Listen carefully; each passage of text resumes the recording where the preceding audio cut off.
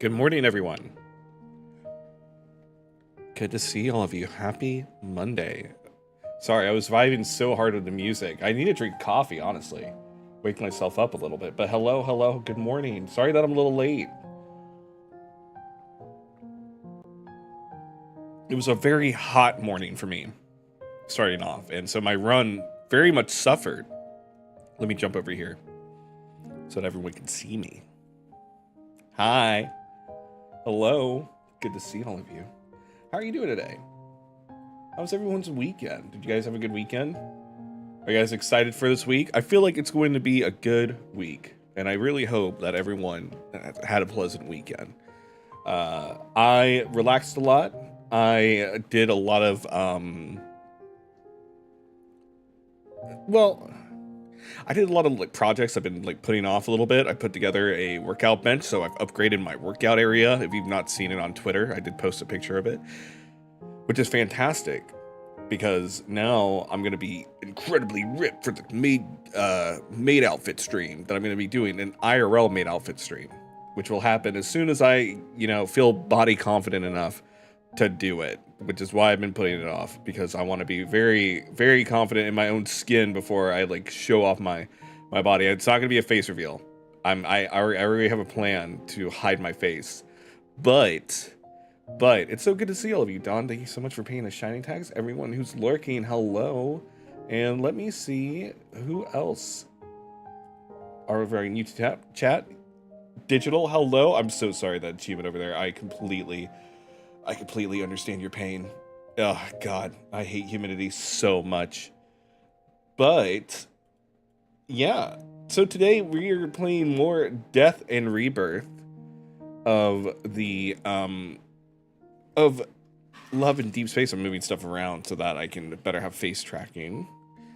And then I think we'll finish up the story today, and then for this week, I am switching up our schedule a little bit, in which we will be not playing, but on Tuesday and Thursday at 9 p.m. Eastern Standard Time, instead of my normal Tuesday ASMR stream of reading Anna Karenina, we will be reading the anecdotes of Sylus and Caleb, and then diving into a world underneath. I believe that's what it's called. For Love and Deepsace. So all that written lore, I will be reading through it in ASMR style for everyone. But I hope everyone's been having a really good morning. And let's go ahead and jump into the game, shall we? So I've already logged in. I forgot to do all of my dailies. Let me go ahead and do that really fast. Oh, there's double drops. I don't know if I'm doing it right, but going in, and I don't feel like I ever need money. I always need energy, if anything. So I always spend all my energy on that. Thank God. Thank God for double drops. I'm only getting some of my stuff out of the way.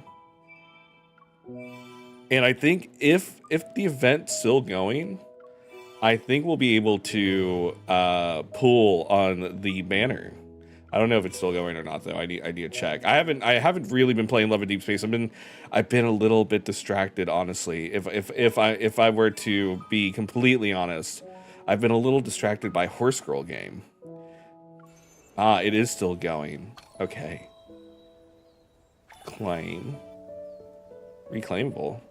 No, I don't want that. Vet tasks. Daily login. You know what I haven't done, and we'll do really fast? We haven't read through the story, and I feel like I need to. So we'll read through the rest of the story. And also, I should probably do these real fast. So, how do I do this? I think I was just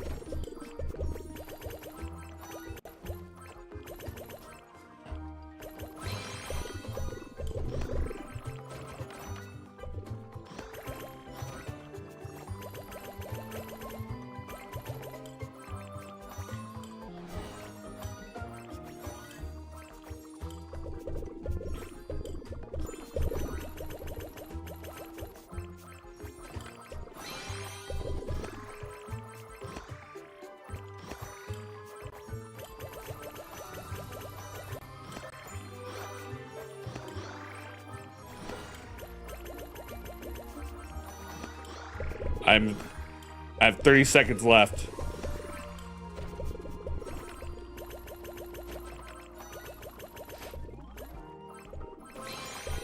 Okay, thank God. Oh my God, I'm locked in. Unless you have some of the limited tickets to fire tomorrow. I think I have some of the limited tickets already.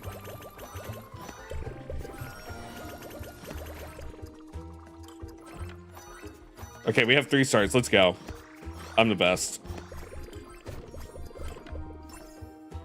Oh my God, my hand hurts from that.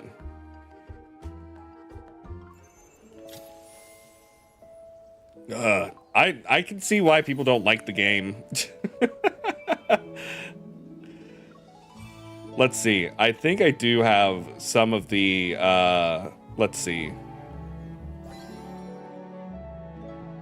Well, I should probably get that Awakening Heart, shouldn't I?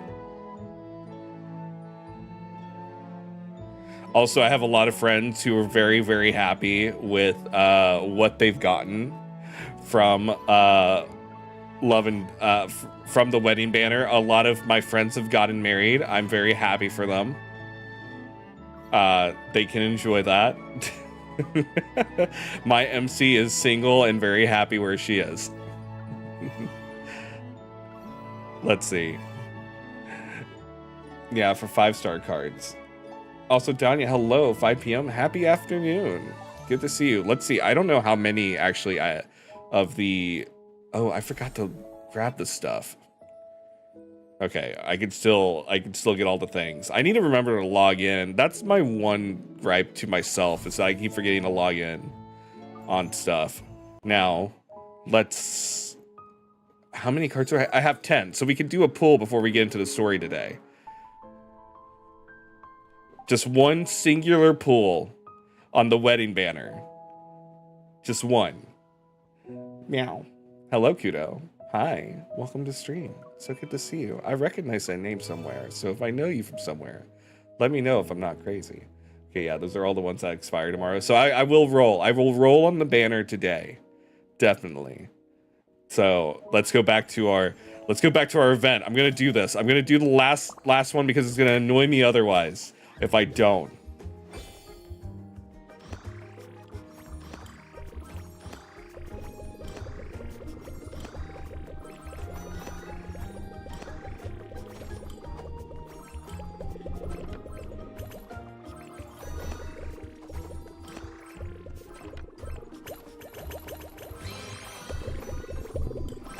Buddy, I need you to go faster.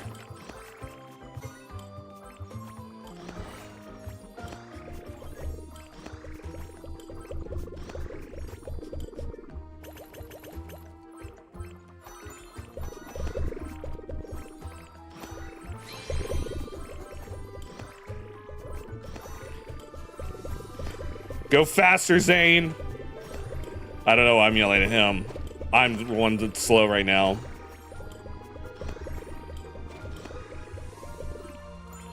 I'm the one that's slow. He's doing his job and I'm slacking off.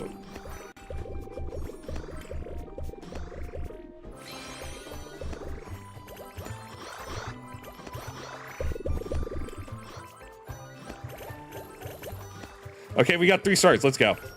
I'm the best. I'm so good at this wedding organizer stuff. Hire me for your next wedding. I don't know what these cards are. I don't know what I'm doing. All I know is that I'm winning. Umusume, oh yeah, I know you. Hi. Welcome on into stream. Are you a fan of Love and Deepsace? I will say I will not miss this minigame. My fingers hurt. I will be honest. My fingers hurt quite a bit. I am glad that it's done. I'm glad I've done it all. I am very proud of myself and I can be satisfied that I beat everything. Vow blooms. Wait, what? Why vow blooms? Oh, I need that. I'm okay. All right, now new area. Oh yeah, timeless vows where you can take pictures. Okay, we're gonna do the story. Bark, bark. We're gonna do the rest of the story with Zane, and then we'll pull and get into the main story for today. I've decided to make a tie with a small penguin. during my breaks, I pulled out the bow tie and add a few stitches. Now, if you guys recall from the last time, if you've not played through the story yet, we are hanging out with Zane, and Zane decided to volunteer to be a part of the medical team that's helping with this Hunters Association funded and managed event where our MC is having to be undercover as a wedding event planner.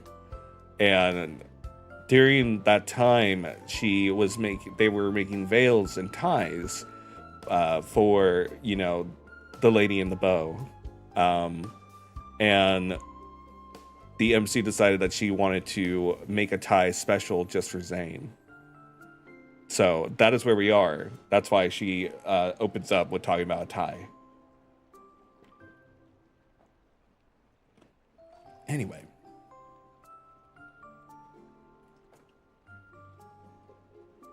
One second.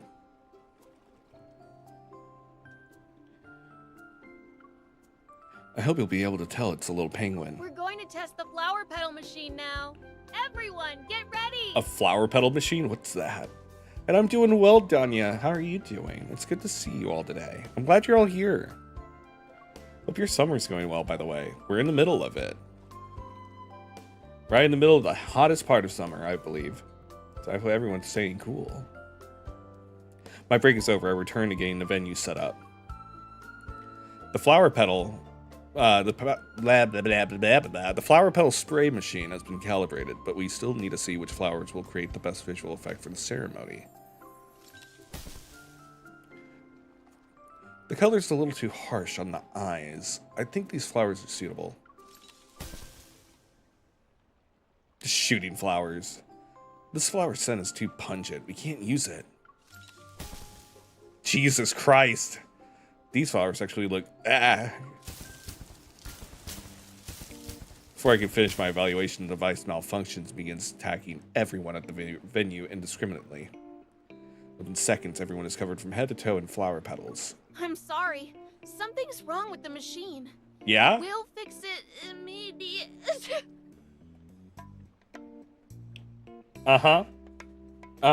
Okay. Are you allergic to pollen? My nose is just itchy. Yeah, that's allergies. That's what being allergic to pollen is, Toots. You have a rash on your hand. Let's go to the aid station to see my boyfriend, Zane. It's an allergic reaction to pollen, but it's not too serious. You're not Zane. Get out of here. Woman. There will be more people during the actual ceremony. To make sure everyone has a Where's safe Zane? experience, You're not him. we should use artificial flower petals. I say with enthusiasm. Okay, we'll make the changes right away. This is weird. I wasn't allergic to pollen before. There's a reason why that happens, by the way, chat. It's because you were exposed to different types of flowers all at once. There he is. It's our boy. Oh, I like that shirt. I'd wear the hell out of that outfit. God, I want all of their outfits.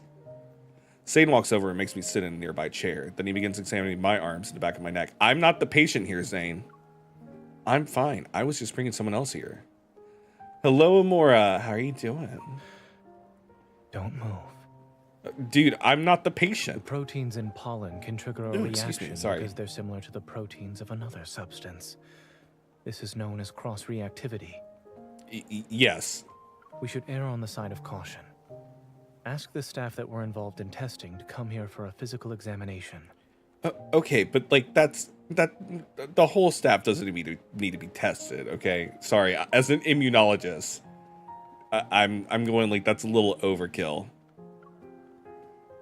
Do you feel itchy anywhere? How's your nose? I'm not the patient, Zane. I'm fine, really. Don't worry, Dr. Zane. How did you know we used different types of flowers, though? We should have brushed off all the pollen from our clothes. I can smell them. I can smell you.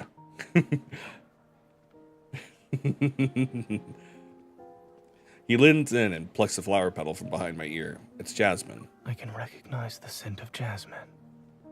As for your colleagues, Their clothes carry the fragrances of other flowers. Why is he whispering?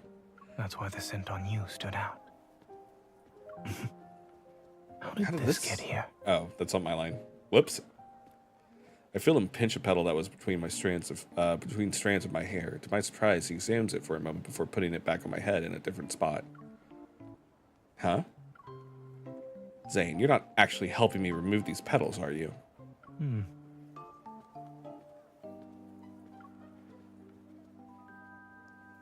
You become childish, Dr. Zane. Didn't you say Zane was cute as a child? It's only natural for a child to be immature. Oh yeah, that's right, we met as parents.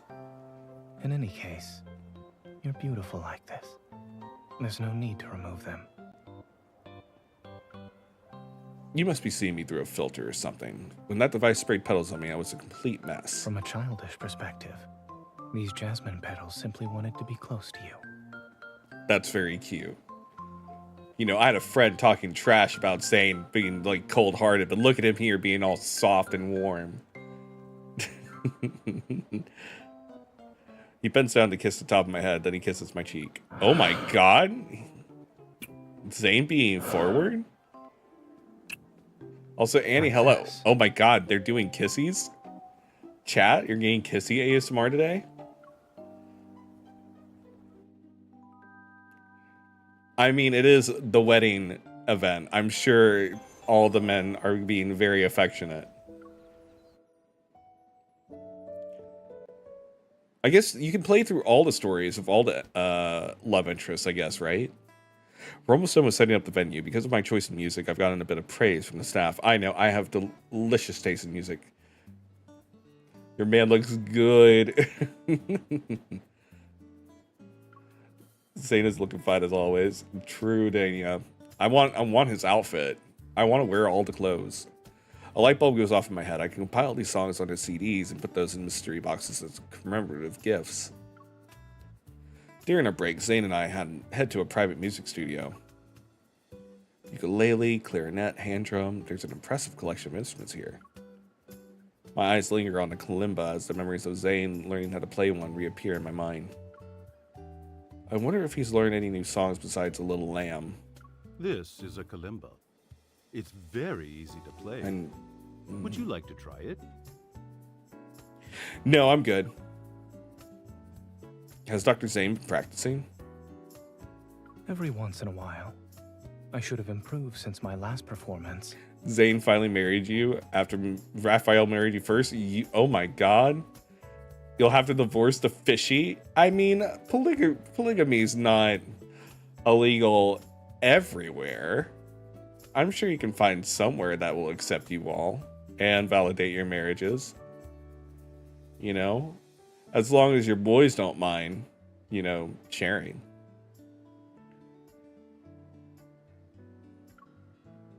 I can't just take your word for it. Also, I'd wear that outfit too. Zane smiles and takes the instrument from the studio owner. Hearing is believing.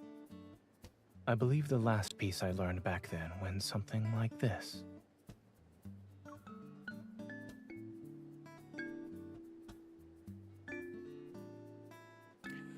The kalimba sounds different from the one you have at home. It has this ethereal quality. It's almost like a quiet stream. This is a model for displaying purposes, so there's nothing special about it. He's using different techniques. There's techniques for kalimbas? Curious, I turn to Zane. Harmonics. I wouldn't say my fingering is that good. Oh my and god. When I practiced before, I was better at using glissando. Phrasing.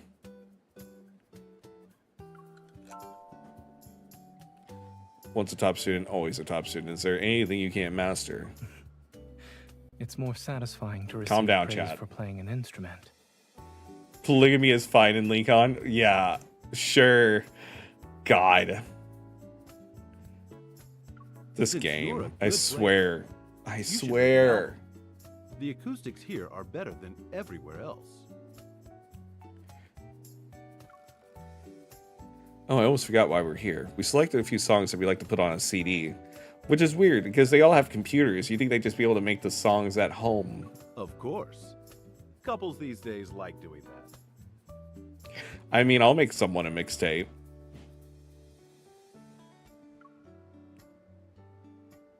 Write down your favorite songs here. You can put them in any order you like. Actually, hold on. I keep hearing banging.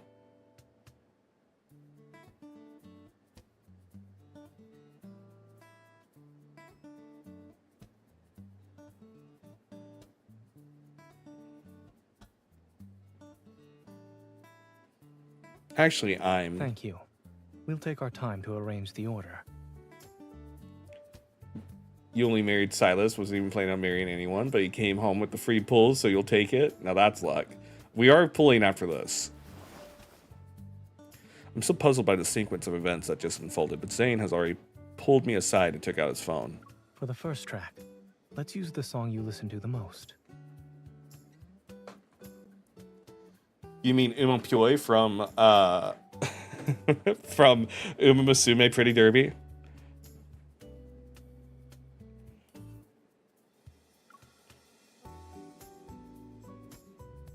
You're serious about making your own compilation? Since I'm helping you prepare a gift for the ceremony, I might as well get one for myself. That's not asking for too much, is it? You use creative methods to reward yourself, Dr. Zane. Mm-hmm. I certainly like the ones that remind me of the person who's giving me the reward. Oh my. Good luck on the pool. Thank you, Annie. So jealous of the recent Billy Billy Lads event. Oh, you know what? I really need to look into Billy Billy. I've been seeing more cosplays and stuff happening there, and it looks really cool. We quickly select several of our favorite songs, but we ended up spending a lot of time arranging them. From a listening perspective, there should be a gradual progression. I keep revising the order on the paper, then I look up and see Zane is quietly discussing something with the studio owner. He notices my gaze, gives a quick wave to the studio owner, and walks over to me. You're acting so mysterious. Are you plotting something with him? You want to be there so bad at the cosplay events? I understand. And put it on Cosplay is really cool. It's supposed to be a surprise when it's played.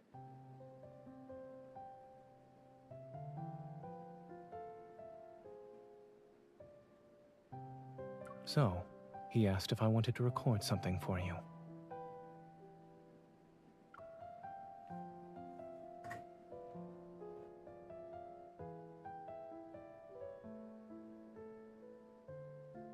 Are you telling me the ladies were proposing to the guys? Because that's hilarious. Lori, hello. Are you doing event stories? Yes, we are going through the event stories really fast. Just Zane's, and then we're going to go into the actual... God, what is it called? Actual story of death and rebirth, because I said that's what we're doing today. And also Princess Rena, hello, me lady. Sorry, I saw Princess and I couldn't help but lead into the bit. I hope you're having a good day. You were quick to confess. I guess you aren't going to record anything. I thought about it. However, if I were to say something important to a recording device... Like your birth date and your social security number? And the funny little digits on that plastic credit card? Speaking. I also I have a tie like that. Blue on white, or like off-white, or like a golden white. Very good color, like a cream. Like a golden cream. Very good story. That's fine with you. I'm glad. I'm glad. I'll have to remember that. That's white. It's not white. It's very much more of a creamy color. But I said white because I have a tie that's like that, but it has white instead of cream. Beige? What color is this dress, chat? No. He takes my hand and guides it across his forehead and over his eyes and then places it against his cheek. He's being so romantic. Which this is the romance event you would hope he would be. And heartbeat either. Also, chat, how would you guys feel if I started streaming in like 4K? Or I was allowed, and I'm on the beta, to be able to stream at higher qualities now. Autumn Snow, hello. Welcome to stream. Good to see you. You're just in time for our playthrough of the wedding event with Zane, and before we go into the Death and Rebirth story. Undershirt looks white, overshirt top is like an off-white color. Yes, like an eggshell. I like it. It's a good mixture of the colors, where everything is well defined, but nothing overpowers the other except for the blue highlight. 4K would be nice. Oh yeah, so you can see your boys even on the TV screen. You prefer Sylus? You know what, Sylus is number 4 on my tier list, and it's just because he calls me Kitten. In my order, it is Zane, Raphael, and Zane first. Then it's Raphael and Xavier who are tied for second because they're both so good. Then Sylus, and then Caleb at the very bottom. And I know that breaks the heart of one of my friends, which is sad. I hate to break her heart. However, I just, you know what? He's being a naughty boy, and I can't abide by him treating the MC so poorly. And that he doesn't communicate his feelings. He needs to communicate his feelings, damn it. Sorry, Chris, but the way you said he's being so romantic made me spew out your drink. You're welcome. I like to be I could be a little funny from time to time. Silence event story was so cute. Actually, all of them were adorable. This banner broke you. I've been hearing that from so many of my friends that they're all just absolutely broken and hot and bothered over the wedding event. You can play through this event multiple times with all the different boys, right? All the different love interests. Am I correct? So you can see all their stories. Because if so, I might do all their stories after we play a little bit of Death and Rebirth. Yes? Yes. Okay. All right. I'll have to keep that in mind because I know the event is only going for so long. And I believe I won't be able to play it next week. I think this is the last week for the event. Anyway. And it's tomorrow for North America, though? Oh, God. I guess I'll have to do it today. Doing so gives you event currency. Ooh, I like event currency. I like gain stuff. Likewise, I'd be unable to witness your expression, warmth, and heartbeat when you hear it. I guess we'll have to play through all the event. I guess we'll have to play through all the stories before we actually get into Death and Rebirth today. As he speaks, he moves closer. His warm breath touches my ear. So I've decided that all the important things I want to tell you, they should be like this. We'll use the simplest medium. This is free ASMR for you all. The distance between us is negligible. Why are we whispering in this record studio? Fade, stop whispering. It's bad for your bio.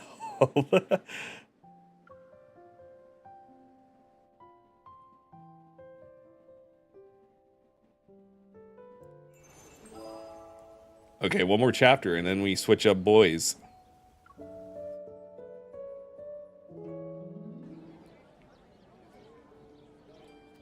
On the day of the ceremony, guests arrive with smiles and cheerful conversations. The flowing melody that fills the air greets them. In the photo booth area, couples select their favorite veils and bow ties. They pose for the camera to capture sweet moments together. Zane, this bow tie.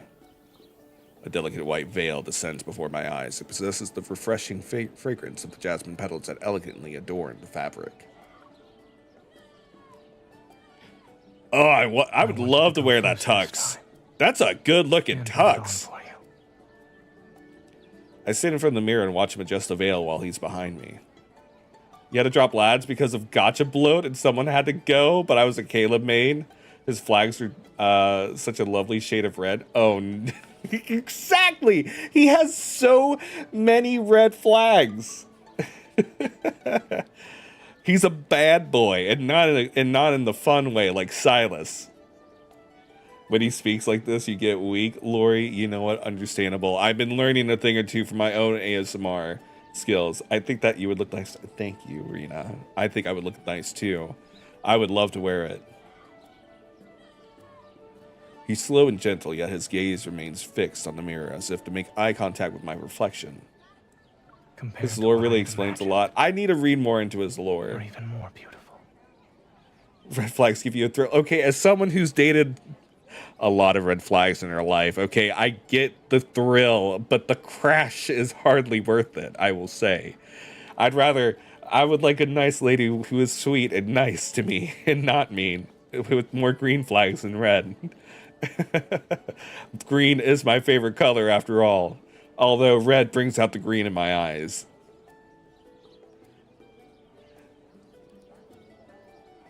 Such a lovely shade of red. I know. Twitch chat is down bad, YouTube. It's a competition between YouTube and Twitch right now to see who's more down bad than the others. I love all of you, by the way. I'm glad you're here, and I'm having fun going through the stories with you. Oh, your heart, sigh, bonk. You look so good, and your heart's about to explode. I would wear that tux so fast. Anyway, compared to what I had imagined. Oh, wait, that's his line, not mine. Whoops. It was also cute. If Caleb's cute in the story, I will be very surprised. I'm excited. I turn to face him, flip up his collar, and carefully wrap the tie around his neck. I knot it with great precision. Does the tie change? Do we get to see it? He lowers his gaze and stares at the tie. It doesn't look like he knows anything special. Where's your creative It touch? is kind of hard to see your own tie. I take his hand and guide his fingertips in the middle section of the tie. Do you see it? Do you see it? Do you see it, chat? Do you see it? Upcoming depression, I'm sure it's coming. Oh, you think Infold's preparing us for like a big old crash out? I mean, these are the same people that made Affinity Nikki, correct? Like, I'm not wrong in saying that. He examines the tie carefully and discovers the secret mark I place on the inside. They're yes, same devs. Yeah, I'm very impressed with the detail and the sheer quality that we get from these games, because it looks absolutely amazing. You got to be ready about death and rebirth. Let's be happily married for now. Yes, we'll play through all the happy stories. We'll save Silences for last, since we are going to Death and Rebirth and we're rejoining Sylus. Last time we played Death and Rebirth, I got stabbed in the kidney, so that's fun. Anyway, it's a plump embroidered little penguin. Oh, no, more whispering, ladies and gentlemen, and non-binary pals. I see. I have a little penguin perched on my heart. The tie does not go over your heart. That's over mainly. That's probably over your thymus or your thyroid.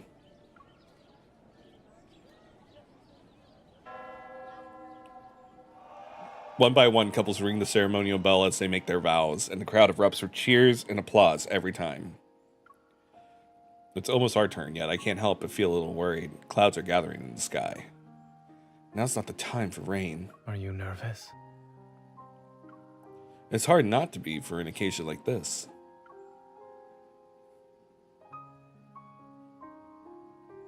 You're so calm, though. Is this the psychological resilience you've developed from being in the operating room every day? Stabbed in the kitten. No, Cordia. Sane unconsciously tightens his grip on my hand. If I'm like this during a surgery, that means there's a problem.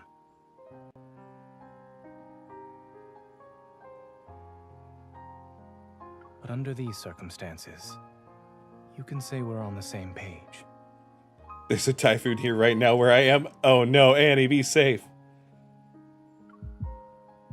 Our fingers intertwine and our wrists touch. The rhythm of our heartbeats synchronize.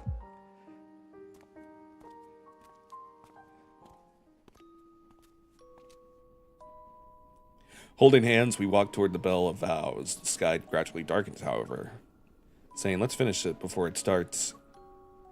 A drizzle's raindrops touch my face to interrupt me. Although we didn't ring the bell before it started raining, we can be the first couple to complete the ceremony in the rain. That's one way to look at it. Amid the gentle pitter-patter, my nervous heartbeat unexpectedly calms down. Then, Mr. Zane, would you like to attend this extraordinary ceremony in the rain with me? Of course. I thought the rain would affect your mood. It sort of did, but did you notice how we're less nervous now? Look up. If Zane asked you, Annie, you wouldn't say no. All this happened is... Oh, wait, I'm worried about that. Sorry. I knew it. I knew he was going to turn all the rain into snow. I do, and the raindrops freeze in midair. They transform into fluttering snowflakes that descend upon us. Everyone at the venue is focused on the miraculous spectacle of snow falling in summer. Zane and I are no longer the center of attention. I revised the vows I was going to say to you countless times. Do that there. Yeah, please save Annie. But now that I'm here, I realize what I wanted to say isn't even close to the words in my draft. Dear MC, your booty's so big, and your heart is so full of danger.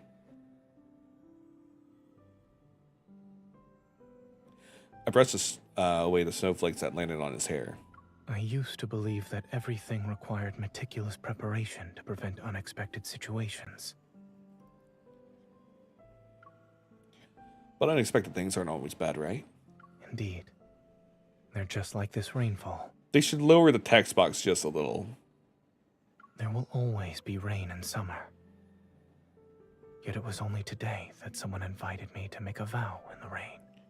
God, where I live, it rains every day in summer.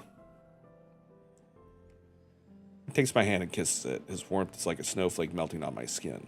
That person wasn't disappointed by the rain. So I thought snow could make her even happier. Free ASMR. Good thing you don't play this game. I would feel called out constantly. I'm happy, but it's not because of the snow. I'm happy because the person who made it snow for me is right here. And yet I want more than just this moment. Thank God for AC, honestly, for where I live. Amid the swirling snowflakes he holds out his arms towards me. There will always be snow that never melts whenever you need it. Why is he calling me Chris and not Christina?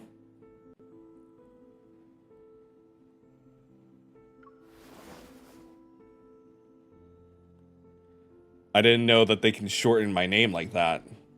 I don't know how I feel. I embrace him and look into his eyes, saying, whenever there's snowfall, I'll always catch the snowflake that belongs to me. No, I don't think so.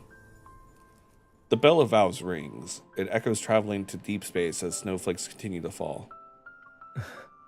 I'll have to check the nickname now. Now you and I can witness our expressions, our warmth, and our heartbeats. Oh, he called you beautiful? Is that your nickname, Amora? Because that's hilarious. I mean, in a very cute way. The distance between us is negligible, and we've used the simplest medium. I want to feel more. Much, much more. Oh my. He leans down, and the snowflake that falls into my lips is warm. It's the snowflake Zane. Oh my god. The sun sets in the west, and the lingering toll of the bell of vows ascends up below the horizon alongside the golden afterglow. Zane and I are behind the remaining guests as they depart. We leisurely make our way towards the exit. Oh, okay, Lori. Zane, did you see that elderly couple dancing in the crowd earlier? I also heard there was a couple handing out celebratory candies to everyone they met. Too bad we didn't run into them. Oh, right. Did you see Grayson as we were leaving? Was he successful with his confession? So many questions. What's so funny? Nothing. I just think your excited chattering is cute. It's almost like you're... The funny thing is, like, when I'm excited, I do talk a lot, and I talk fast. Caleb calls you master, and you regret nothing. Lori, that's so real of you. Honestly. A sparrow? His fingers brush against his tie. a penguin. Penguins don't sound like that at all. Really? What do they sound like then? I have no clue what a penguin sounds like, otherwise I'd voice act it. I think for the moment before mimicking the penguin sounds I heard that day. Squawk! Yes. Hello, hello. I'm Zany the Penguin. I'm happy I could meet a fellow penguin here in Lincoln City.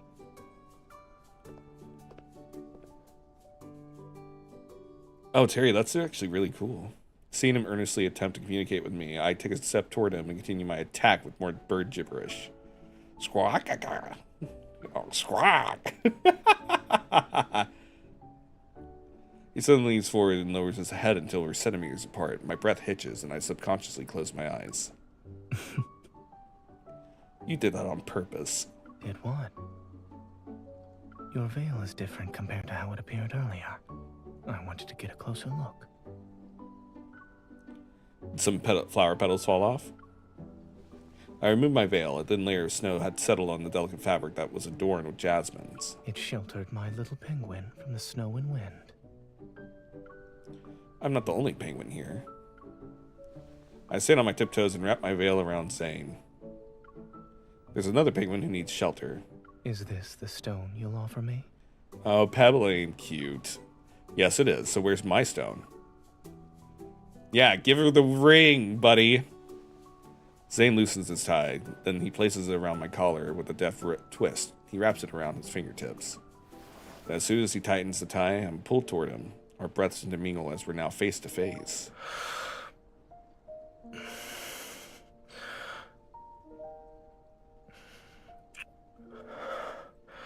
Oh my. Right here. Do you think they're kissing ASMR ears? Because I know people who do that.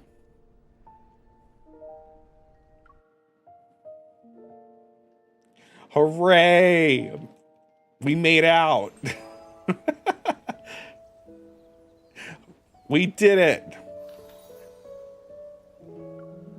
Thank you for the candy.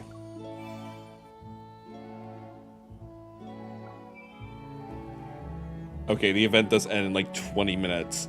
Hey, not 20 minutes, 20 hours. Okay, so now, go away. Go away. It's now time for...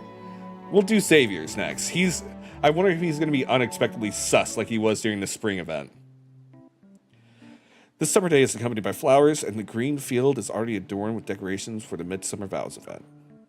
As a ceremony planner, I'm currently picking out the ribbons that will be used at the venue. Occasionally, I hear Savior's voice via my earpiece.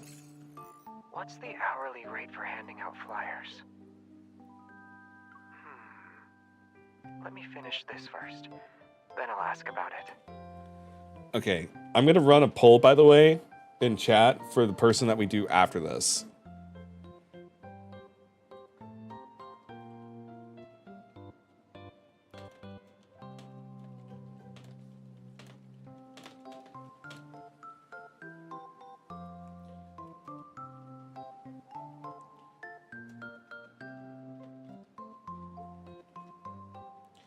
I know I said we do Sylus's last, but I'm going to let you guys vote in Twitch. Because I don't think I can run polls in... Let me see. Can I run a poll in here? Can I run a poll on YouTube? I can. Okay, I'm going to start a poll in both YouTube chat and Twitch chat to let you guys decide which love interest event story we should do next.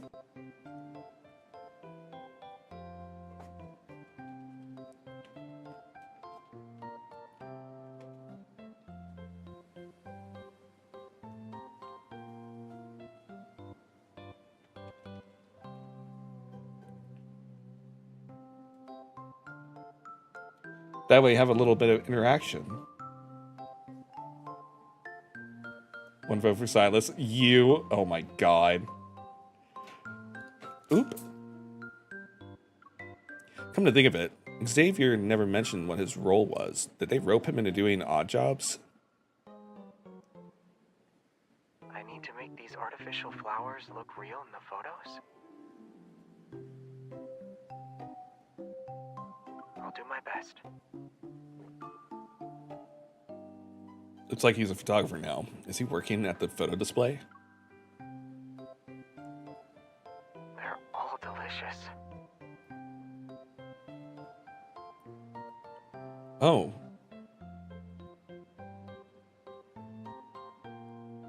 $50-50 for Sylus and Caleb.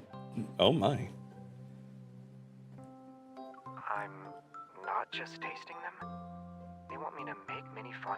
here? Well, Wait, he has to bake too?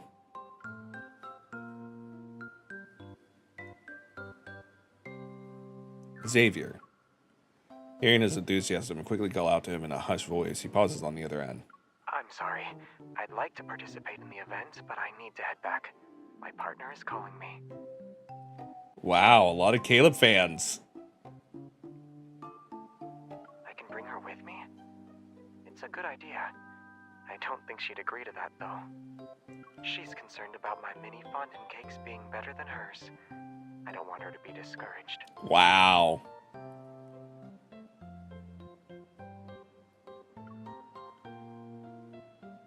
Okay, Xavier, you can stop now. Once I hear Xavier's footsteps move from the marketplace to somewhere quieter, I talk to him.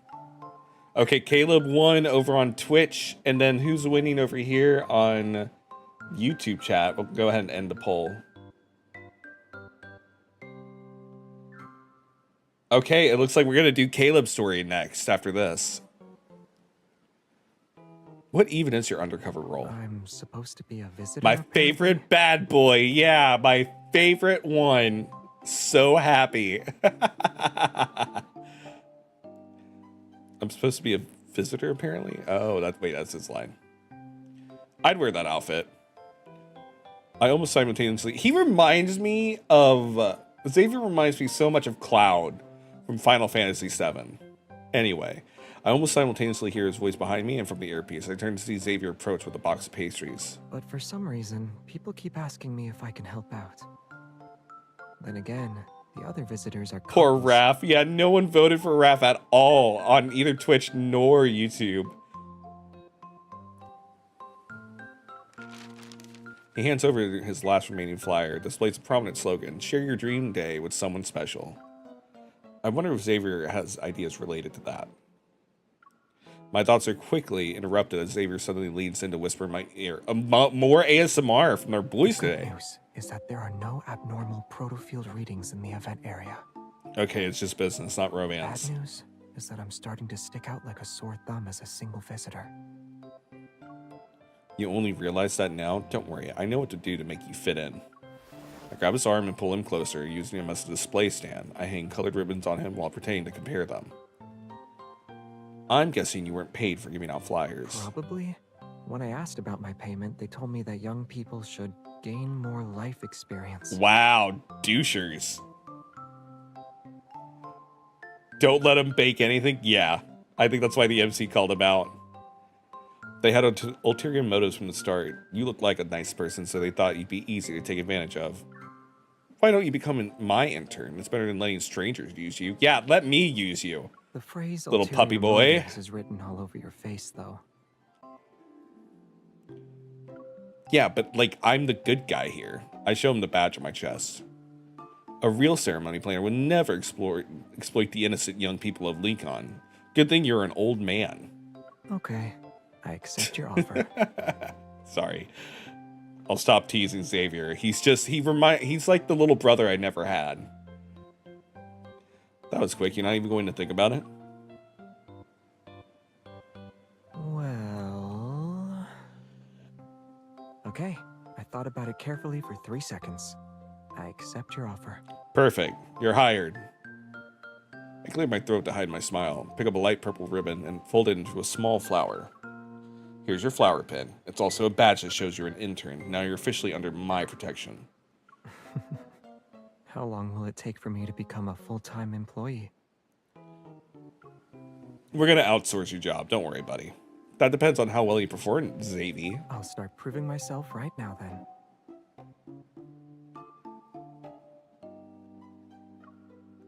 He takes a matching light purple ribbon and ties it into a perfect bow on my wrist. I chose this one for you. It's the prettiest.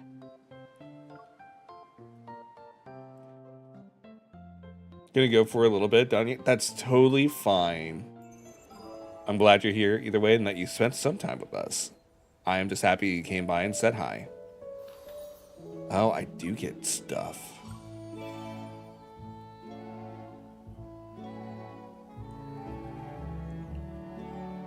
Huh?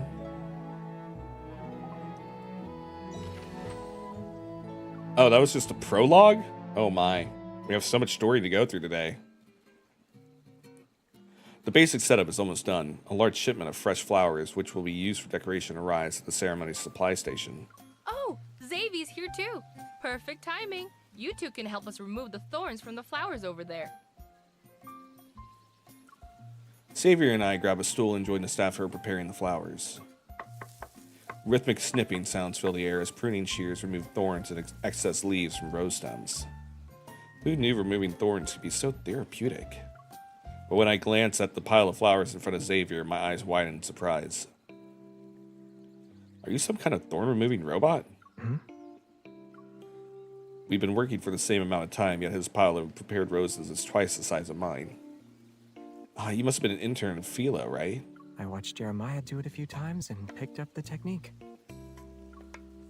It's settled then. I'll study your technique. Xavier, that's what the game said. I moved my stool to sit in front of Xavier, rest my chin in my hands, and watch as he skillfully removes the thorns. Now, who the fuck is Leone to be calling him Zany? Leone. That's how I call him, and I'm his wife. Oh no, Lori. The game wrote it, not me.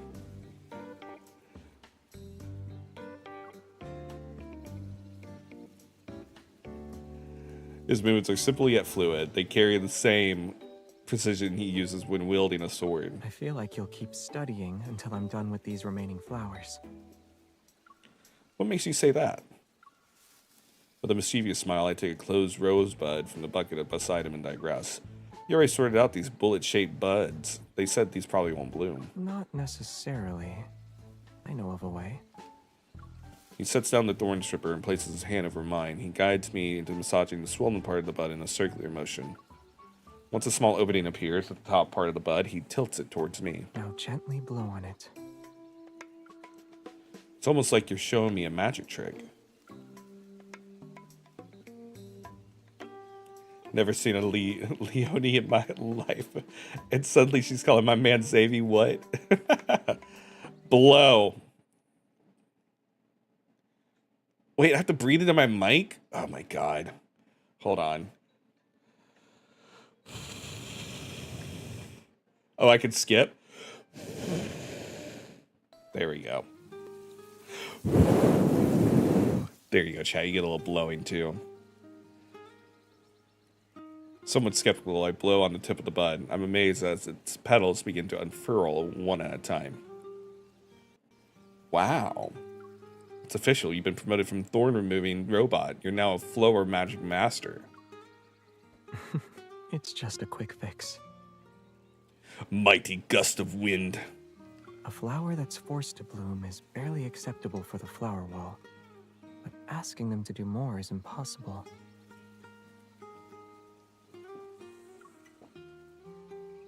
Sorry, I was taking a sip of coffee. He glances at me before quickly returning to the pile of flowers. For example, they won't work for bouquets.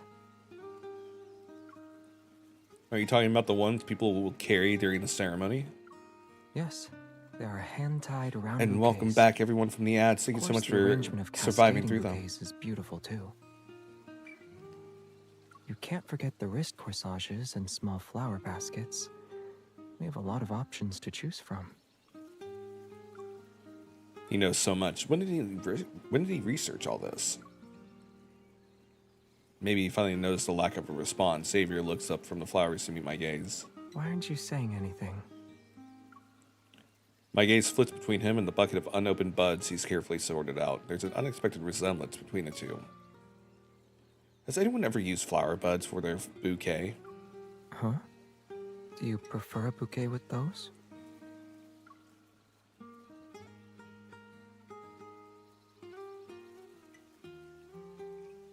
He looks more like a flower bud.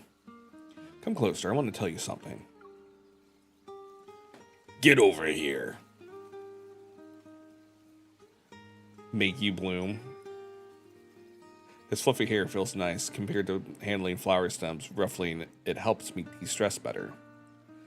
Don't worry, even if you turn into a shy flower bud, I'll coax you into blossoming by rubbing your tummy and whispering warm words. You'll definitely open up then. While I can't imagine why you thought of that, actually, I don't know if I should feel reassured or worried. You still haven't answered my question. Which type of bouquet do you think is best? I squint at my favorite flower bud, then I start counting the conditions using my fingers. You only mention a bouquet's arrangement, but I think being beautiful isn't enough. My ideal bouquet needs to be beautiful, practical, and most importantly, one of a kind. So cute. It's very cute.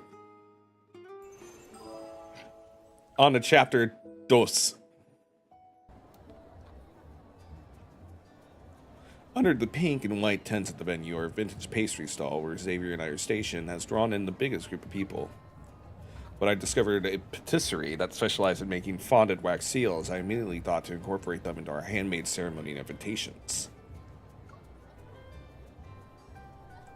As you can see, people come here to choose their fondant wax seals for closing the ceremony invitations they made over there.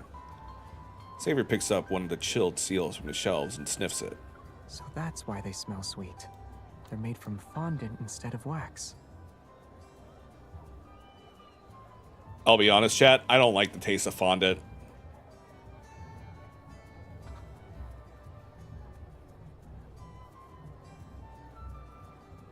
I personally prefer buttercream. But mainly when we're talking about cakes. I'm sure fondant seals are cute. With so many people here, we can say the event was a success. All that preparation you did for several days wasn't in vain. Of course, even if I'm only pretending to be an event planner, you can't underestimate my skills. Not forgetting my other reason for bringing Xavier here, I take the seal from his hand and open my mouth. Isn't this flower or butterfly design beautiful? I heard it's the most popular. It's probably because it matches the venue's aesthetic. He doesn't seem interested.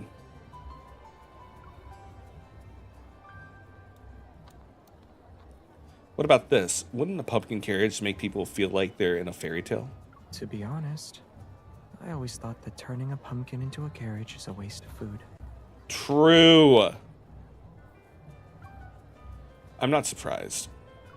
I'll pick out other unique designs to see what his preferences are. However, I feel a tug in my sleeve. I don't see that design on the display rack. Xavier points to an elegant two-tier cake pattern in the sample collection. Oh, you're right. I don't see it either. I hope we didn't lose it or anything. Oh, I didn't mean to save a picture, but whatever. Just as I'm about to get up and ask the patisserie owner, Xavier gently grabs my wrist and pulls me back. Wait, I think I found a clue. Wait! They don't love you like I love you. Sorry. Look, that table's corner has the same pattern.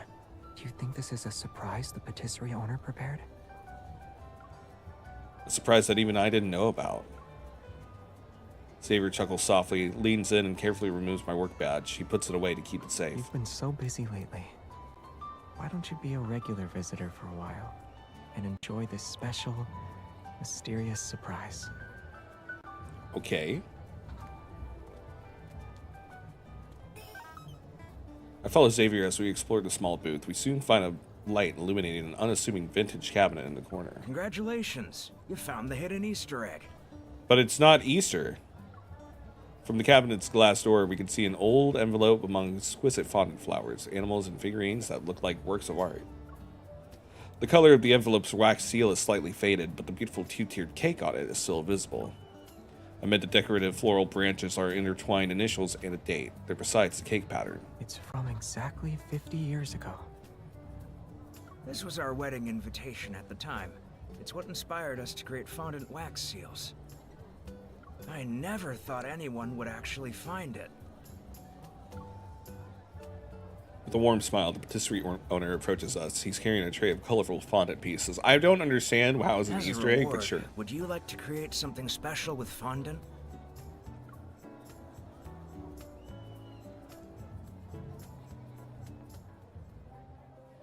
I'll create a cat seal. On our way home from work, evening emerges from the depths of dusk. The sky is beautiful. Against the orange and purple sky, distant skyscrapers rise in overlapping layers. Streetlights cast a glow that stretches out of the shadow of our joined hands. It'd be even more beautiful if we Yeah. hung up that fondant star you made earlier. She didn't make a cat. I'm disappointed in Christina. I really miss it, though. I'm starting to suspect that you knew about the Easter egg this whole time. If he made that letter a long How time could ago, I'm going to anyone be... know about something that even you weren't aware of. Yeah, Xavier. Did the Easter egg inspire you in another way? I'm sure you're the one that made it. The image of that invitation, carefully preserved for 50 years, surfaces my mind. I want to create an invitation worth treasuring, and I want to use it to invite Xavier. I guess that's a yes. I was the one asking questions. How did I become the person answering them? I move closer and tightly hold his arm. You're definitely plotting something. If you talk about it, I might be merciful. I won't let you go otherwise. I feel a warmth on my cheek and then look at Xavier's fingertip. There are traces of powdered sugar on his finger. So you'll let me go if I tell you? I'll just keep my mouth shut then. It was a trap this whole time. It's a trap! Chapter 3. Despite the scorching midsummer sun, everyone's enthusiasm for the midsummer vows pre-event activities remains as palpable as ever. After finishing my work for the day, I find Xavier in the middle of a staring contest with the plushies inside a quiz machine's display case. Do you want one? We already have a plushie empire at home. I think our empire could use a king.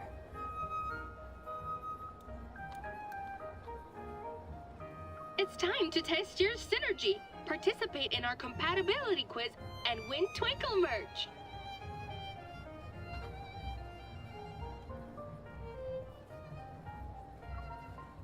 After skimming the instructions on the screen, I poke Xavier and pretend I don't know anything about it.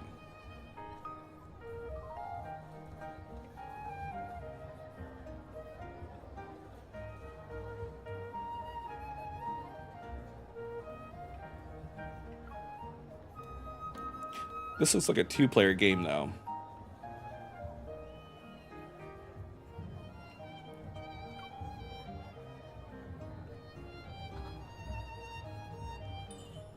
Oh my god, we're gonna hold hands without gloves? My one and only partner is right here. Our rapport should pass any test with flying colors. I still need to make a unique game screen for playing Love and Deep Space. Alright, you know what I can do? Actually, I didn't think about this. 1 second, chat. I wonder...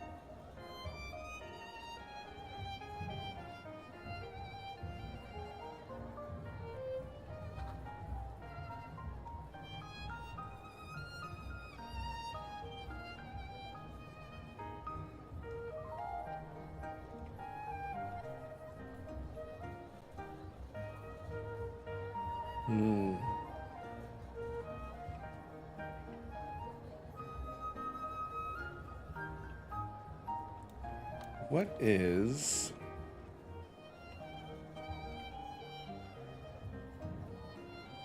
Ah, okay.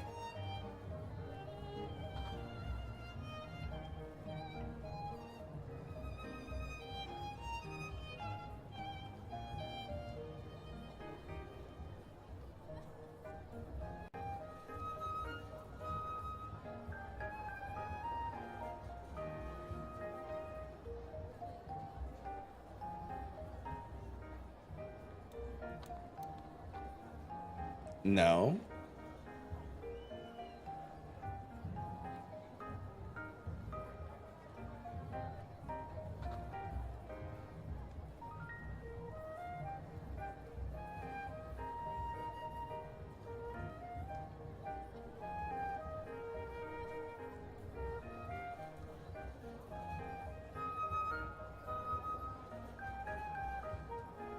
Let's see.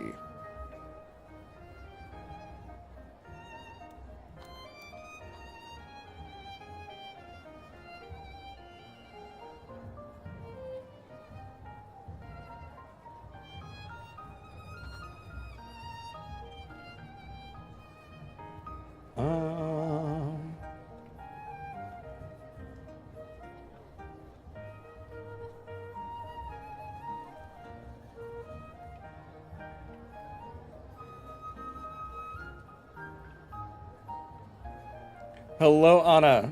Good to see you. I'm just making a couple of quick changes to do something real cool for everyone. There we go.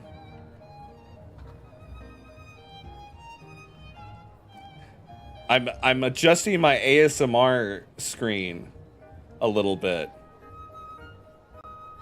I know I don't really need to, however, this does help out a little bit. Okay, there we go. Now, where am I? There I am.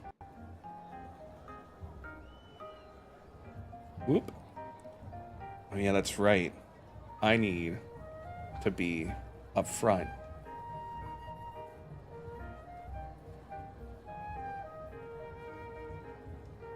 And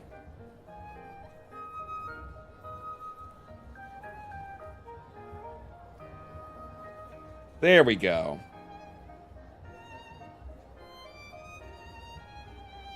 Now you all can see me a little bit better.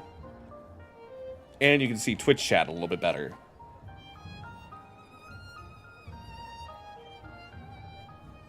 Here we go. Yeah, so this is actually my ASMR scene. This is where I usually do ASMR, but now when I'm looking at you guys and reading your stuff, it actually looks like I'm looking at you.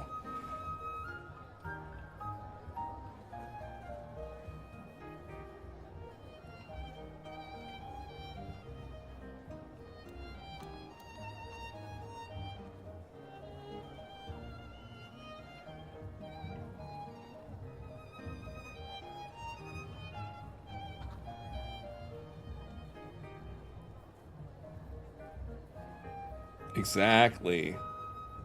Revamping your lad's MC cosplay. Oh my god, I would love to see that. I bet it looks so cool. But welcome on in, Anna. Yeah, this works really well. I like this more.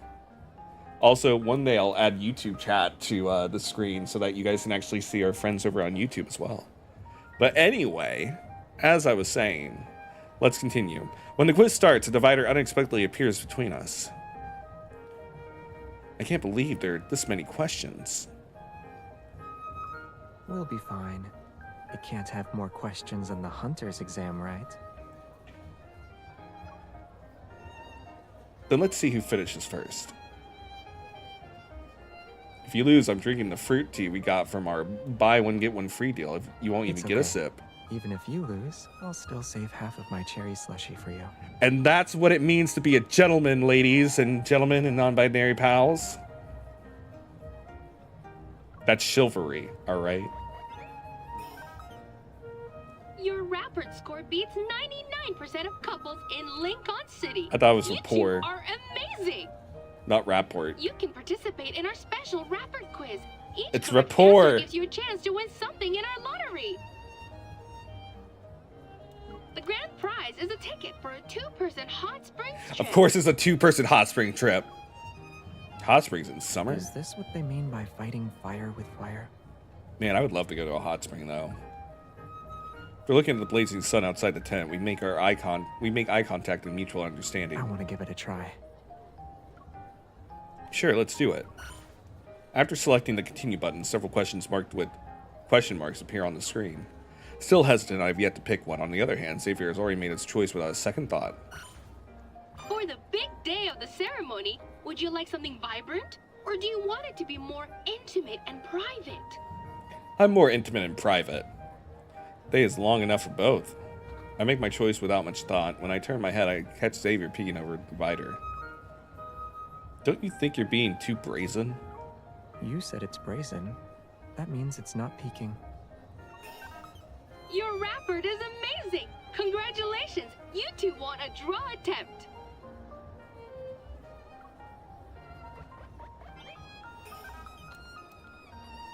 The quiz ends and I'm holding up 2 plushies. I look at one and then the other. We didn't win the ticket for a hot springs trip or the limited edition plushie king. Xavier, has your good luck ran out? Nope. Don't you lie to me, pretty boy. Ice cubes clink softly as Xavier holds the chilled fruit tea against my cheek. The refreshing coolness makes me turn to look to him. My luck is still pretty good. I got the answer I wanted on the first question.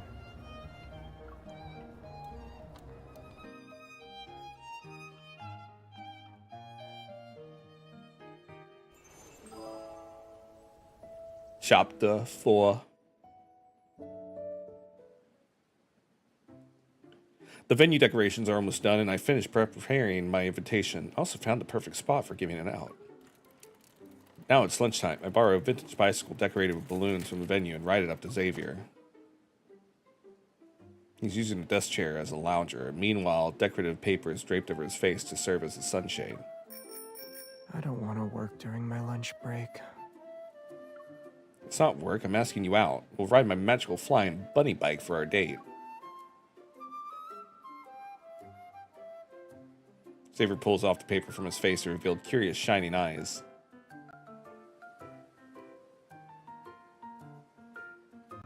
Rose from the Milky Way is the book he's reading. Is this my reward for being a diligent intern for several days? Me, the non-English speaker, pretending to know what rapport means. Rapport means, really? I would never have noticed that you were a non-English speaker, Lori. But rapport means what's the term? Rapport means your familiarity, or how close and how well you know someone, as well as your ability to get along with them and how familiar and close you can be with someone. So your rapport is like something like, oh, I have a great rapport with that person. Like, oh, I know this person very well. I know I'm very good friends with this person. I'm very close to this person, basically. So if you have a rapport with someone, it means that you have a connection with them on some closer level. Especially if you have a good rapport, if that helps.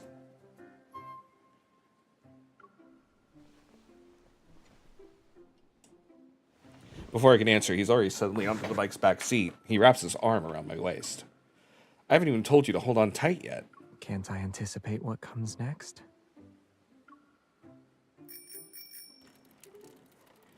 As we leave the event area and follow a path that heads deeper into the woods, dappled shadows dance overhead. Silence settles around us.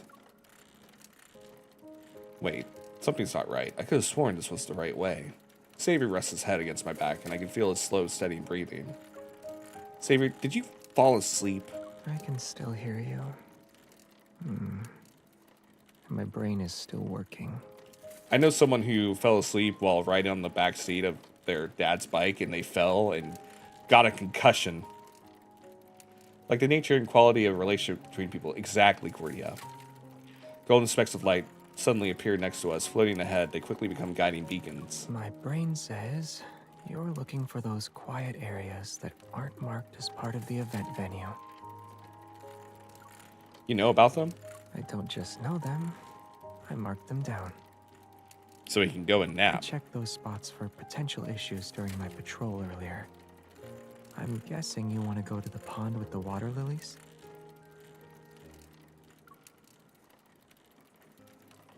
Is there anything you don't know? I don't know if you want to do what I want to do. Get pizza? The tree's shade filters out the summer heat as a warm breeze brushes against my face. A tenderness stirs in my heart. After following his lead for a while, I realized we passed the scenery before. Xavier, did you get lost I didn't. It's this way.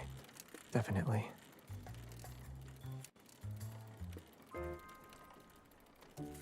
I've heard that Otome games and visual novels are really good for learning the language. And honestly, I need to get back on my Japanese studies. It took a little longer than expected, but we finally made it to our destination. My plan is to have Xavier sit under a tree by the water. Unfortunately, the water lilies haven't bloomed yet. They were about to bloom during my last visit, out of all the times to get cold feet. Did you bring me here to look at water lily buds? Anxious, I cleared my throat before making him sit under the tree.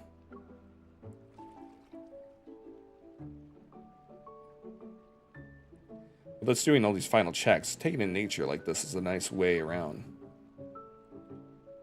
The water lilies aren't blooming though, so I can't say this is the perfect scenery I had in mind. Isn't the tree trunk uncomfortable to lean against?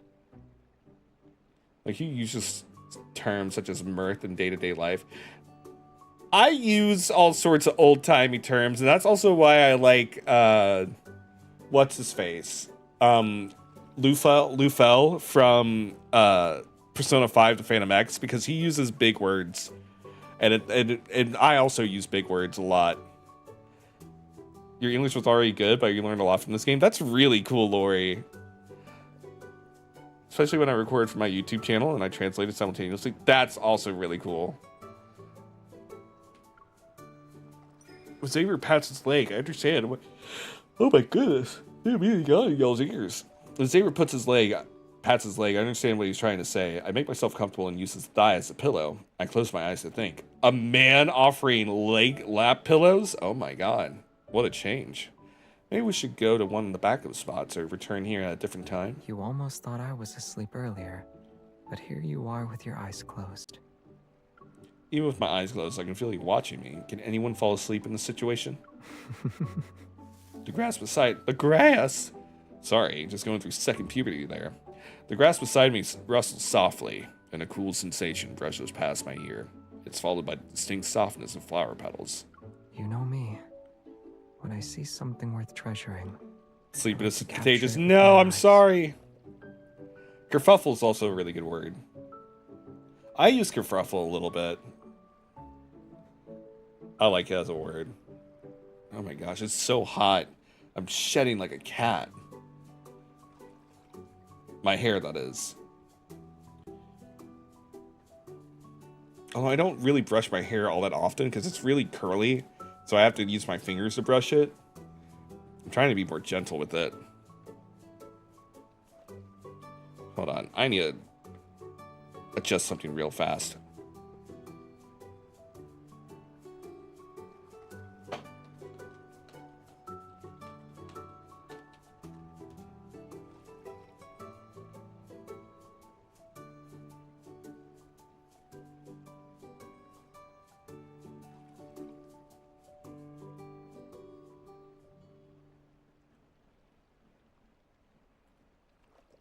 I just need to make sure. I didn't get enough sleep last night. I got about 6 hours of sleep last night, which is not enough. You should be getting about 8 hours of sleep, so it's my fault. I really gotta fix my sleep schedule. Your tails are on fire, no wonder you're warm. I know. My spirit flames are very warm and are right next to my head. But, yeah, I've been slowly fixing my sleep schedule. I got to bed at a decent time last night. And it's just very hot. So... Anyway. Anywho.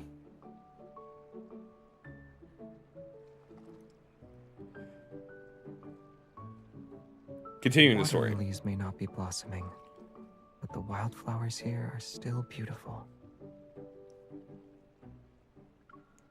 Open my eyes as he moves his finger.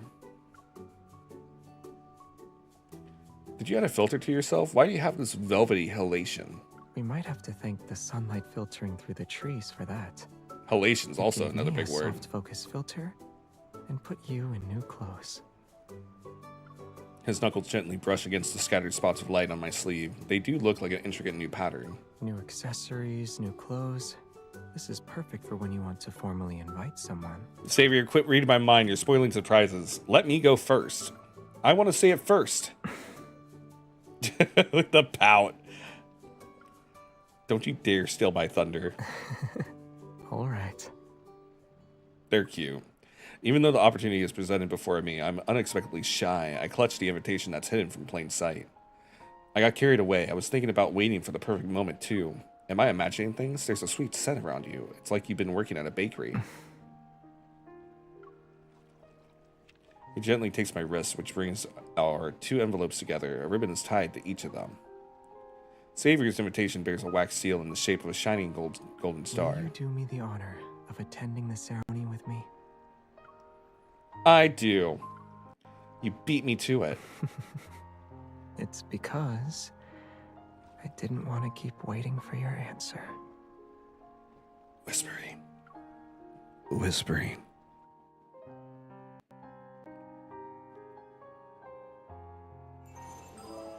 All right, last chapter. And then we go to Caleb's. And then we'll do Raphael's, I believe. Because I did say we're going to do Sylus's last. The ceremony brings in the biggest crowd that day. Flower and balloons adorn the venue, and their romantic charm makes the vegetation feel almost magical. Hurry up, we're running late! I can't believe you two got so caught up with work at the entrance that you lost track of time. Actually, we were held up because we had to investigate an unexpected protofield anomaly. Look, your hair is messy. Let me braid it for you. Would you like some snacks? You can eat them on the way. Thanks, Leone, but I'm only going to the other side of the venue. You need a bouquet, right? We've got plenty of flowers here. Why don't you pick some? I'll make one for you right now. I've already prepared the bouquet.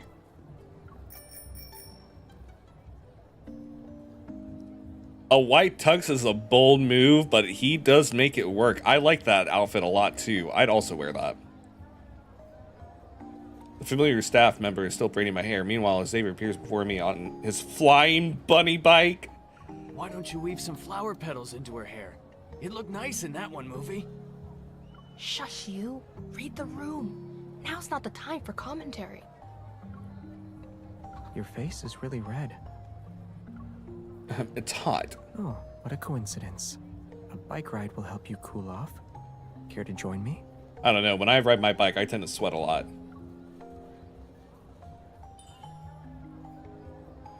As soon as I sit in the back seat, someone from the crowd cheers and sets off party poppers. The bunny bike is ready for takeoff. The bike bell chimes as we navigate through the crowd and head into the sunset. Okay, Leone, I forgive you for now. We made it. I didn't expect that to be your first words under the bell of vows.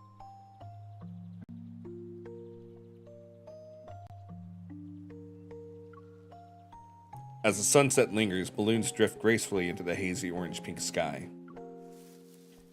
Xavier takes out the bouquet I've been eyeing from the basket.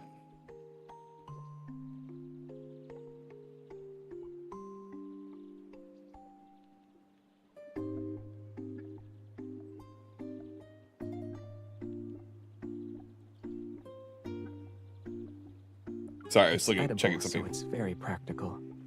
A freaky EP bunny? Oh my god. Anna. As for how they look, the wavy leaf sea lavender I made are a little rough around the edges, but I think they're still presentable. Most importantly, it's one of a kind. A sweet fragrance wafts towards my nose as I hold the gift. Between sheets of cellophane and inside a boat made from fondant wavy leaf sea lavender is a bun wearing formal attire. The bun looks at me and I look at it. Smiling, I turn to Xavier. Is the bun one of a kind? It should be, since it gives off light. It's also wearing formal wear. Go on, squeeze it.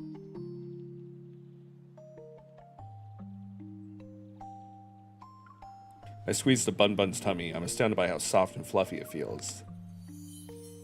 That's what Xavier is? He kinda is. He kinda is. He's a secret freak. He's a secret freak. Which, while, I mean, I will say, I do love that in a lady. But, anyway. With a soft click, a tiny orb of light floats out from the bun's breast pocket. I squeeze it again, another orb appears. Delighted, I laugh. Just how many light orbs did you stuff into his pockets? A decent amount. It can do lots of things, like keep the other plushies company, help you to look after your plushie kingdom. We like a freaking private. Yeah, we like a freaking private. Freaky EP buddy suits him well. YouTube chat is agreeing with you, Amora. I mean, with you, Anna. I guess with both of you, since you guys are agreeing with each other. The tiny orb of light descends onto my ring finger and circles it once. Although it doesn't leave behind any warmth, I know it somehow has left an indelible mark. He'll do anything that will make you happy. Get me pizza. A warmth blooms in my chest as if something wonderful is slowly rising and growing within.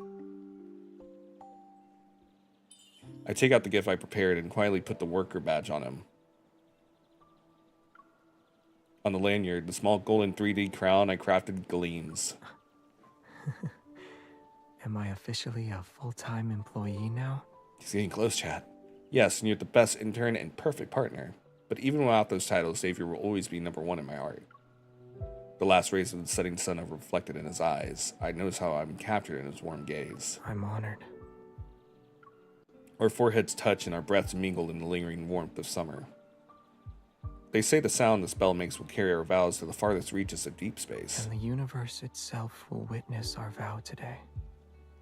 Whenever and wherever you are, the star will answer you, come to your side, and stay with you. Comes from a former gameplay reviewer. Since its release, Caleb return and debut as love interest got me to download the game. Nice. I smile and hold up my pinky finger. I'm waiting for his familiar touch. Since I earned a star's special affection, I should grant him a privilege. Xavier, whenever and wherever you are, you can always rely on me and be yourself when we're together. Because to me, you are unique and irreplaceable. You're the one I want to spend my life with. Oh my god, they're getting married. The bell startles the doves and they fly into the air. Light dances and is captured in his gaze. Between us, a soft, tender kiss unfolds. You guys get more kissy sounds. I also want to spend my life with you. You've always been that person for a long, long time. I'm getting PTSD flashbacks to his last antidote.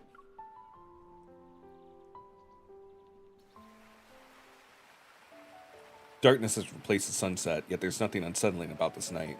That's a very pretty scene. Maybe it's because Xavier's holding my hand and I'm holding his. Did you smell sweet back there, back then because you were practicing with fondant? The patisserie owner said I have a natural talent for making fondant decorations. Oh no, Chris, why? Why oh no me? And you were secretly making star seals, writing invitations, and even looking for venues without telling me? Without telling me? Expectations? Was it what you imagined for a day like this? I still want pizza. I tighten my grip on his hand and ask him a question. What about you? Did you have your own idea for how today would go? Is it everything you wanted it to be? Yes. What matters is that you are with me. This moment in the game sort of give a slight trauma dump. Xavier's last antidote was just so sad. The third one. I cried a little on stream. These subtle feelings seem to intensify in the dark hours of the night. He gently opens my palm and our fingers intertwine. You want to see the water lilies? Are they blooming? Even if they're not, I have a solution. Today, yesterday, time flows to weave every single day of our future together. My work badge needs to be updated with our new ceremony photo. I also have to make sure Puffball doesn't nibble the tip of the fondant wavy leaf sea lavender bow. That Bun will wear the crown I made. Content, it will greet each ordinary yet blissful morning. Love and depression back at it again. Don't do this, Infold. Yeah, don't do it, Infold. Come on. It is. That antidote was the first time I ever cried with this game. Understandable. It is so sad. I will gladly claim all. Thank you, game.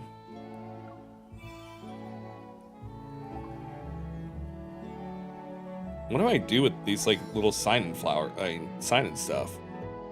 He, they, it. Also, what's a reverie key, by the way? What do I use a reverie key for? Oh, I'm gonna get a bunch of these wishes. Wait, maybe I should instead save it for one of these 5 stars. I didn't know you can buy 5 stars. I don't know which one I should get of these 5 stars, though.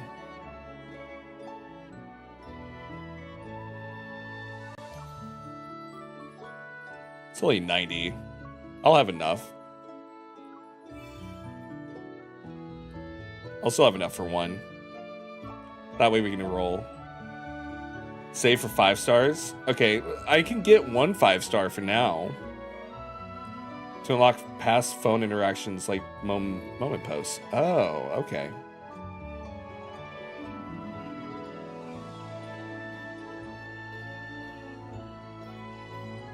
About to say. Oh, Raphael myths. So there's myths. That's right. Wait, I think a friend of mine was telling me about myths.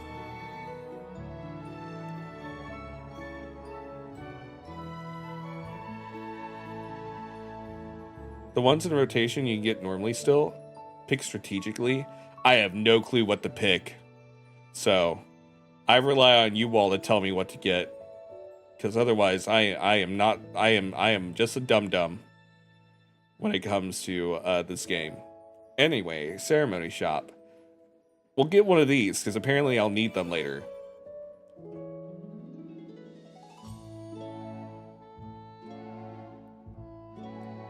So these are just all decorations. Ooh, need those.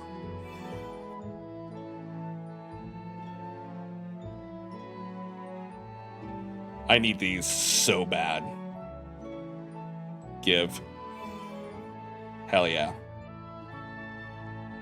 You can help. I'm always down for you all to help me. To choose the best stuff in this game. Okay, be gone, Xavier. It's time for Caleb's wedding story.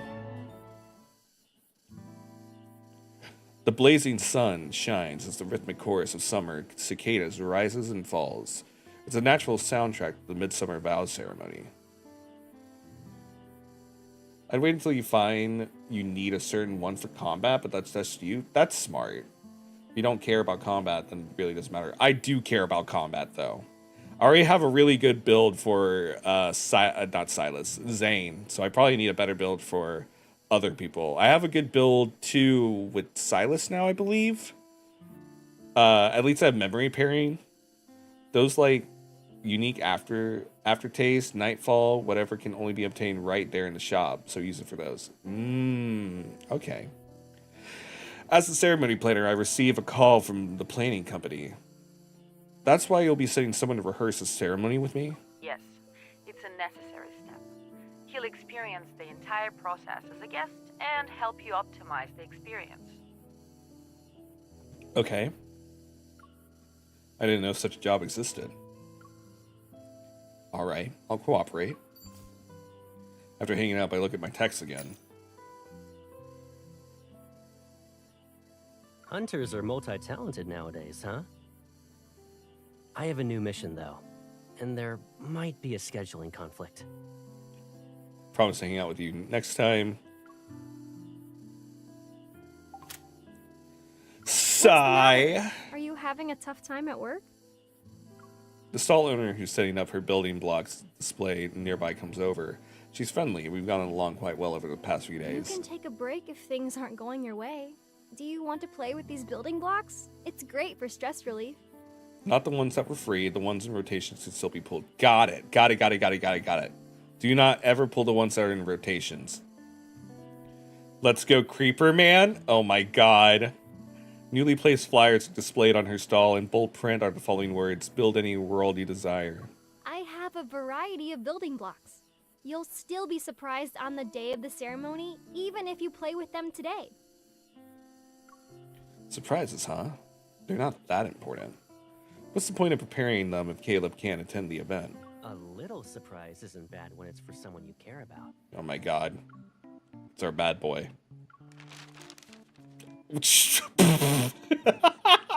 What 80s film did you walk out of, my guy? And he's wearing the necklace we got him. Although, I'll be for real, I would wear that still. Although, I would rather have the shirt be a V-neck than a collar.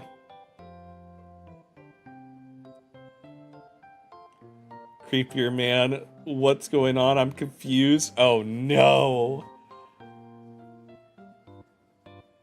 Are you guys both calling Caleb Creeper? Sorry, I didn't mean to hit my microphone. A hand picks up the flyer from the stall. Shocked, I look up. The person who I thought about is standing before me. Hi, miss. You're the ceremony planner, right? What is going on YouTube side? Oh, Lori called, oh yeah, let's go Creeper Man. Was Top Gun made in the 80s? That might be the movie. You know what? Honestly, yeah. Caleb kind of does look a little bit like, what's his face? I know it's Maverick from Top Gun, but Tom Cruise. There we go. Looks like Tom Cruise. I call him Creeper because he explodes. Thank you. Lori, you are so real for that. Yeah, he is a creeper because he explodes, because he doesn't share his feelings, and they build up inside of him until he explodes. Which is why he blows up all the time. Weez is laughing. Your YouTube chat as well. They are wild. You both sides are wild, and I love that you all compete with each other. That's why I want to get YouTube chat up on here, even though it does go against TOS a little bit, which is dumb. Caleb, oh, he is creepy. Oh no, Mora. I don't think trauma is an excuse for being abusive. Okay, yeah, for real. That's the weird thing, is that in his last story, it's just like, I don't think he's brainwashed, but at the same time, he seems a little brainwashed, but at the same time, like, that is creeping. That is just, ugh. Caleb in a creep, what you mean? Oh no, Twitch chat is fighting. They're fighting. Oh God.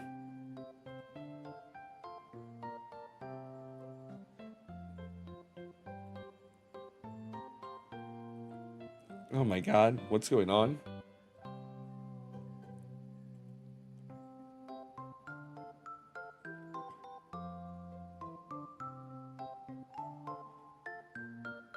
Don't know, I'll let you play the story though.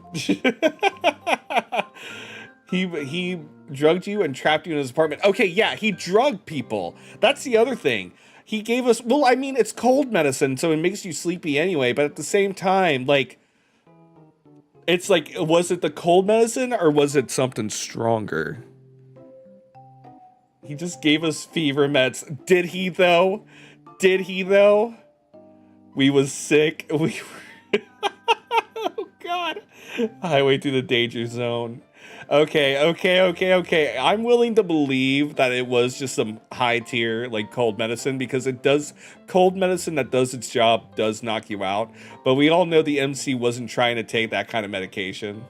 Cope is a strong drug. Oh no. We're having a fight over on Twitch. But, I mean, maybe it's just because a dear friend of mine really likes Caleb. I will err on the side of giving the doubt and say that he really was just giving us cold medicine and that it wasn't like something stronger, because that would be really creepy. But all the other stuff he does is still not cool, that he tries to trap us. He tries to trap us there. And control, like, where we go and everything. Like, that's not cool. And also, he's working forever. But is he brainwashed or not? That's the question. Turning chat into a war zone. I know, YouTube chat, you're instigating. There's enough husbando for everyone. Yeah, it was cold medicine, but it made her sleep anyway. Yeah, I'm willing to believe that it was actually just legit cold medicine.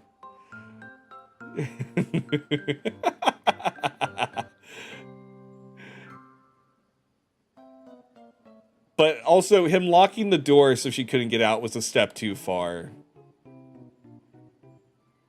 So, like, that's honestly, like, where I go. Like, that's shady.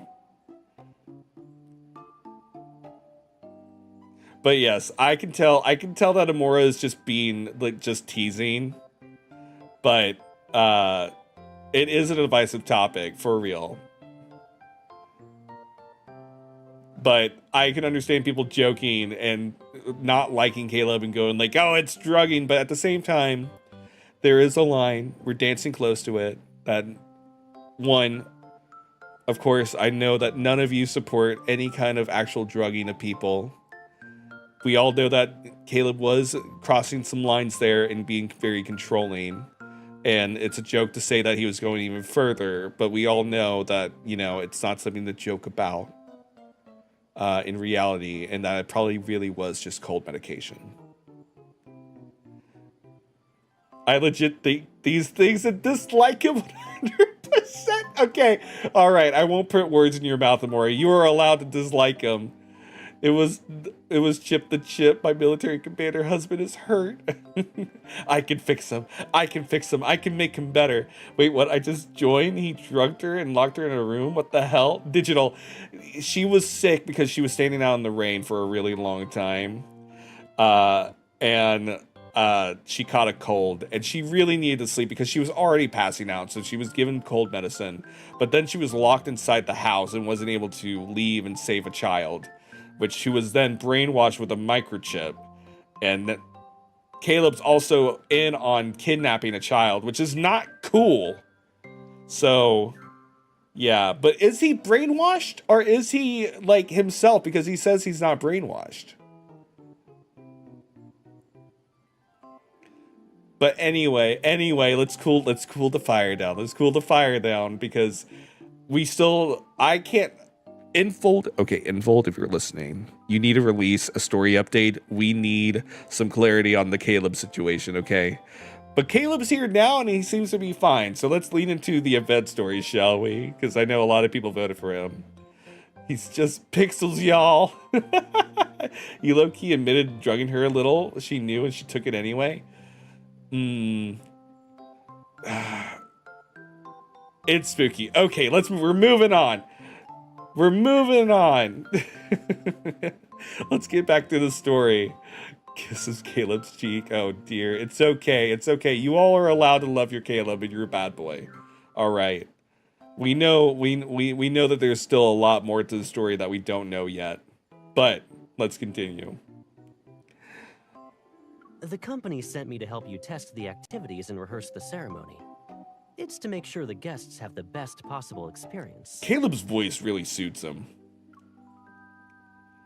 When you get a standard myth, you get more info. Oh, God. It looks like we'll be seeing each other a lot for the next few days. Sir, you are underdressed. Not Siri, I wasn't calling you. No. Oh, my God. I pull Caleb aside to a more secluded spot. What's going on? What about your mission? What's up, Axolotl? It sucks. How you doing? The ceremony planner I'm supposed to work with doesn't believe me. Everyone, please give Axolotl a follow. They're a really cool streamer and an awesome artist and a cool gamer too. So y'all should definitely go give him a follow. Siri never minds her own business. No, she does not. She's always listening. Always. Have fun, guys. I need to try one more time to get insane wedding memory. If I don't get it, I'm going to cry. We're going to be rolling after we're done with all the stories. So you're always welcome to wait until I'm done reading this and we get to rolling ourselves. Peak entertainment. I'm glad you guys are enjoying this. But good luck, Digital, on your rolls. I hope you get what you are after. Oh, that's what he's saying. While speaking, he pulls out a piece of paper and with an exaggerated air of professionalism, he writes down some things. The ceremony planner doesn't trust the experience officer. 1 point has been deducted. I take the paper from him. Sure enough, there isn't a single word written on it. What kind of event planning company has enough fame to make a colonel do rehearsals? The one that has you working for them. Tell me the truth, otherwise I'm revoking your couch privileges at my place. Now that is a terrifying threat. Someone else was supposed to show up. But getting them to take the day off is easy for me, you know? My job is to be a colonel, yeah. But the real Caleb wants to spend time with you.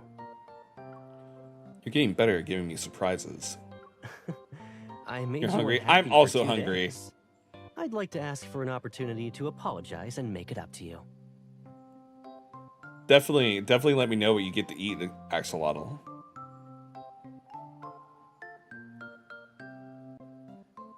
He ruffles my hair and pulls out his phone. On it is a restaurant reservation for tonight. He even knows which restaurant I wanted to go to. The Olive Garden. Your request has been approved, but we need to make complete... Okay, hold on. You're more of a colonel than I am. But we need to complete our work first. No finished work, no dinner. Alrighty, I'll carry out your orders. That's right, you will. Now dance. Ooh, oh my god, I'm so jealous of y'all. Man, I want sushi. That sounds amazing. Chapter 1. The rehearsal for the ceremony continues at the message board area. Acting as guests, we write messages on cards designed for this and stick them onto the elegantly decorated board. Oh, I like that outfit. I wonder what material that that jacket's made out of, because I kind of like it. Caleb, I think the experience here is sort of like the photo display. It's more than just sort of. Most guests won't bother to come here after visiting the photo display. I suggest you change some things, Miss Ceremony Planner. I'm invited. Your treat. Oh my god, I'll be right over there. You guys just live like forever away from me, I think. They got the complete opposite side of the country, I think, actually. The card that wasn't secured properly falls. Just as I reach out to catch it, I see it suspended in midair. The card floats towards me. Because of Caleb's evol, it hovers in front of me like a small white flag. How many problems have we encountered? Wait, are you guys East Coast? I don't know why I thought they were West Coast.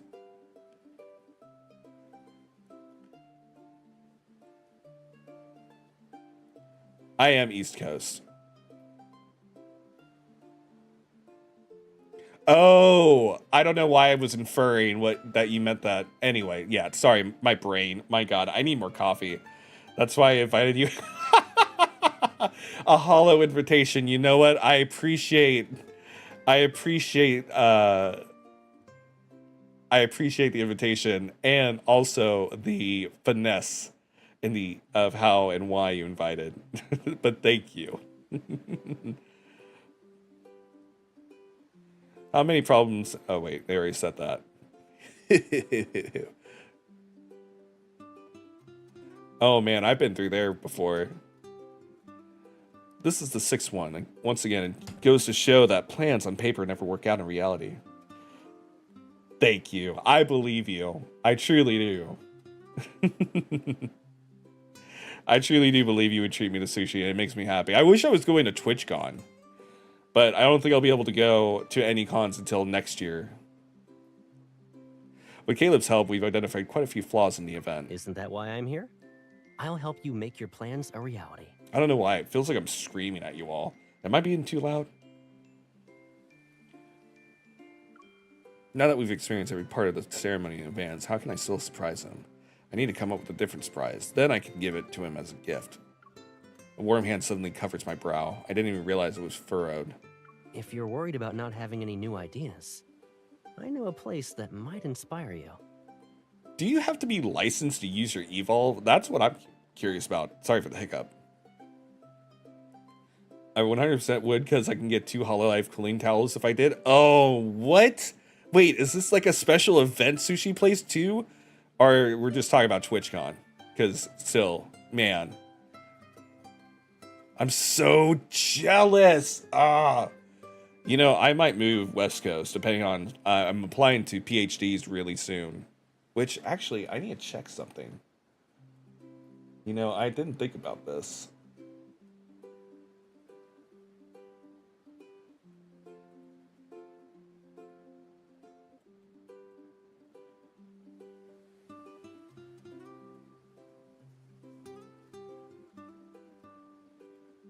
I need to check something. Give me 1 second. I did not think about this.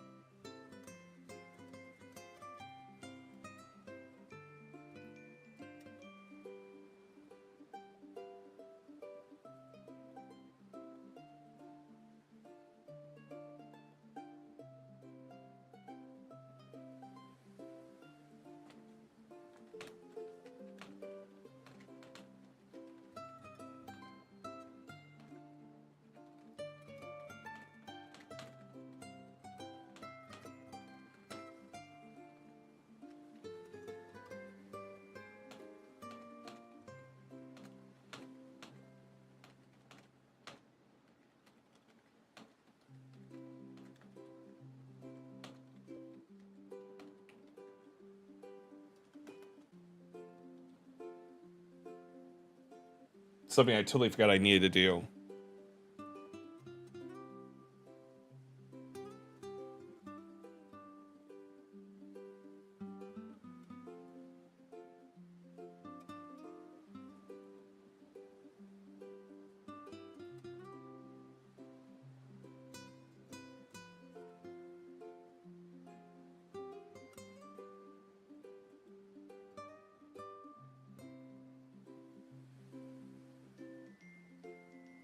One second, I'm just checking something really fast. I do apologize. I just realized that I need to look at this really fast. Or else, I may be left behind, and I'll be very sad.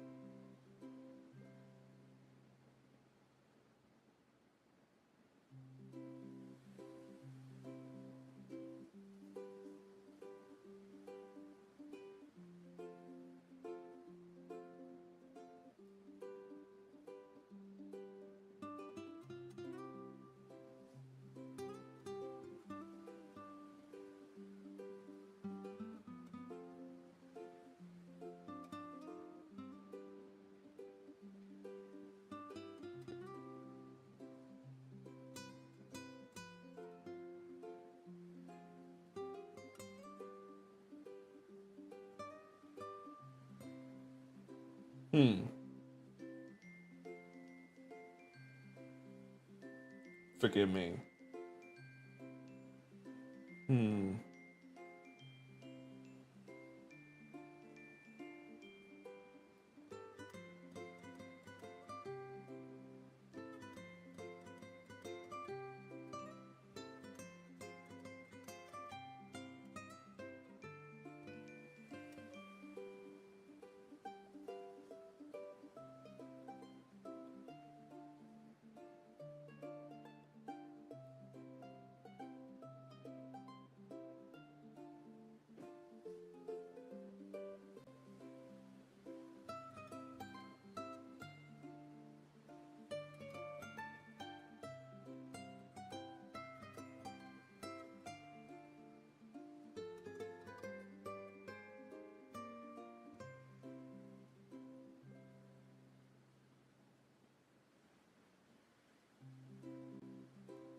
Okay.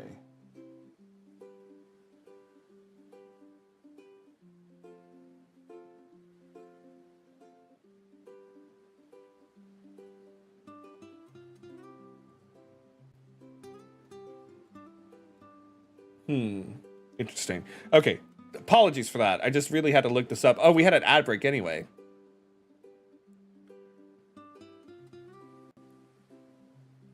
Use it at random ass times. Yeah, for real though, Anna. Okay, thank you all for your patience. I just really needed to check something in order of my PhD hopeful applications. Oh no, Lori. It's a little dangerous, though. We need to see if our ceremony planner is brave enough to go. I'm plenty brave. What are you talking about?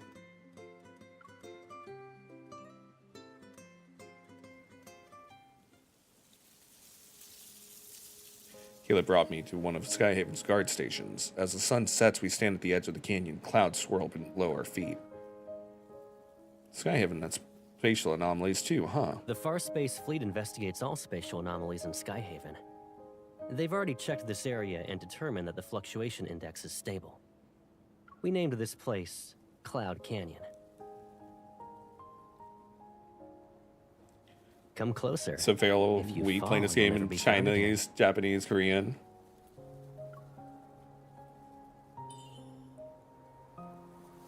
take his hand and playfully wave it. You should be careful too. We'll fall together if you don't save me.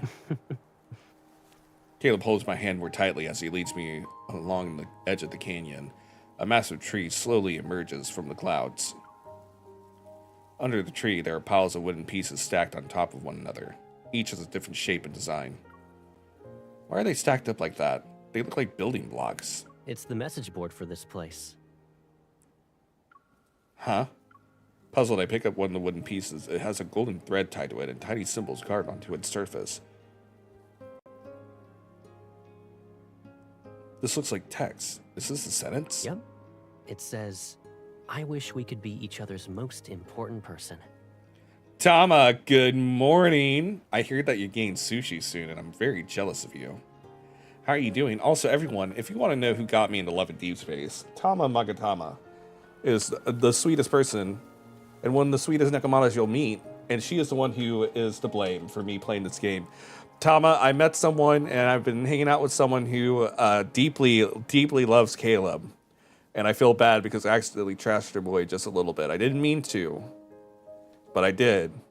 But you know what? I'm glad that there's a story event where it doesn't look like Caleb's brainwashed, and I still don't know if he's brainwashed or not. But after we're done with the event stories today, we're going to be getting into Death and Rebirth, which we did start last week a little bit. But yes, everyone, please go give Tama a follow if you're not already doing so. She has really great opinions and reviews of the game.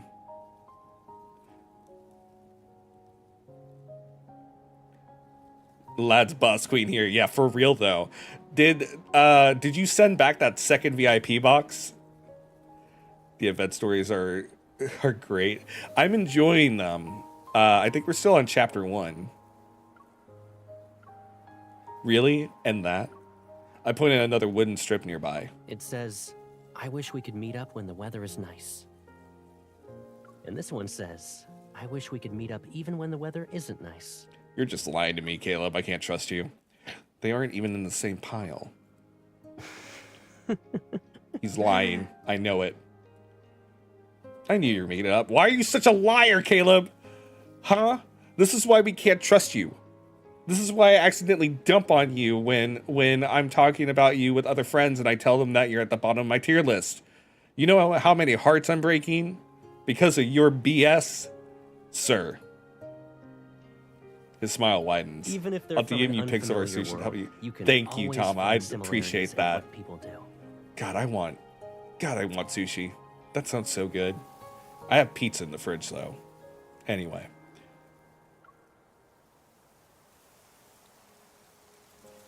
He points above our heads. Ancient giant trees rise above the mist that's covering large portions of the sky. Their leaves rustle in the wind. The atmosphere, the carefully decorated wooden strips, and the earnestly carved words, they're related to wishes. He looks dressed like he's about to do a emo kid set at Bonnaroo. I carefully trace the carvings on the wooden pieces and imagine the hands that once etched these letters. There's some blank ones here. Do you want to write one yourself? Dear magical trees, please help Caleb not being a little whiny liar baby boy. Thank you. Caleb places a small knife in my hands. But we need to make a promise. We're not allowed to peek as we carve. There are two spectrums of the game, love and depression, love and freak space. For real, though. When Russell's... Wait, did I miss something I was supposed to say? I was. If you don't want me to see it, then you'll have to carve it in a language I don't understand. Wind rustles the green leaves of the giant trees as I pick up a wooden strip. I look at the crimson glow on the horizon. I wish Caleb could watch every sunset with me. The words appear in my mind, and I use the knife to solemnly carve them with great care. I wish Caleb wasn't brainwashed, if he's brainwashed, but it doesn't seem like he's brainwashed because he said he wasn't brainwashed. But would a brainwashed person admit to being brainwashed? Who knows? I don't. Infold hasn't updated the story yet. Anyway. Welcome back, Digital. Oh, congratulations. Did your rolls go well? You're welcome. It's what happens when you watch me and you roll. I wonder what Caleb is writing. I quietly sneak up behind Caleb. I wish I could always come home to her. Aww. Well, then quit running away and working forever. Caleb's situation is complicated. That's not an excuse, Tama. That's not an excuse. That's not an excuse, okay? I know he blew up that one time. What if he's a robot? What if he's a robot, huh? I bet he's a robot like Viper. I mean, is he a robot? Wait, he did have that. You did show me the Neon Evangelion. No, that's not the right one. Nier Automata kind of event or card with him in it. No, he's not. I mean, myth story. I need to get these myths. People keep talking to me about the myths, but I don't know how to get them. I guess I have to roll for them, right? They should update the story if there were mistakes. It's like the knife in his hand is carving marks on my heart, too. Each movement is gentle. Are you peeking to make sure I'm writing in a language you understand? I quickly turn away. I was just trying to get inspiration. We replaced paper with wooden strips. Nambasu. Hello, double choco chip. I was trying to get inspiration. If we replace paper with wooden strips, no message blocks. Then we can use them to build a small house of messages. Not bad. It's you have to more roll to get creative than a memories. Well, we message are board, too. rolling today. If I were a guest, I'd check it out. I want to read Caleb's myth. We can arrange that. Oh yeah, we should. We have to plan another collab, don't we? Of another event. I can't remember which one you wanted to do, but maybe a myth viewing is in order.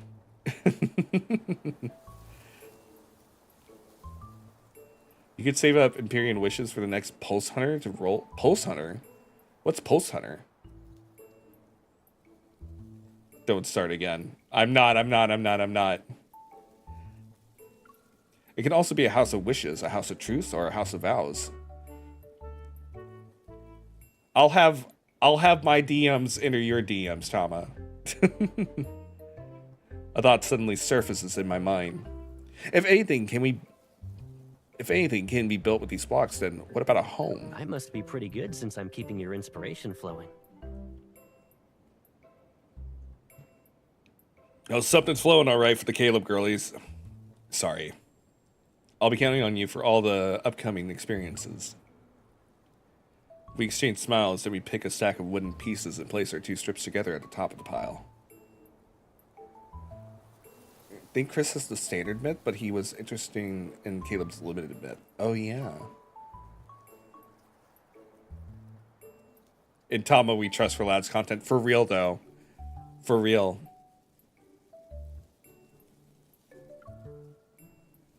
You know, I'm constantly sharing, every single time I meet a new person that talks about love in deep space, I share the video that Tama made introducing me as a way to help explain about how I got into it. Because every single person that meets me asks, like, Chris, how did you get into love in deep space? It's like, well, that's a funny question. I'm glad you asked. Would you like to watch a video? I decided to build a home with building blocks. It'll be my gift to Caleb. During our break, I tell the others I want to go for a walk by the river, but I'm actually sketching designs of the home. I wonder if this home matches what Caleb has in mind. Where did you go? Peak Cinema, you say?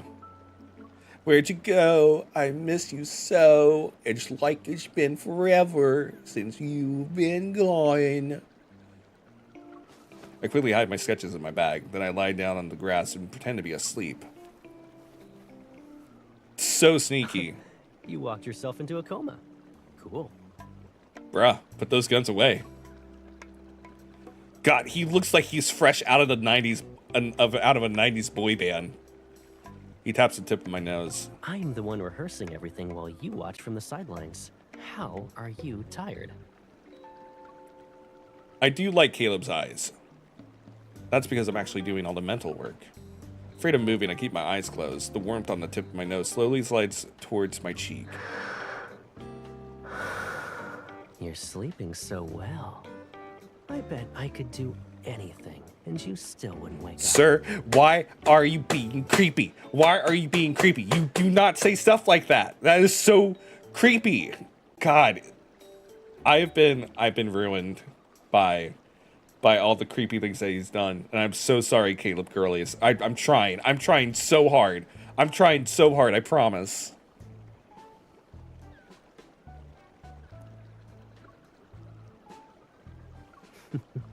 Should I draw a funny face on you? Okay, see, that's not as creepy. If you're okay with that, keep your eyes closed. I resist the urge to open my eyes. Oh no, I don't have a pen. It's okay. Your bag has one last time I checked. My sketches. My petunias. I quickly pretend to have just woken up and let out a yawn. You're awake. Why didn't you wake me up? Were you planning to do something while I was asleep? That's your response? You really know me Blushes like at the back of Caleb's your voice hand. and his words. I was planning to prank you, but when I saw your hard work, I couldn't bring myself to do it. He turns and he waves the stack of papers, the sketches from my bag, and a pen. I saw you were designing a house of messages, so I added a few touches. You don't mind, right?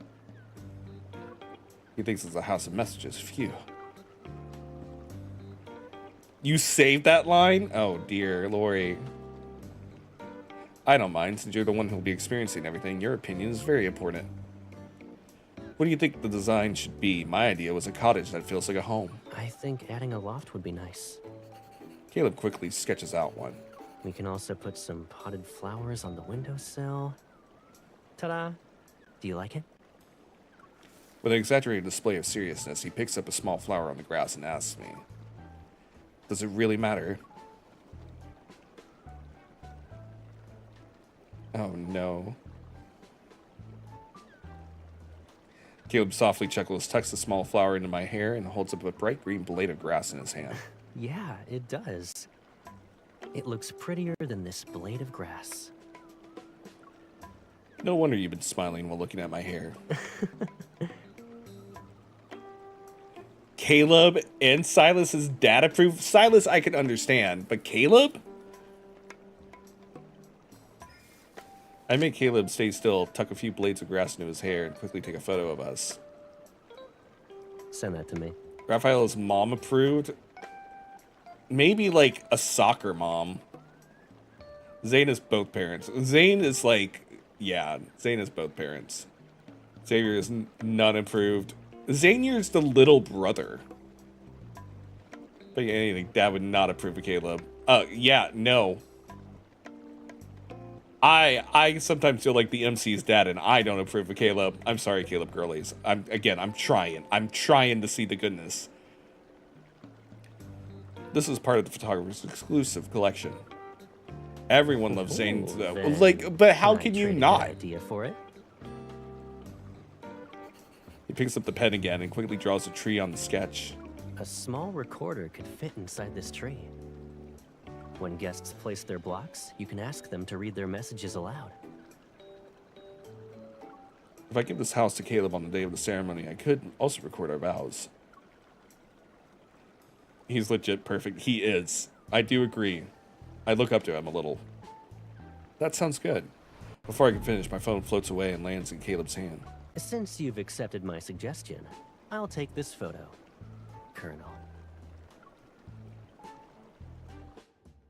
Tama's dad approves of Caleb. If y'all watched her video introducing the Pixel Men to her parents. Really? Wait, how did I miss this video? I'll have to look this up later. Also, what are these invitations for?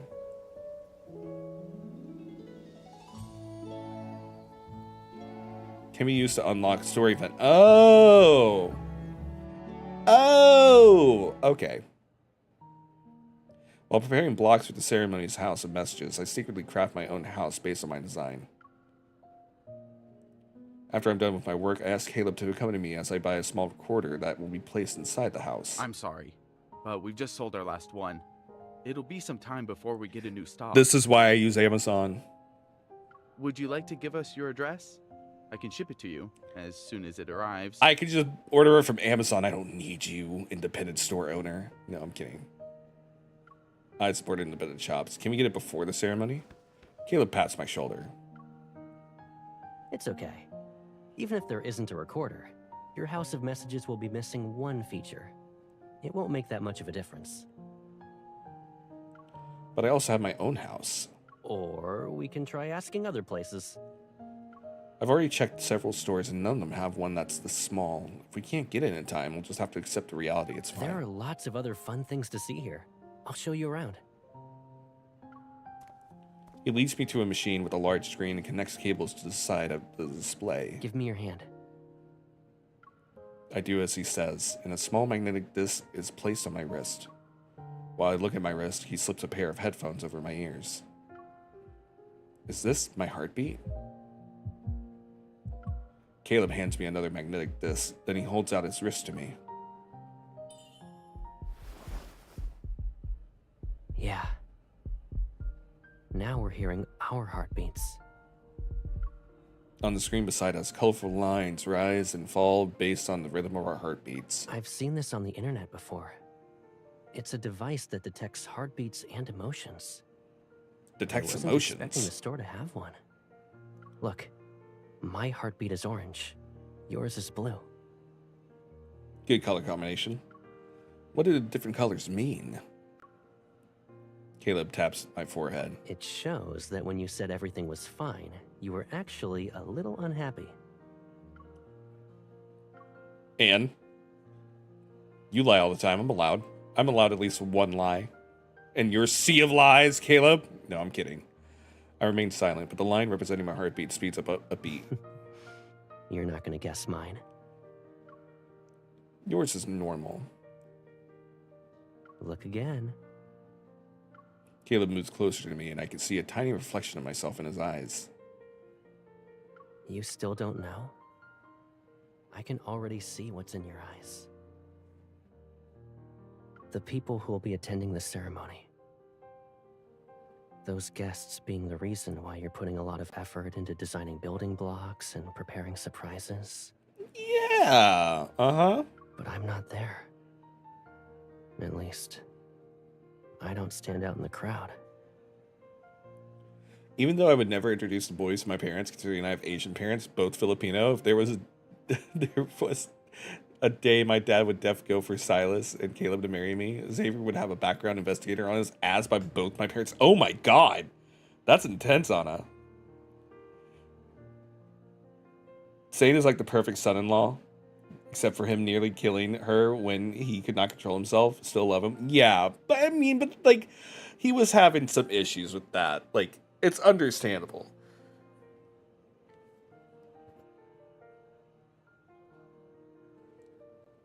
Sylus is your mom's favorite because he's hot, and that's the only reason she gave. Oh my god, your mom's based for that.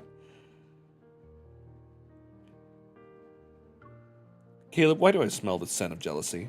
You can smell emotions even when you don't see them, huh? Well, because you don't share your feelings. I have to learn to infer. Suppressing the smile that's about to appear on my face, I pinched Caleb's cheek. Aren't you the one preparing for the ceremony with me every day? You're the only thing I see. Then what I want to see are smiles like this. His finger gently touches the corner of my mouth. My involuntary smile is no longer hidden. Do you feel better now? Yeah, but I think this device is lagging. I pointed my heartbeat on the line on the screen. It's still blue. That's weird. Let me fix it. Caleb takes out a small remote and presses a button. The blue line immediately turns orange. Now it's the same color as his. Looks like I'll have to switch it to an angry red soon. Wow. How are you going to make it orange again? That's not difficult. After all, what makes me the happiest is being able to make you happy. He leans down to hug me.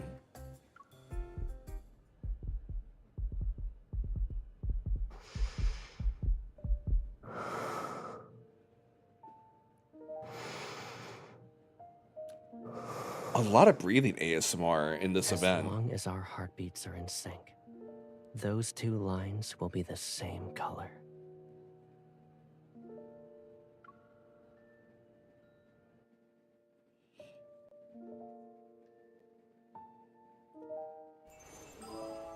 All right. I'll be right back. I need to get some more coffee, okay? So just give me 1 second.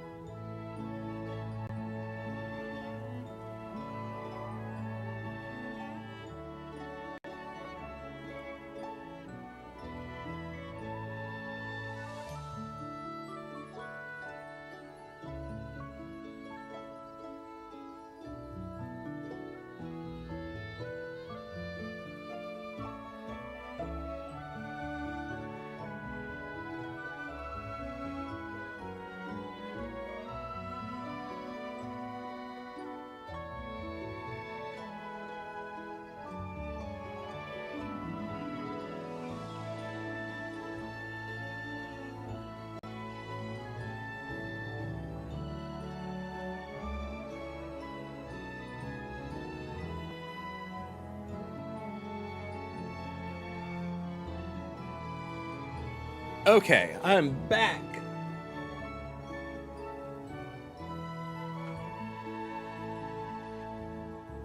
Once you play more of the memories, I think you'll hear a lot more breathing. I've been introduced to a lot of breathing and a lot of sussy noises thanks to Tama. I know that this game can get quite steamy, so I I guess I'm ready. But at the same time, I would be a little surprised if there wasn't breathing in every single boy's story. How else are they supposed to emulate that closeness, you know? The closeness that everyone desires. Anyway, chapter 4. Zen, hello. How are you guys doing? If you guys are not as much into Catboys and you prefer puppers, please go give Zen a follow. They're very cool. And they stream much later than me. Congratulations. Maybe? Congratulations to me? Hopped over here for a second. Gotta say, Lori, you and your mom are so based. Yeah, for real. Of course, then. Good to see you today. Also, okay, story time. The day of the ceremony draws near. I've completed my model house made of building blocks and prepared an invitation for Caleb. I wanted to give him the invitation while watching the sunset. Unfortunately, I was greeted by cloudy skies in the afternoon. My plan was almost ruined. Oh my god, I am so horse-pilled. Let me tell you about it. I love Horse Hero game. We're playing more of it on Wednesday, and we're going to be playing more stories and such. That way I can get carrots, and also so we can learn about the ponies we play. But anyway. Holding the flowers Caleb gave me. And we're going to be playing more of the event, so that people can see how the event flows. Although I basically finished the event a lot. You need more story. Yeah, I know a lot of people don't like to read the stories, so I know that by me reading the stories to people, it'll actually help people like get into it a little bit more. And I feel like people would appreciate that before we run like a career. Holding the flowers Caleb gave me, I sit in his private aircraft. I thought I wouldn't be able to see the sunset today. Now I get to watch it from above the clouds for as long as I want. Caleb, you really know how to do magic tricks. God, I need more carrots too. We're chasing the sun, so we can watch it for a while. I only need one more Kitasan Black for my card to be, you know, usable. But the game hates me. The game hates me so much. I swear. We're chasing... Oh, that's what he said. The orange-red light spreads across the horizon, and up here in the boundless sky, it feels like only Caleb and I exist in this world. You only talk about watching the sunset. You never said you'd bring me flowers. I see my colonel needs me to report everything. Okay, I'll give you a status report. Colonel, I'll be switching this to autopilot mode. Even if one more for 3LB as well. Yeah, even if I just have to get pity for it. God, I just need enough carrots. But I spent money on art. That's right. I commissioned a skeb piece for you all. Pochichi, another lovely doggo VTuber, actually paid for a skeb for us a while ago, and I haven't been able to order one because it kept slipping my mind until I remembered yesterday, and I finally ordered it.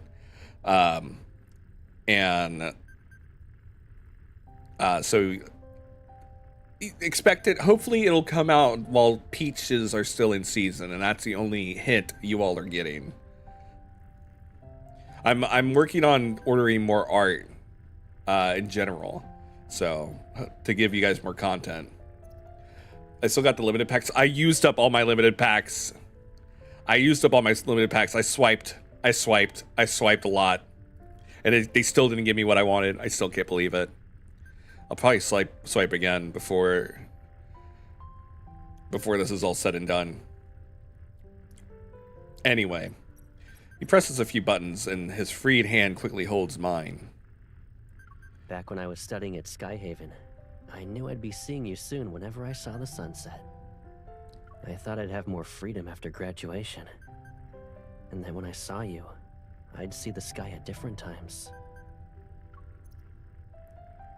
I never expected it to still be like this. It's as if the sunset's warmth is touching my heart. You always find me right after you finish a mission. You don't let yourself rest for the night. I do it so I can get a good night's sleep. Taking a break requires you to sleep. You can't do that when you pilot an aircraft, especially when you have to fly so far. Caleb can. Caleb can. Me, Caleb. Sorry. Yeah, Caleb can. I slowly pull out my invitation from my pocket. You've always been the one who returns to find me, Caleb. I want to be the one who found you first this time. I don't really dig his outfit here, but you know what? It's a mood. Like, the idea of it is a mood. I don't know if I like the sequins on it. Anyway, the golden rays of the setting sun shine through the aircraft window and illuminate the envelope. He takes the invitation, but he places his hand behind his back. But when we were kids, you were the one who found me first. So, in the name of fairness, I should wait until we land so I can invite you first. Why do we need to wait until we land? Because I'm piloting the aircraft. I can't read the Oh my invitation God. that you put so much thought into preparing. As he speaks, he makes a show of placing his hand on the control stick. That won't stop me. Mr. Caleb, would you be willing to attend the Midsummer Vows ceremony with Miss Christina? Your options are yes, yes, and yes. Oh, it's his birthday outfit? That's cute. Oh yeah, his birthday was just recently, wasn't it? Smiling, Caleb picks up a pen, opens the envelope, carefully signs his name on the invitation, and hands it back to me. Then I'll choose the fourth option. I'd be delighted. Smooth. As the sun descends below the clouds, Caleb makes the aircraft land. I take out my phone to capture the moment, and a card suddenly falls from the bouquet. Miss Christina, if you want to attend the Midsummer Vows ceremony with me... Then please accept this. Sorry, I hid it a little too well. I was beginning to think you wouldn't find it. Does this mean you invited me first? Caleb, you sly fox.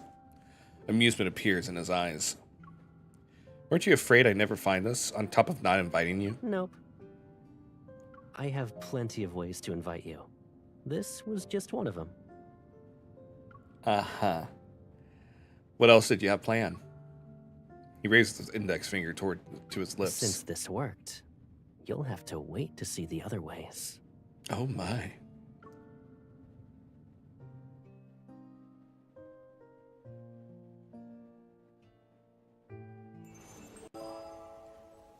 Last Caleb chapter. And we still have Raph's and Sylus's. We're going to be doing Raphael's next. On the day of the Midsummer Vow ceremony, I'm at the venue before Caleb arrives to confirm the final arrangements. After finishing my work, I wander around while waiting for Caleb. I end up overhearing a conversation between two staff members. Did that really happen? Yeah, he paid for our flight and hotel reservation so I could take my girlfriend on a trip. He's covering my rehearsal shift too. I can't believe someone would do all of that just to cover a shift. A penny for your thoughts. Okay, I'd wear that tuxedo. That's amazing. I love dark purples. Oh, that looks so good. I'd wear the hell out of that. Oh, wait, sorry. I missed her saying, I'm thinking about how some people can spend their own money for their work. Take Colonel Caleb, for example. Maybe it's not work for me.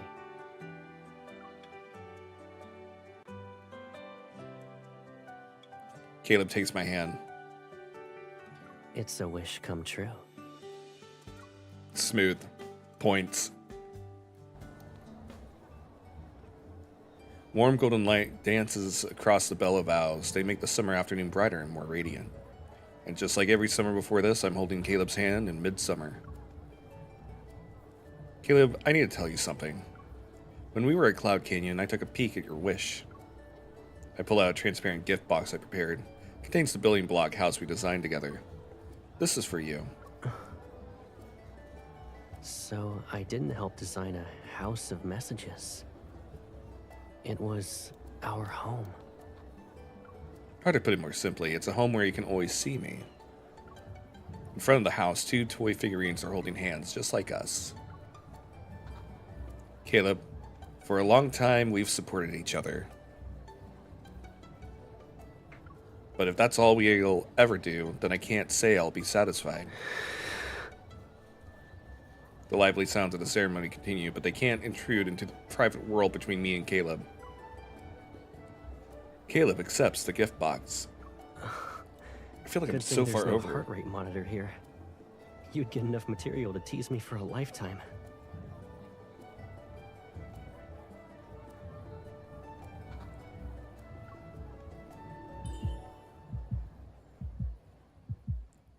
I can hear it this way as well. He places his palm over my hand and our fingers intertwine. In the past, I thought being by your side was my reason to stay with you forever. I was grateful to have a justification that let me be part of your life. But sometimes, I feel like I need more than just being by your side. What about now? Is this good enough for you? I believe I've found the perfect answer. We'll always be there for each other. And I know there's more than that. The gift box in his hand floats in midair because of his evol. Meanwhile, an unfamiliar green hovers before me. It's a building block with a brown trunk and green foliage. It looks exactly like a pagoda tree that stood in the old house's yard before it was destroyed.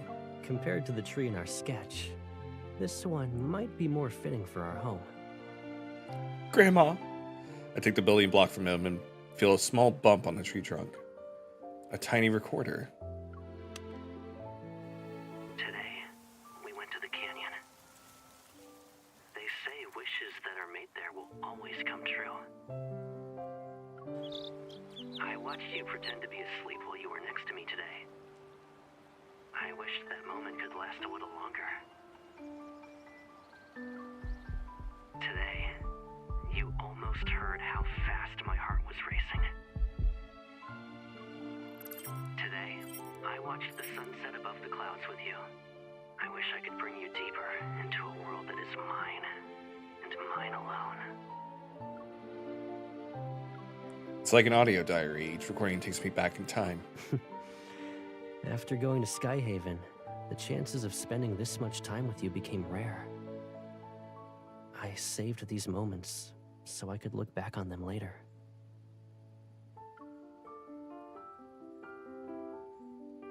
You already guessed what I was going to give you. But that didn't make it less of a surprise. It actually made it better. Guessing what your gift would be was the first surprise. Seeing it with my own eyes was the second. This is very sweet. I opened the gift box and placed the pagoda tree in the yard of the house. Then I put the 2 smallest figurines beneath the tree. They can stay in a home where they'll have each other forever. That can be us in the future. I'll be who I was before. I'll be the first person you see in the morning and the last person you see at night. As a close friend, or any other role you want me to be. That doesn't matter, Caleb. All I want is you. Under the brilliant sun, our warm breaths gradually close the distance between us. Then it turns into a gentle kiss.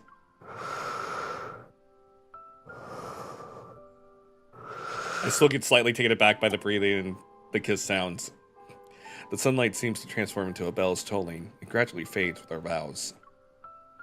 Summer is long, and so is our future.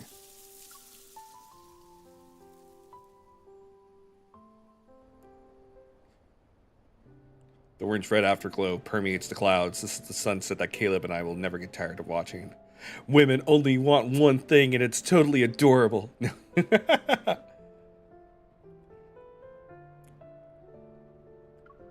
As Caleb carries the gift box containing the house, we stroll through the crowd on our way home.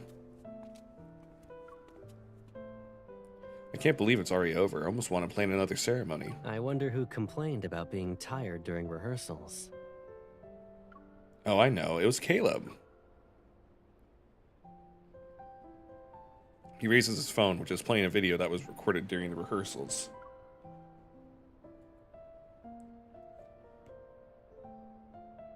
In the video, I'm slumped against Caleb's shoulder. I loudly proclaim that planning a ceremony is more exhausting than fighting wanderers. It's a good thing I've got solid evidence to prevent you from turning the tables on me.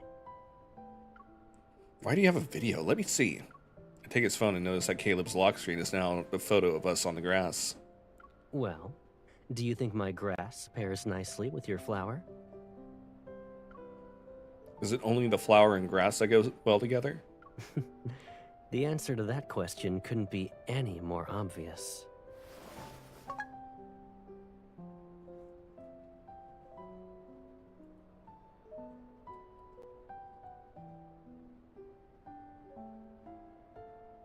Caleb wraps his arm around my shoulders and takes back his phone. He switches to the camera, presses the record button, and points it at us. In the frame, a warm radiance surrounds us. Do you see it? Do you see it? We're also matching. It's even better than the scenery.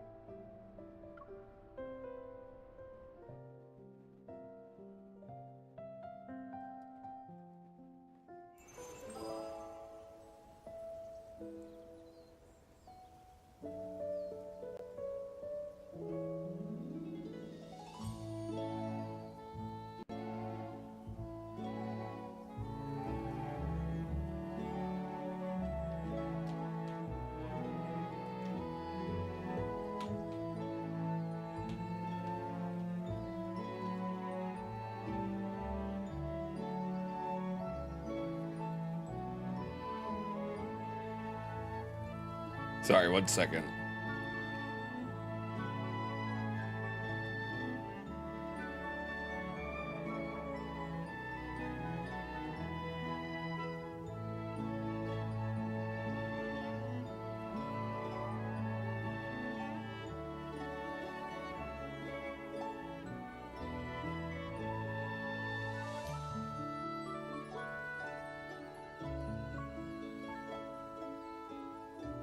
Sorry, I'm checking. I have a message.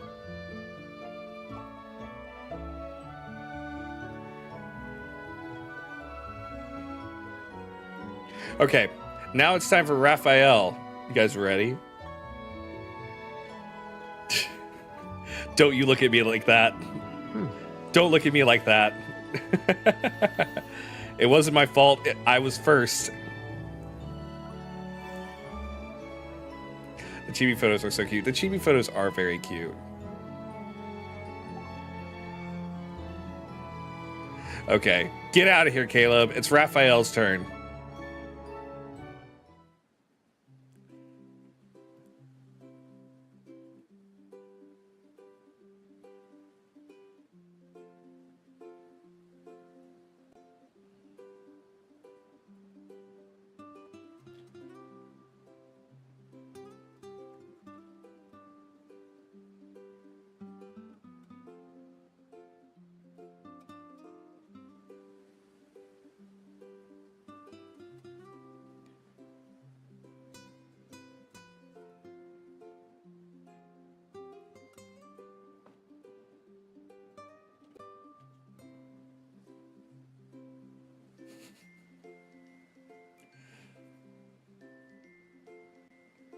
I'm just saying, guys, if you play Uma Musume, you should definitely find a really fun club to hang out with because it's amazing the wonderful people you'll meet in that gacha game.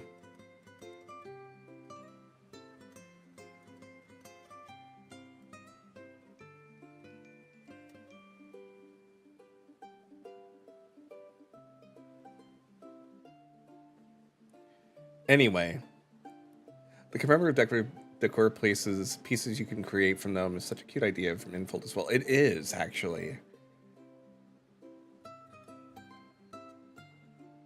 Let's go with the fish. I'm taking pictures of my chibis right now in the chibi mural. That's actually really cute.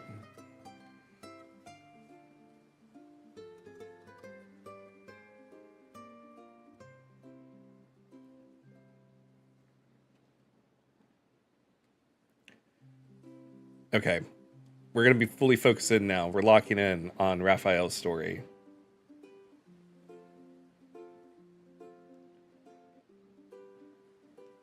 Hot summer wind visits the venue and makes the flowering trees rustle loudly. I hold an umbrella in one hand while I check the documents tucked under my arm.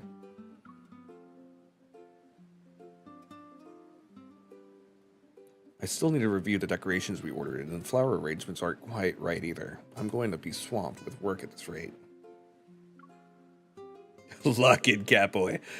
As a planner who's tasked with the on-site preparations for the Midsummer Vows ceremony, I ended up with more responsibilities than I expected. A document with the venue's layout falls. Just as I'm about to bend down, a hand picks it up for me. Thanks. I'm about to take the paper when the umbrella in my other hand is taken away and held above me. So this is what Miss Event Planner looks like when she works.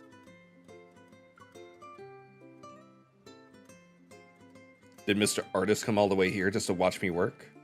I mean, you haven't been checking your messages, so I just had to see how busy our newly appointed planner really is, since I'm here anyway. Why are you here? The organizers of this event invited Talia to perform, but her schedule is already packed. She asked me to check out the venue first.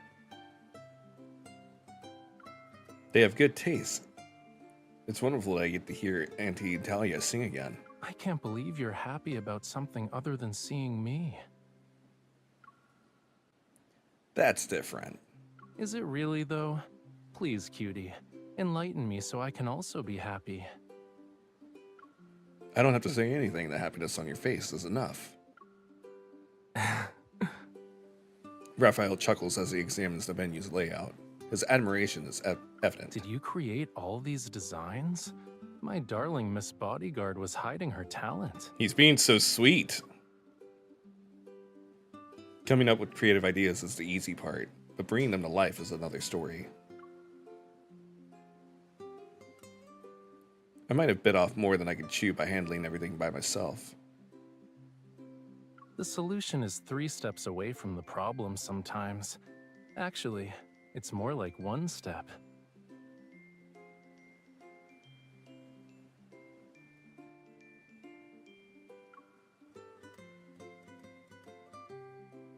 As he speaks, he closes the small distance between us, and his fingertip lands on the signature of the document I'm holding. If you're feeling overwhelmed, you could get an advisor who understands your preferences and has excellent taste.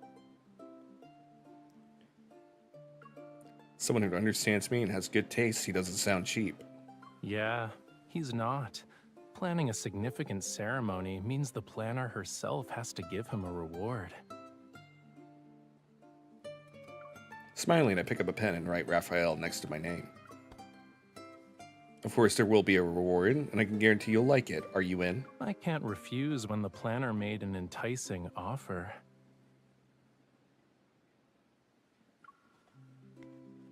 He takes the pen and draws an ampersand between my name and his. Okay, since I'm your planning advisor, I'll make sure you can have your cake and eat it too. Man, I We're want working cake. together, which means this ceremony will be a success.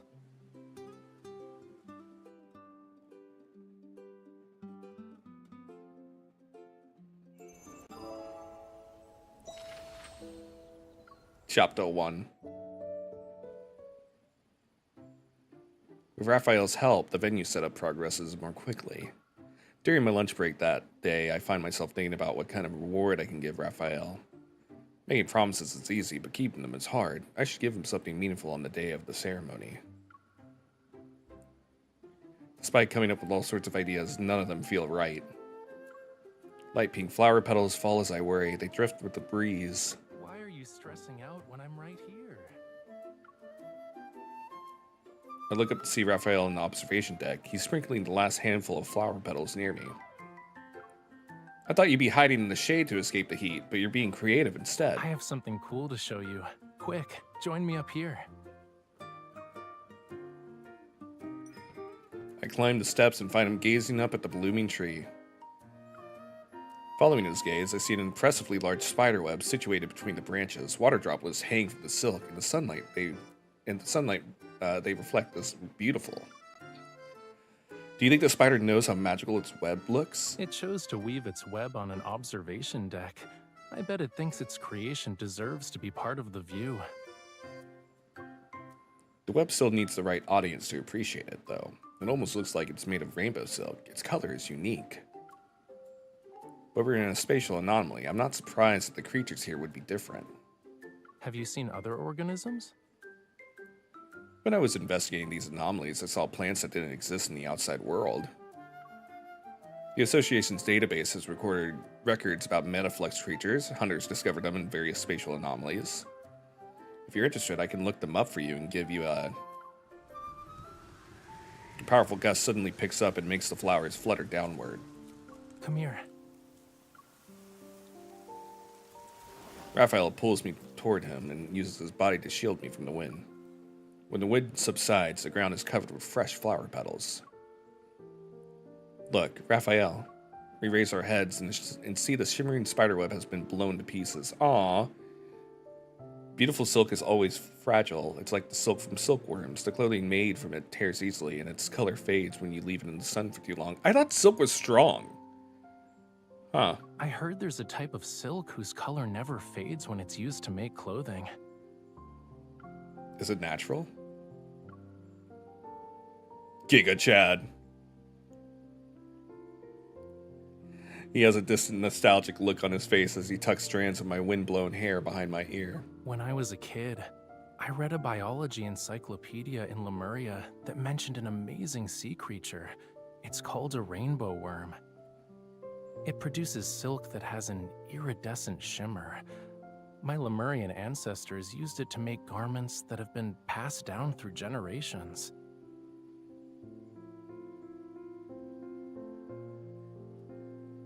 But these creatures went extinct many years ago. I've only seen a few preserved textiles made from their silk.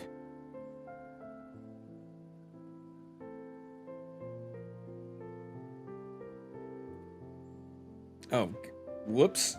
One of my docs disappeared. Hold on, I gotta restart chat on my screen for Twitch so that I can see you guys. Also, ads are starting. I'm very sorry about them, but please hang in there.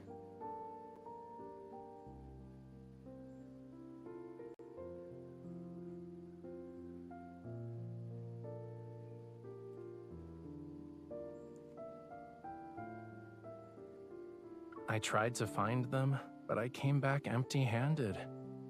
Maybe they thought it was a good idea to go on land, like me.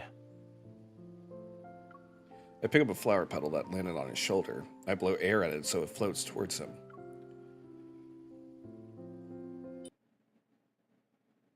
Oh, I have to breathe in my mic. All right, it's my turn to give you breath sounds. Maybe they found kind, brave bodyguards like me. And they're busy helping their bodyguards solve all sorts of problems right now, wherever they are.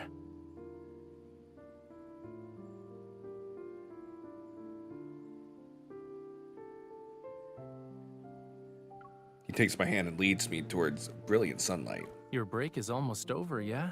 Your advisor is eager to take some weight off your shoulders.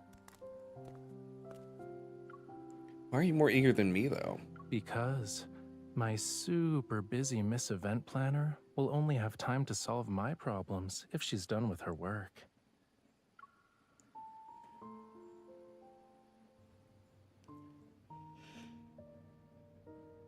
After finishing today's work, Raphael brings me to a fashion studio. Give me a minute. I'll get the dress. You're picking up your aunt's outfit for her next performance? I don't have a problem with that. If anything, it's a treat for me to see it early. Her costumes always manage to leave a strong impression on me. During the short break, I quickly pull up the Association's database. I plan to find some metaflux creatures to tell Raphael about. Huh? What's wrong? The venue needs you to deal with more problems? No, look at this. Don't they look similar to those? What did you call them? Rainbow worms?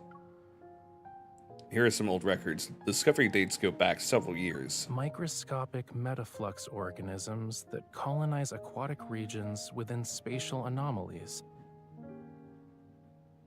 Oop, I think a storm's brewing. The silk they secrete is soft yet resilient, luminous and non-toxic.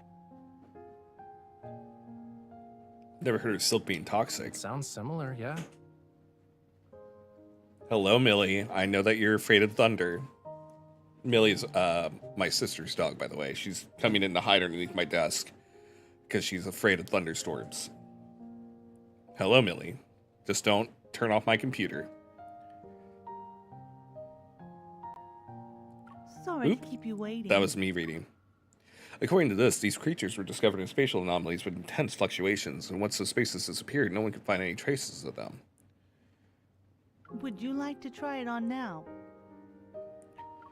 I turn around to look at the dress in the designer's hands. I'm confused. This doesn't match the sketch Auntie Talia sent us. Did you bring the wrong one? This is exactly what Mr. Raphael ordered. Talia can't be the only one with a new outfit for an important ceremony. True. Someone who will be there the whole time deserves suitable formal attire too. True.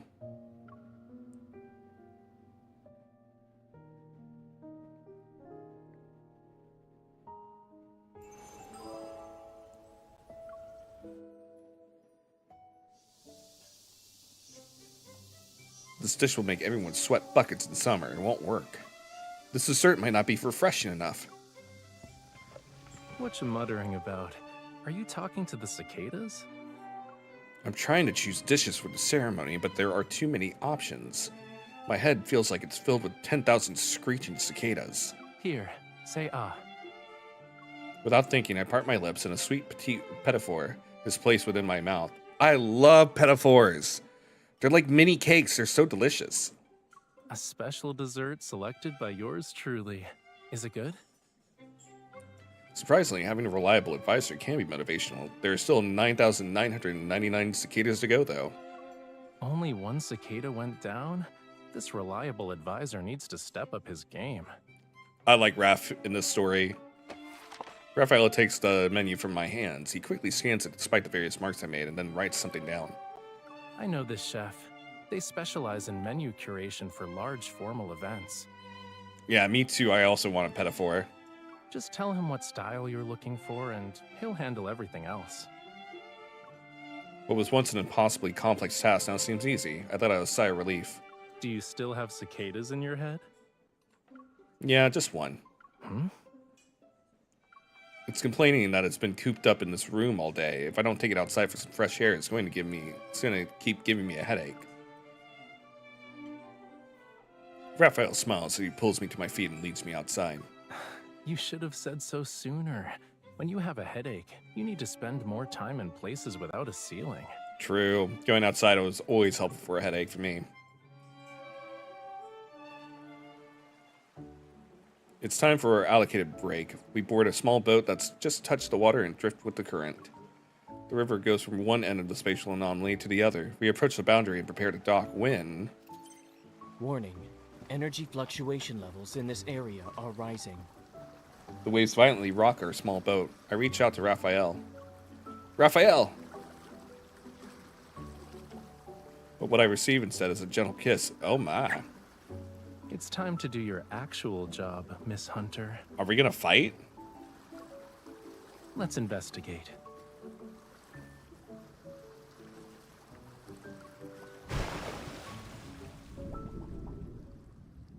We discover what seems to be a gateway to another spatial anomaly underwater. It's filled with crystal clear seawater. I realize I can breathe here and quickly focus on examining the energy fluctuation levels. It's surprisingly stable down here. I guess the fluctuations are limited to the boundary between the two spaces.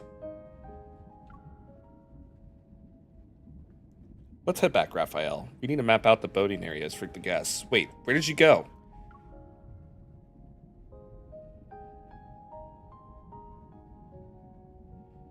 Behind me, there's nothing but bright, clear seawater. Help me. I'm being eaten alive.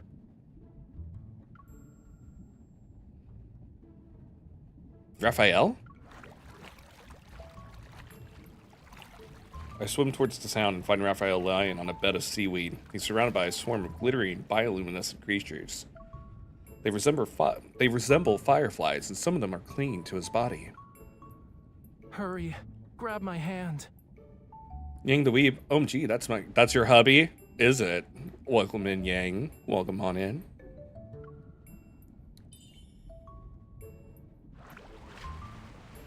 I quickly do as he says, but he pulls me in. Miss Bodyguard took the bait this time. How cute.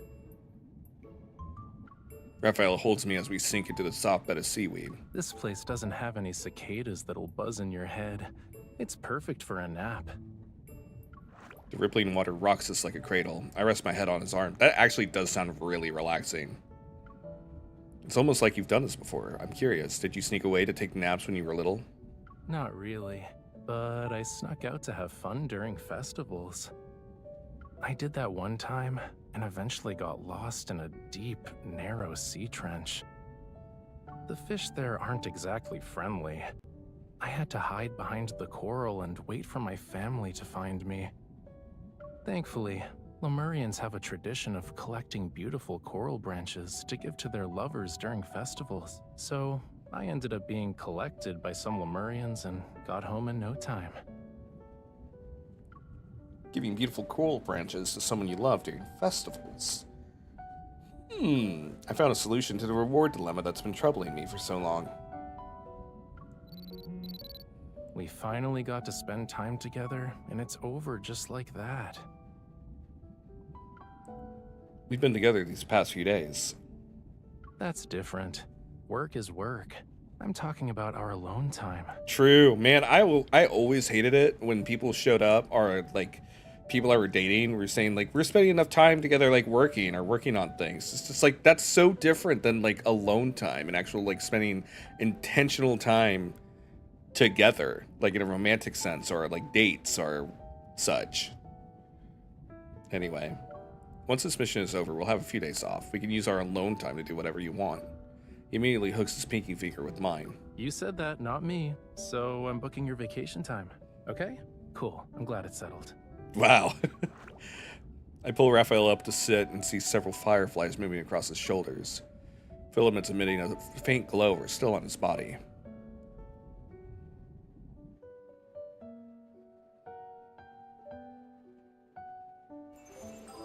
Ew. Gross. Millie, don't drool on me.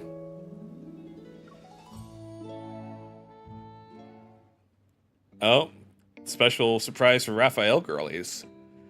As soon as we finish our preparations for today, Raphael wastes no time in bringing me to his place. The sun is determined to make me dried fish. Put them chesticles away, my boy. The bathtub has already been prepared. He enters it and sinks under the water. I barely saw you today. You look exhausted too. Where have you been? Why is this so much more intimate than the other one? Than the other ones? Are they bathing together? The whole time. I didn't skip. Oh wait, no they're not. I sit in the chair beside the bathtub. A glittering thread-like substance clings to the jacket he draped over it. My God. This is so much more intimate. The lingering questions I had when we were in that body of water resurfaced once more. When I woke up and logged in the game, the first thing I was like, honey, so early. Oh my God. I was surprised to see that. It was so funny that he was the only one that did this. The spatial anomaly's water is soft yet resilient threads to glowing. Raphael sits up and presses his cheek against the back of my hand. You can't withhold my reward because of this. That depends on what you were busy with. Did you go to the boundary again? Today was just unbearably hot. I went there to cool off for a while. Why do I still feel dizzy? Probably not drinking enough water, artist boy. Check my temperature. Do I feel hot to you? Sir, you're in a bathtub. I'm not talking to you, Siri. Don't show people where I am. Stop it. Stop it. Good God.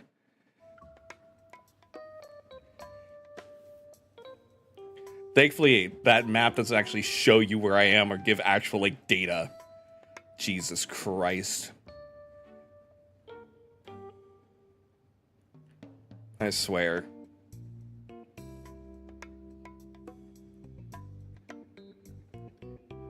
He places my hand on his forehead, then he moves his head from side to side. His temperature is normal. Siri wants in on the action. Siri, don't go away, Siri. I don't want you here. God damn it. Can I turn Siri off? I need to look that up. Hold on.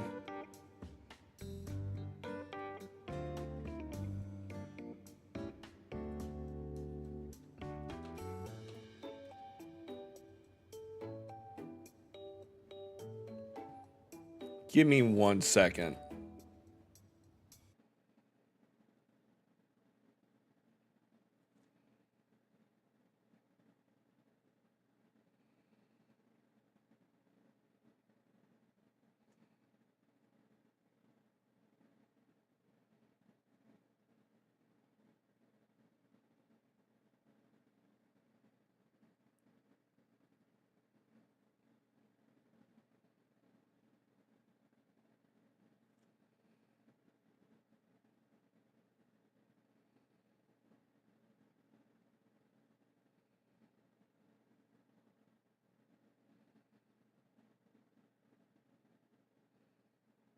There we go.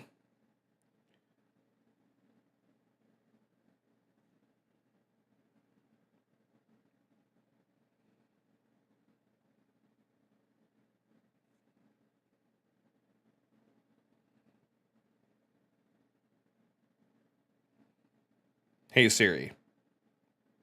Not you.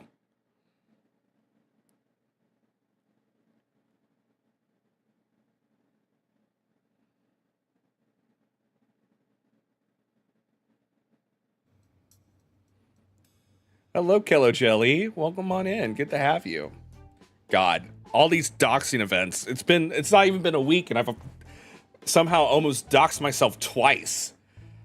Okay, now it's turned off. Siri's turned off on my iPad, so now she will not bother me, which, thank God. Also, again, I'm so glad that map location doesn't actually show you guys where I'm at.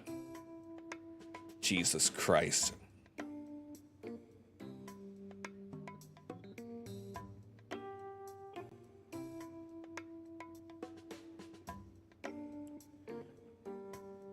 Excuse me. I had my suspicions, but I decided not to bring them up. You do feel a little warm. Let me get a cooling patch. Or just get him out of the bathtub. He's in a bathtub. I stand up and walk to the cabinet. Playing along, I rummage through the first aid kit while continuing our chat. By the way, do you remember those creatures you mentioned? The ones that might be rainbow worms? I found some pictures in the association's database. You saw what they look like? Going through all, yes, we're going to do that, and then we're going to dive into Death and Rebirth. Unfortunately, the pictures were too blurry. I couldn't really make out anything. I just said they looked kinda similar. They've been extinct for years, cutie. Not finding anything is to be expected. Raphael picks up a drawing board and paintbrush from the round table. He starts painting as if nothing happened. Didn't you say you were dizzy? Why are you painting? The dizziness gave me some inspiration. Water really is the source of put my them creativity away. and vitality. He's trying to change the subject again. I grab a cooling patch and return to his side. Alright, those rainbow worms. As soon as I speak, the line on Raphael's painting becomes slightly crooked. We don't have to find them. Noticing his relief, I tear open the packaging and press the cooling patch onto his forehead. Is it cold? Shouldn't it be soothing since you're burning up? Yeah, it feels nice. I hold back my laughter and remember there's an important task I need to take care of today. Since I'm planning to give coral to my beloved Lemurian at the ceremony. I wanted to be more than just a decoration. I wanted to become a part of his everyday life. I wonder what a diffuser made of coral would look like. I poked the artistic aroma stone on the round table. Do you like it? I have a few more. You can take one home if you want. So generous. I guess he has a lot of these. I look at the area above the bathtub. Don't you think the showerhead is a little plain, Raphael? It doesn't really match your style. Maybe you can make it ocean themed. Seashells, coral, things like that. Raphael tilts his head and gives me a skeptical look. Sure, but I can also just, go to the ocean. True. I begin examining household items in other areas. Then I see Raphael is watching me with evident curiosity. Why are you suddenly interested in my furniture? I need some inspiration for the ceremony's decorations. I make up an excuse on the spot and his smile widens. Shouldn't you be consulting me for that? I have more than just endless inspiration. I can also bring ideas to life right before your eyes. He taps the back of my hand with the handle of his paintbrush. It suddenly occurs to me that for Raphael, his paintbrushes are almost always by his side. I'll make him a coral paintbrush.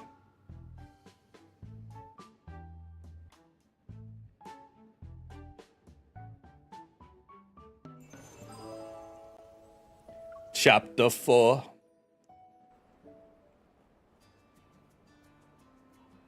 Oh, I'd love to go to the premium coffee cafe. During my break, I visit a craft workshop to make the paintbrush. Under the guidance of a professional instructor, I successfully complete it. We'll let you know when the protective coating is dry. Then you can pick it up. Now that everything is done, I walk through the district with a spring in my step. The street is lined with all kinds of craft workshops and antique stores. I admire the dazzling array of items in the display windows. This is the 5th revision you've made, Mr. Raphael. Ooh, I still don't think it's good enough. Oh, that's him talking. Raphael? As I turn the corner, I spot a familiar figure standing by the entrance of an antique watch shop. Before I can approach him, he pauses before walking into the store.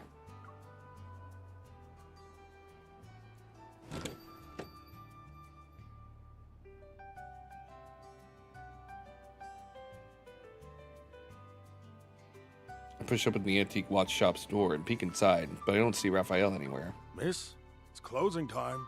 If you want to look at our watches, you're welcome to make an appointment for tomorrow. I'm not here for that. I'm looking for someone. Your wavy locks are sticking out over there. I tried my best, Mr. Raphael. A familiar head slowly emerges from behind the counter. You should make this counter taller, sir. This counter's for displaying watches. It doesn't need to be that tall. Raphael stands up and walks out from behind the counter. He casually waves at me as if nothing happened. I thought you said you were gonna inspect the goods for the ceremony's final part. Why are you here? Ooh, I gotta sneeze. 1 second.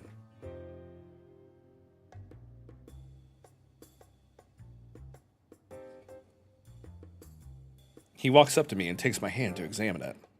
Huh. One of your suppliers is from the ocean. Following his gaze, I notice the pink coral powder still on my fingers. At the same time, I notice some faintly glowing threads wrapped around his cufflinks. And you visited the boundary again to cool down. We exchange a knowing glance, and Raphael wipes the coral powder from my hand. You should protect your hands when you visit those suppliers. I smile and brush away the remaining threads from his coat. You should be careful, don't get eaten by the bugs when you cool down. I like their energy here. Wrath's growing on me. The shop is filled with bright, warm light as I admire the collection of exquisite antique watches displayed behind the glass counter. In addition to antique watches, our shop also accepts custom orders. Each customer can only commission one watch in their lifetime. Why? I turn to look at Raphael. Which one suits me?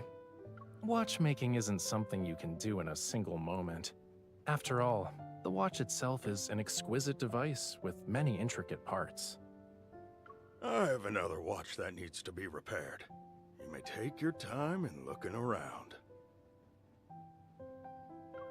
The owner disappears into the workshop behind the door. Now it's just us. Raphael selects a watch from the counter, gently takes my wrist, and fastens the clasp for me with an unhurried precision.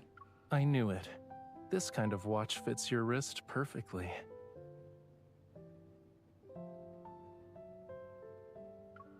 You knew it? Yeah, the business model is a little weird. New. Unless you're just paying, like, like, just absolutely tons of money for a watch. He traces his fingers along the watch band and caresses the inside of my wrist. I should reconsider the material of the watch band. You're being very meticulous. It sounds like you're talking about a custom watch that you only get once in a lifetime. In the shop filled with the ticking of watches, the solemn chime of the grandfather clock resounds. I was worried I wouldn't find the perfect moment, but I think now is the time. Raphael holds his hand out. A custom watch you can only get once in a lifetime is the gift I've prepared for the event. I wanted to give it to you during the ceremony, so will you attend the ceremony with me as my partner? I place my hand on his warm palm. What am I supposed to do now? You took the question I wanted to ask, word for word, too. That means you're thinking our answers will be the same, then? Just says no and runs away. Chapter 5.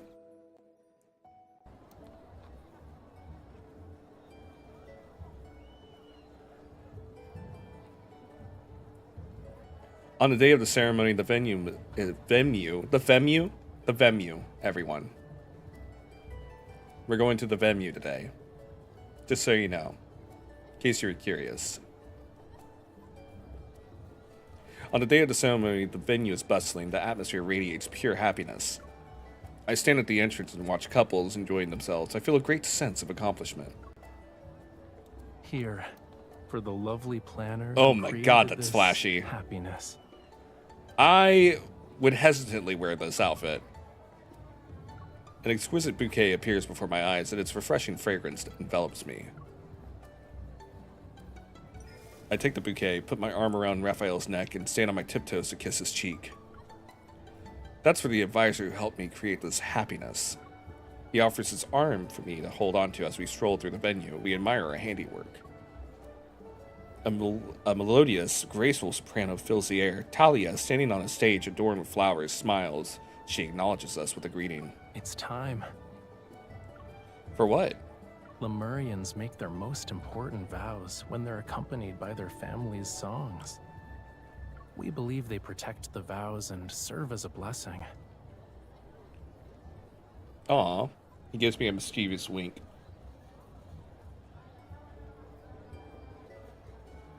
And Talia isn't someone who accepts invitations to perform at just any ceremony. Raphael takes my hand. We walk on the soft carpet that's covered in flowers to reach the Bell of Vows.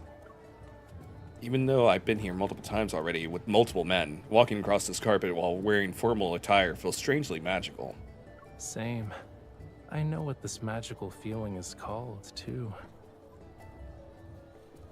I know that each outfit for, are you talking about for the boys or are you talking about for your MC, Lori?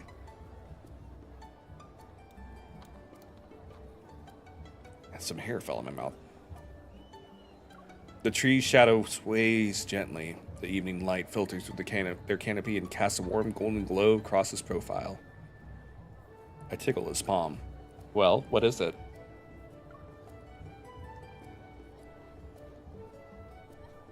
Smiling, Raphael turns his head and whispers into my ears. For the boys? Ooh, Xavi. Xavi. I would say Xavi's. That's my choice between the two. Talia's distant singing echoes like a blessing from the ocean. It envelops us.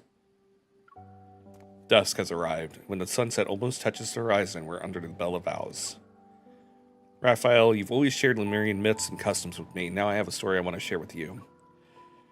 They say vows exchanged under a bell are carried to the gods and they could never be broken.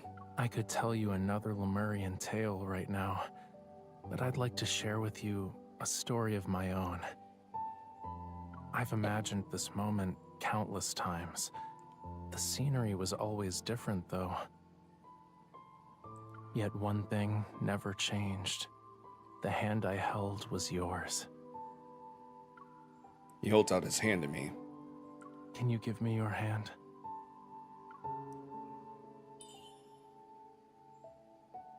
He takes out a watch and carefully puts it on my wrist. The dial features a flame lily, and it is embroidered with luminescent silk threads that shimmer iridescently.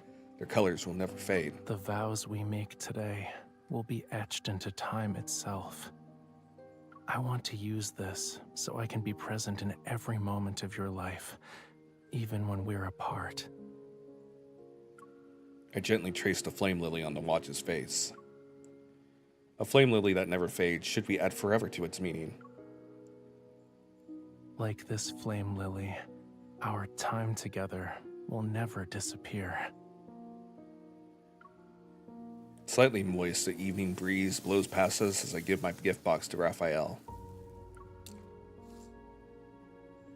Raphael takes out the coral brush from the box, and his expression softens. You remembered the story I told you. I take the brush and use it to trace the lines on his palm. Lemurians give coral branches to the people they love, and I want my beloved to use this coral brush to paint the happiness he sees. The sunset ignites like a spark in his gaze. He tightens his grip on my hand and embraces me.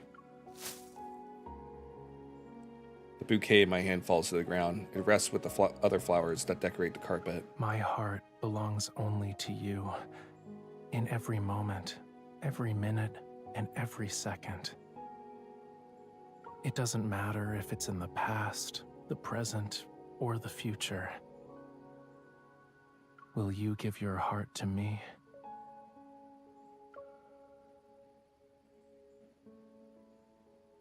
Yes. Raphael, this heart has been yours for a long time.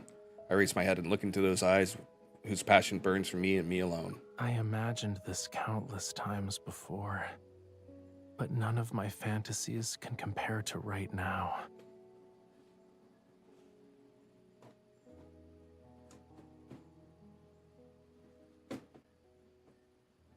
Sorry. The dog is trying to get into my trash can, but she's not allowed to do. You know this, ma'am.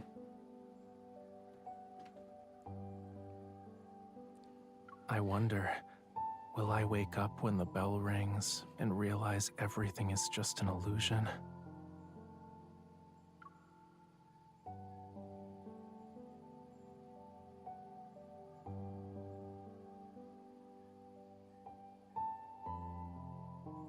Even if that happened, I'd give you the same answer. Seagulls take flight. The gentle breeze carries the profound toll of a bell to a place that transcends time and space. Raphael lowers his head. His kiss is like a floating feather, a blooming flower in this moment. More ASMR kissies, chat.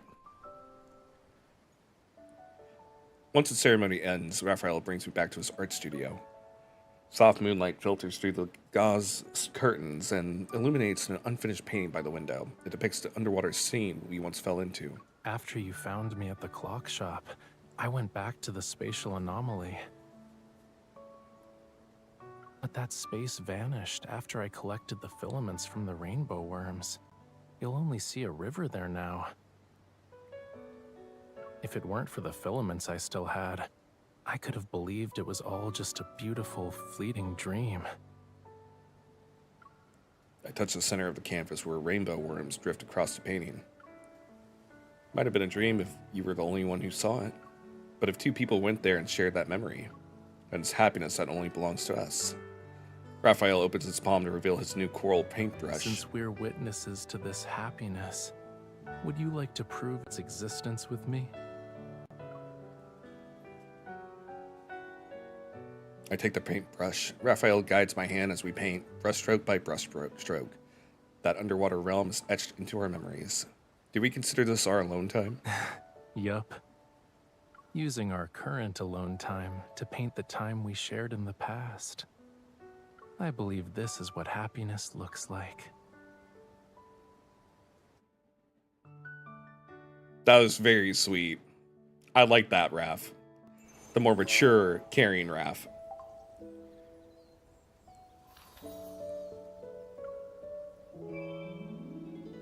There we go. And then All right, Raph. Get out of here. It's time for our last boy, Sylus. To assist Lekon's government with the Midsummer Vows event, the hunters responsible for maintaining spatial security have been assigned different roles. As a designated event planner for the ceremony, I sit at the table and make a show of sketching layout plans for the venue. Due to intense fluctuations in the deep space tunnel, spatial anomalies have been frequently appearing throughout Lincoln City. Recently, a rare luminescent substance was discovered in these spaces. It has attracted significant interest from collectors. Of course. Based on current research, this material is related to the luminescent organisms found in spatial anomalies. For now, scientists refer to it as nixphosite.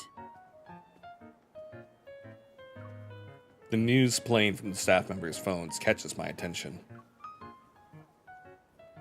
I wonder if everything's going well with the nixphosite. A few days ago, I found some nixphosite during a mission, which involved a spatial anomaly. I took it to a jewelry store so it could be made into a brooch.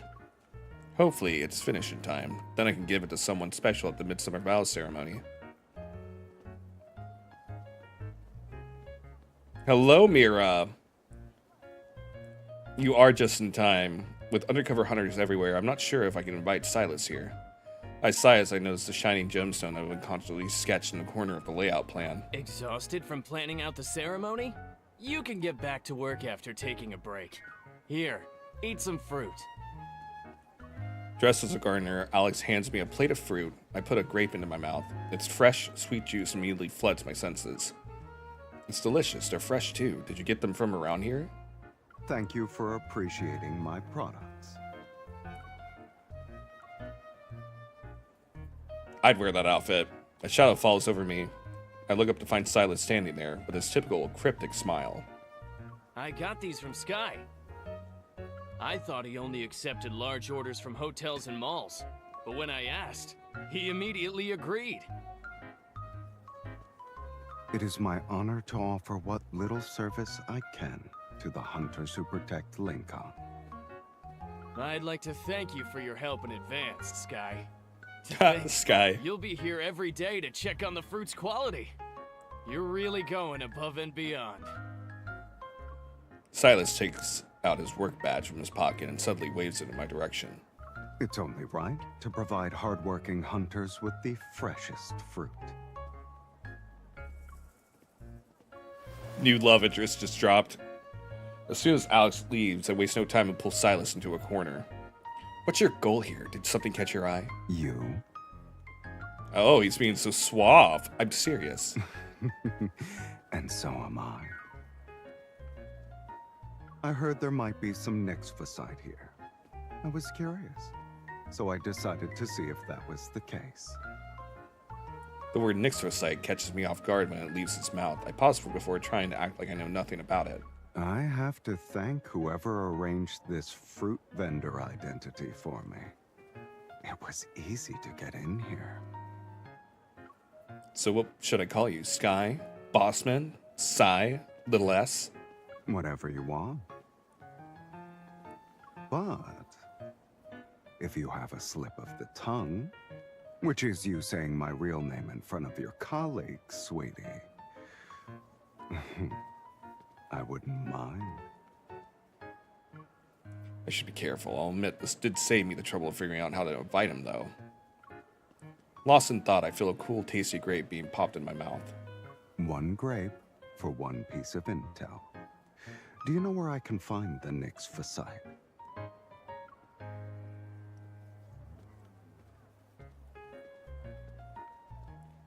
This is a coercive business tactic. Besides, it's a rare gem. How would I know? I guess I'll have to continue my search in other spatial anomalies then.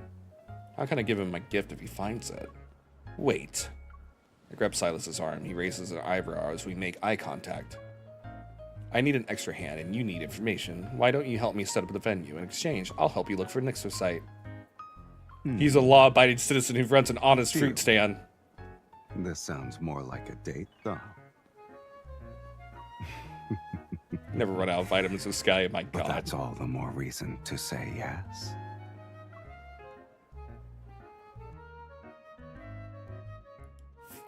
fun.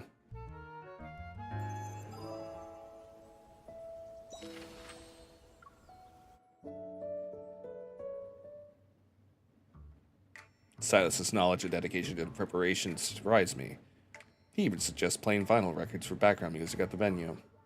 I already know the place he has in mind for testing these records. I don't need to ask about it. Have a good time at your appointment, Amora. Of course, he's still awake.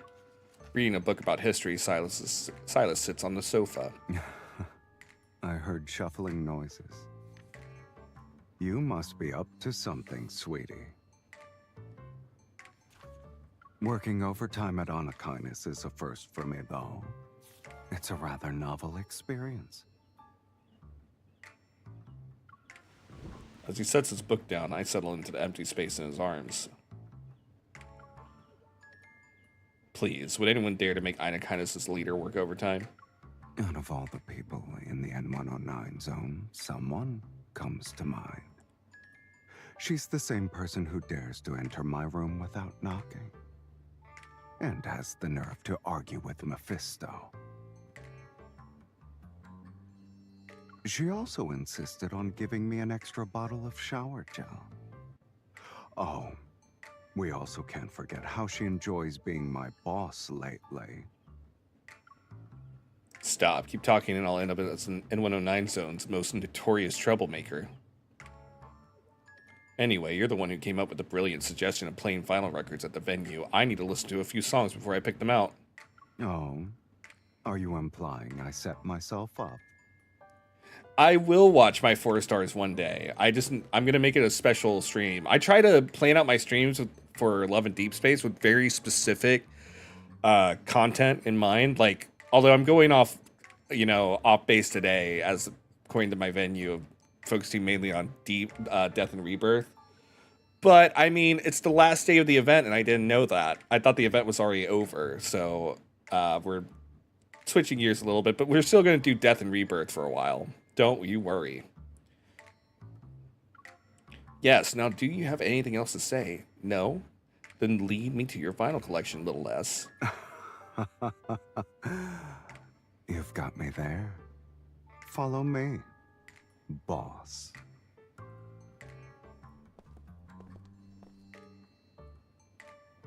1 hour later. The 6 vinyl records I've carefully selected are spread out on the table. Across from them, Silas reads his book. This is harder than I thought. I should have just let Silas take the lead instead of acting confident. Deep in thought, I feel a large hand rest on my head and gently tousles my hair. If you need extra brain power, there's another brain you can use. Is your book not interesting enough? My boss is struggling right now. I want to put her at ease. It's nice that you care about your boss. Now, which of these 6 would you recommend? Since you're choosing music for couples, you should pick something that lets them feel each other's emotions.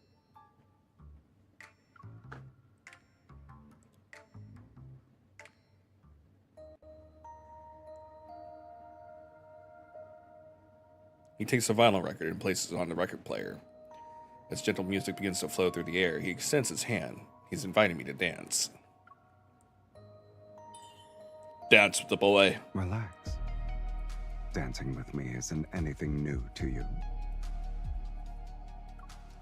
Are you really going to dance 6 times with me if none of the songs feel right? That depends on your stamina. Smooth.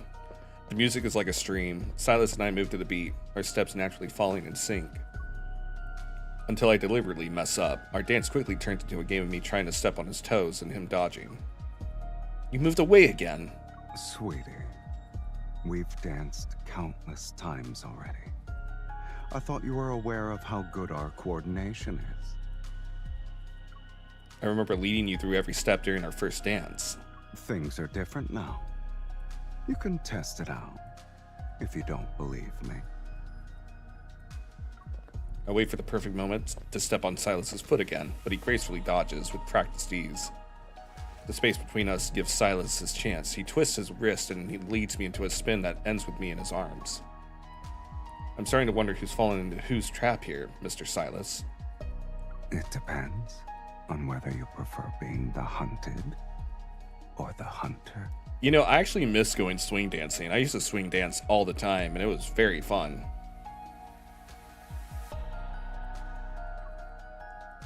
That remains to be seen. But more importantly, I'll have to remove the song from the selection process. Allow me to guess why. I hope he doesn't call her Kitten. He hugs me as I naturally wrap my arms around Sylus's neck. Our breaths intertwine in our tender embrace. ASMR coming in? It's our special song now. Smooth. Swing dance is really fun. I miss it.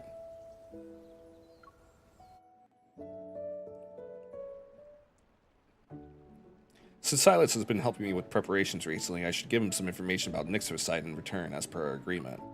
I intended to lead him on a wild goose chase to places without it, but he had other plans. I'd wear that outfit. Aren't we supposed to be looking for Nyxocyte? It feels like you're waiting for it to jump into our hands. I watch as Sylus holds a fishing rod. His silhouette is bathed in gentle moonlight. Tonight's weather is nice. It'd be a shame not to go night fishing. He loves fishing, I noticed. I take the fishing rod he hands me and sit down beside him. You can fish, but I'll give you a warning. The spatial anomaly has a rather unstable index reading. How is it compared to the N109 zone? I'm not too sure. While talking, we notice a rustling sound from the bushes next to us. Have you heard about the scary stories here, Sylus? I'm all ears. Ahem. They say a glowing beast appears here, bloodthirsty, has a massive maw and razor-sharp fangs. As I speak, my fingers trail down Sylus's neck. His skin feels warm under my touch, and I can almost sense his steady heartbeat. And it preys on successful night fishermen, specifically. Sylus suddenly raises his hand. He had pulled up a small crab by its pincer. Unsuccessful night fisherman, huh? Oh my god, Lori. As soon as that last word leaves Sylus's mouth, a glowing red figure flashes by. It leaves behind a faint, metallic, earthly scent. I won't be the appetizer for a bloodthirsty beast with massive fangs, I guess. My disappointed expression seems to amuse Sylus. He lets out a soft chuckle before bending down to reach into the bushes.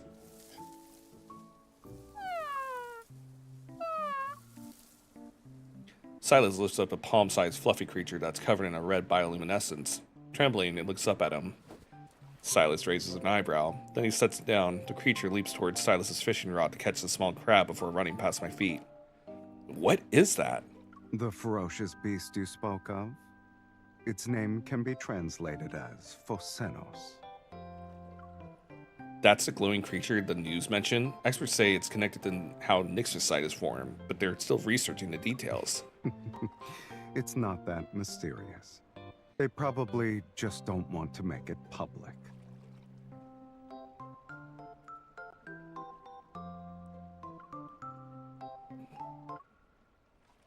Sorry. As Sylus speaks, he crouches beside the Phosenos and holds out his hand. Small red orbs of light slowly drift from the Phosenos' body. They gather in Sylus's palm. They're just clusters of energy that coalesce. Stones with special properties can absorb them. That's it? Then anyone can make Nyxocyte. You seem nervous. I was worried you'd run off to make Nyxocyte and you'd stop helping me prepare for the ceremony. That's impossible, sweetie. My fruit stall has signed a contract with you. Besides, the stones need to absorb energy clusters for years before they can turn into Nyxocyte. It's why the gem is rare to begin with. I'm collecting these to modify something else. One cluster isn't enough, though. I need the help of a brave, meticulous Miss Hunter. As more small crabs are caught, several Phosenos emerge from the grass. They gather around me for a feast. Only when Sylus's storage container is filled with the red energy clusters does he put away his fishing rod. I start to stand up. Ugh, my legs are stiff from crouching for so long. Sylus. Before I could say more, his broad back appears before me. Hop on. I jump for the free piggyback ride, and Sylus supports me. I rest my chin on his shoulder. In night's tranquility, Sylus and I make our way back. I wonder how long the spatial anomaly will last. It might be a while before the Phocenos appear again. If I collect some energy clusters, the next Foresight brooch might absorb them and shine even brighter. Then you'll have to visit more often. Let's switch roles next time. I'll do the fishing and you can feed the Phocenos. You sound confident. Do you think you can catch more than me? We won't know until we try. I'm looking forward to it.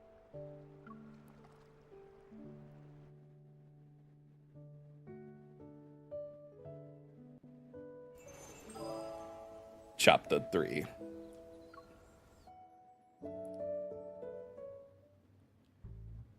The ceremony preparations encountered some problems, and due to some minor transportation issues, I've had a very busy day. My whole body aches. I arrive at Oni Kindness's base only to discover that Sylus has gone to the odd workshop to modify some equipment. Too exhausted to go anywhere, I collapse into a luxury massage chair. I still don't feel better. As I close my eyes and roll my neck, I reach out to start another session, but then someone grabs my wrist. Even massage chairs need to clock out, miss. And if I'm not mistaken, it's been running for an hour now. You're back. Did you use those energy clusters to modify some gear? How did it go? It went well. You seem very interested in the energy clusters. I was just asking. Yes, yes. You have more pressing matters right now. Sorry, I was taking a sip of coffee. As he speaks, he effortlessly pulls me to my feet while checking his phone. I studied that stretching video you shared with me an hour ago. Shall we put what I've learned to the test?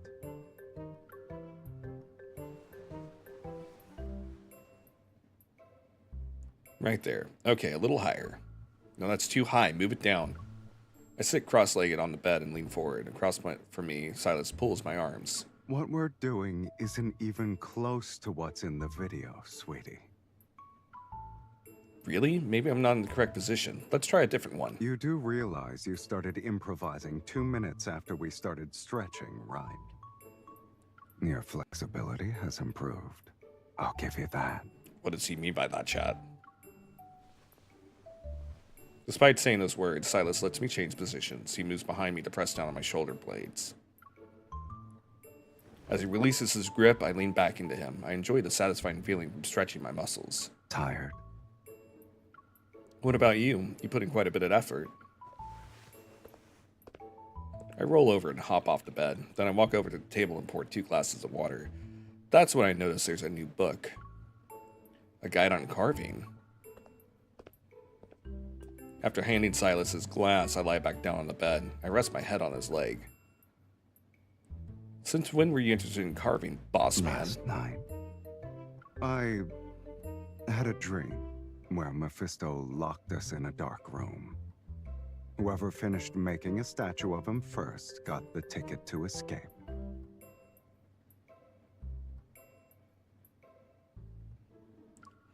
Mephis is the one calling the shots in your dreams?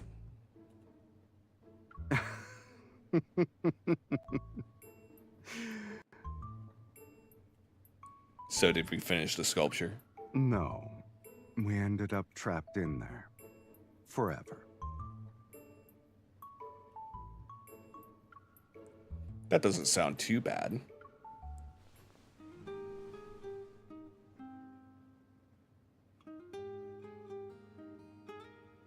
I wrap my arm around his neck and gently pull him down. He leans in and meets my gaze. That still means you've been reading about carving. Are you practicing so that you won't have to worry about being trapped with me? I'm more concerned about you being too energetic to sit still and sculpt. In any case, I'll just get you a ticket first. Then you'll be free to stay or leave. Light and shadow paint intricate patterns on Silas's face. They soften his usually sharp features. Doesn't matter. Being with you is what matters most. Even if your words are dripping in honey, they aren't enough. How do you plan to pay? After all, you enjoyed the stretching services provided by Anakinus' leader. I mean, how much can a stretch cost, huh? You wouldn't charge a poor cat boy.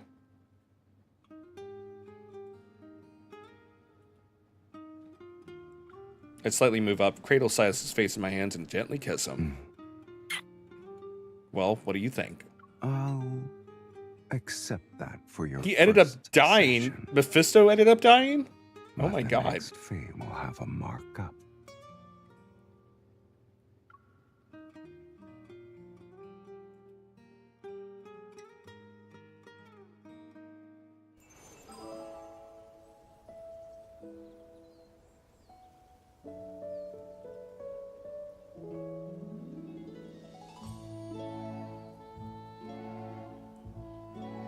One second, I'm just adjusting something. Give me 1 minute, chat. Not even a minute.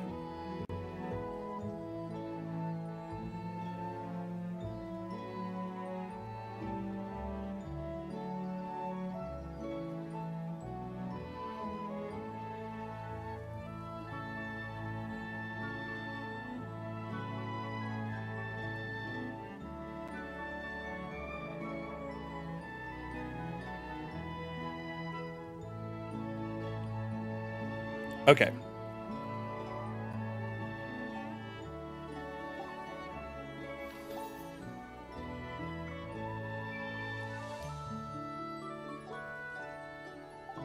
Ooh, I can get more stuff from the shop now. But what even to get? Except level up materials like this, which I really actually desperately need.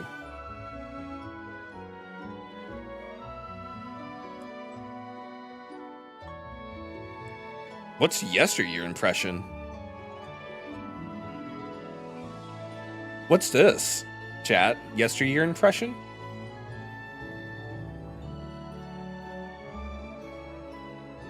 I'm glad you woke up too, poor Mephisto. Is this worth getting?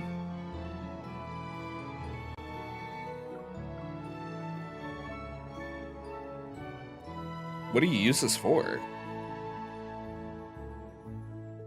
Would y'all know?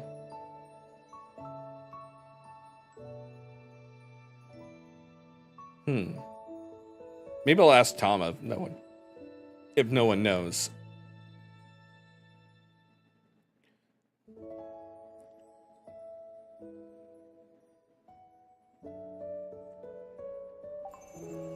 No, not really. Post you can unlock with them. Yesterday, your impression unlocks old moment posts and messages. Oh, okay. Okay. Might be worth to get then. I'll ask Tama. She might be able to guide me more. Okay. Chapter 4 though.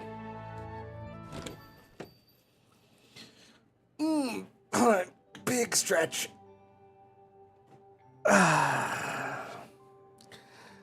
Ads are going to be starting for Twitch in about 3 minutes. I might take this time to take a really quick break because I'm going to be sitting for like 4 hours now.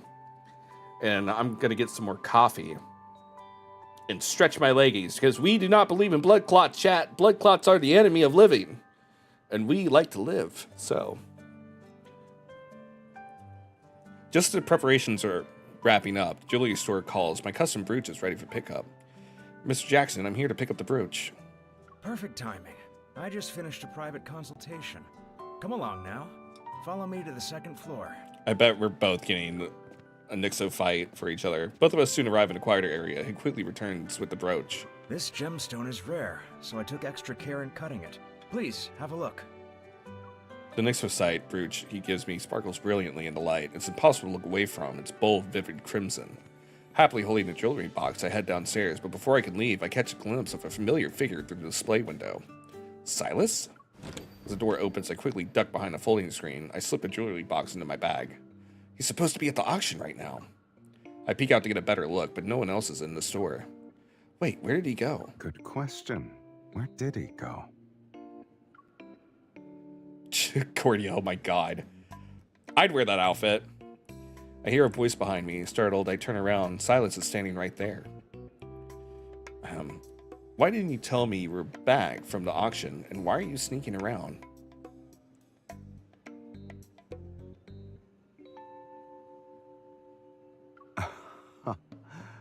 I'm not the one who's sneaking around, miss.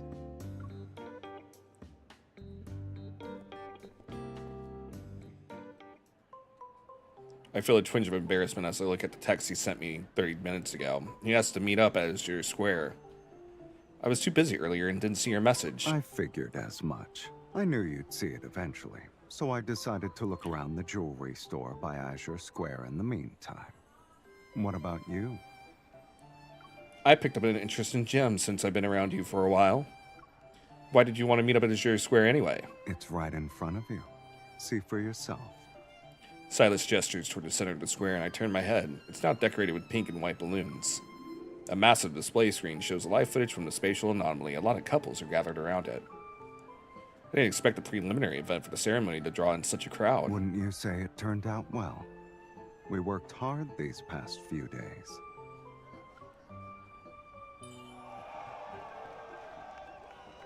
Sylus takes my hand and leads me into the crowd. Praise rises around us. Look, they've got all those candid photos of us in the video. They're nice. Especially that one. Sylus points at the photo where he's pinching my cheeks in the corner. Everyone else's photos are about capturing sweet moments and dreaming of happy futures. Why does ours look different? I wouldn't say that. Sylus points to us in the photo. See? It's a sweet moment. And as for our happy future... I wait for Sylus to finish his thought, but then an event staff member approaches us. Are you two also joining the event?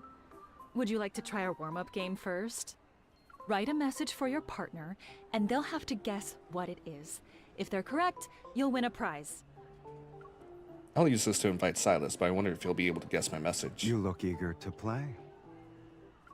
Caught red-handed, I take the paper and pen from the staff member. I push the other half into Sylus's hands. Since she knew what I was thinking, let's start writing. I carefully write down my invitation. Then we exchange papers. There's a prize for guessing correctly, so... I guess you wrote an invitation. Thankfully, I didn't bet against you. And what is your answer to my invitation? Shouldn't you guess mine first? You wrote about the future? You were talking about it earlier. Ha! No, I bet it's him saying yes. With mirth in his eyes, Sylus gently ruffles my hair. Open it. I do, as he says, and I find a sentence in his elegant yet untamed handwriting. Tomorrow is also part of the future, so will you share it with me? I believe our answers are in perfect harmony. Right. Nice. All right, the ads are running now, so I'll be right back. I'm gonna get a little bit more coffee, and then we'll finish up this and then dive into Death and Rebirth again. Be right back.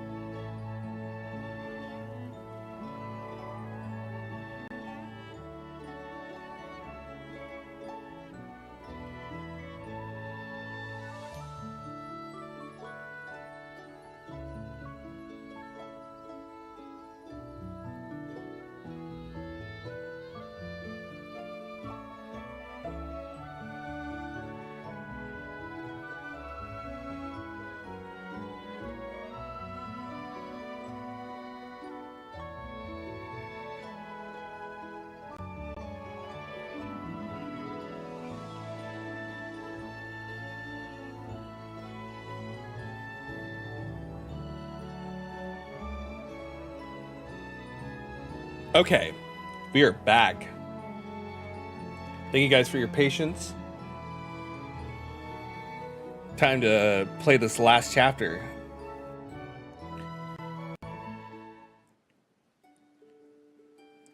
On the day of the Midsummer Vows ceremony, the venue is filled with couples arriving hand in hand.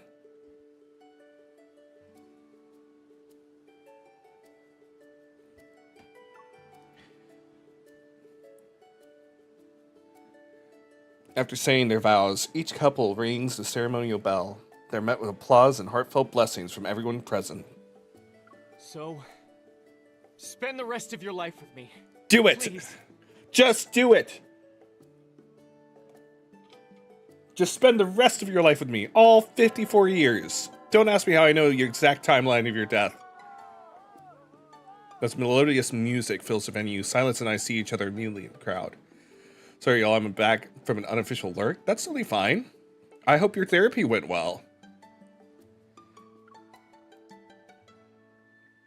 I like that tux, too. I'd wear that. The red highlights. It's bold, yet it works. What do you think? You saw the venue we set up? You can probably guess my answer.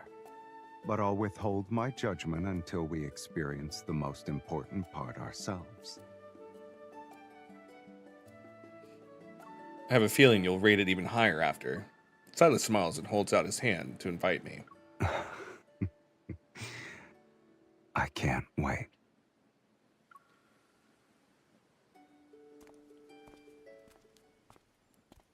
As we approach the bells of vows, the music gradually fades away.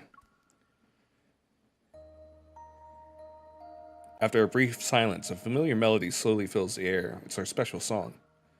The music flows with the gentle sunlight, and the summer breeze wraps itself around us. This can't be a coincidence. It's not. My heart flutters as I take Silas's warm hand. I poke his palm. Let me return the favor with a surprise of my own.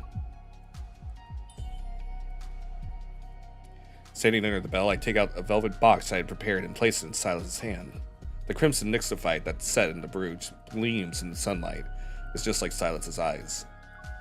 Is this why you were worried I'd find Nyx Forsyte before you? I went through so much trouble to find it because I wanted to be your first piece of Nyx Forsyte. Can you help me put it on? I take the brooch and carefully pin it to Silas's chest. To my delight, it matches his outfit. I knew you had an eye for gems. It suits me perfectly. But trading music for this brooch hardly seems fair. Brooch? Your comm badge ticket finally came in? Nice! That's exciting. Takes out a jewelry box from his pocket and places it in my palm. I knew you'd have a gift for me too. Wait, is this? Another magnificent brooch sparkles before me. Its gem resembles Nyx Forsyte, but its facets reveal a somewhat amateur cut. I brought it with me to Lincoln a long time ago. It wasn't this brilliant back then. To be honest, you can't even consider it real Nyx Forsyte. So the energy clusters you were collecting, were they for the stone? Sometimes. For things to truly match, they need to change a little. True. Ooh, Otakon. I trace the gem's shape with my finger. I feel as if I can reach through its facets to touch the hands that carefully carved it. You knew about my plans this whole time. Jackson told me about a certain girl who frequently responds to my social media posts. She had found Nyx Forsyte. She wanted a custom, exquisite brooch for her beloved. But in my world, I don't see why you should be the only one who's making the effort to accompany me. A gentle breeze passes this idyllic summer afternoon. The bell of vows rings softly in the wind. Sylus takes the brooch from my hands and pins it onto my chest. Now the stone that carries my past. belongs to you. It's very sweet. I pointed the brooch on him. And the stone that represents my present rests close to your heart. I wonder what the sum of our past and present will equal. We can take our time figuring out the answer in our future. Ooh, that's actually a really good deal, Anna. Will it be a while? Are you asking how long it will take until we reach that future? Or are you saying we have a long future ahead of us? I believe you meant the latter. Sylus wraps his arm around my waist. I see his gaze is fixed only on me. We'll have a future that reaches the horizon. It'll go so far that we'll keep on walking together. He does have nice eyes. Yeah, no discretion, Jackson. Jesus. It's a promise. When the bell rings, these words will be forever etched in deep space. So, what's your answer? Do I really have to say it? Sylus, from today to our distant future, I will always be by your side.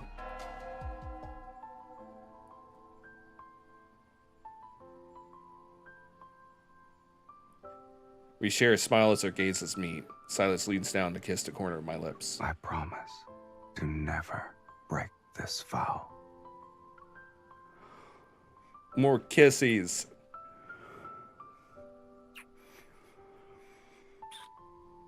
Oh man, he's getting a lot of kisses. As the bell rings, the summer breeze transforms its sound into an ancient, melodious chime. Chome? It carries our vows in this moment even further. They're drifting toward the future we'll share. The sunset bathes the path home in golden light as Sylus and I make our way back. Couples gradually leave the venue and the flowers and balloons are now slightly disheveled. It feels like everything is being drawn to a close. Time flies. You miss it already, sweetie? You were saying you wanted this to be over earlier. Maybe the atmosphere is getting to me. Oh, the balloon! A breeze blows past us. It catches the pink balloon that's tied to a nearby tree branch. I reach out to grab it, but the string slips through my fingers. Another hand catches the balloon. Now you can't even let go of a balloon. His gaze shifts as he gives it to me. He definitely ties its string around my wrist. Aww. We can take it back to Onikindness's base. It'll be a nice decoration. You're so eager to return to the base. I was worried you might be hungry. Food tastes better at Onikindness's base. Also, I can finally add the gemstone I got for you to your collection room. I want to put it in the best spot. Sylus chuckles. He takes my hand and our fingers intertwine. The lines of his palm are so familiar to me now. What a coincidence. I was thinking the same thing. We did it! We went through the whole event. It was very lovely. And we'll collect our pieces of candy. And we'll look at the shop later.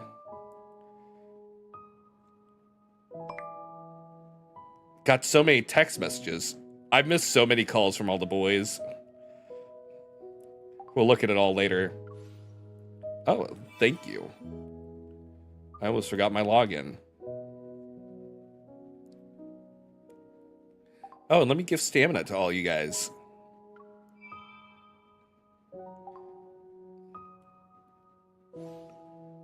Let's see. I forgot that my title is Fate's Hottest Girl. I love it.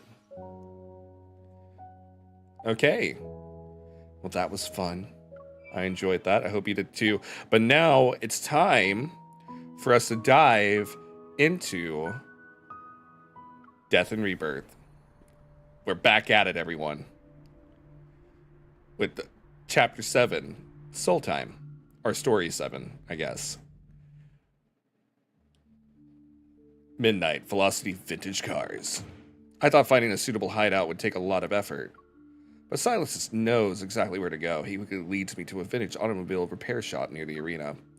2 vintage street lamps flicker inside. A desert highway backdrop and bullet holes decorate the entrance. It's quite fitting for our situation. After making sure we weren't being followed, I breathe a sigh of relief and pull up a chair to ease my pain. Oh yeah, because she was stabbed in the kidney. ever just won't quit. Isn't there a way to deal with them once and for all? The arena fights are bad enough as it is.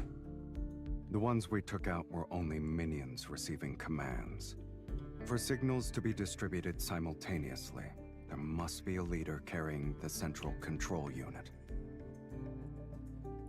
Oh, really? I also share a birthday month with Sylus' son. Anytime you open it, I'm like, wait, there's someone with my name. Oh, wait, it's you. Yeah, it's you.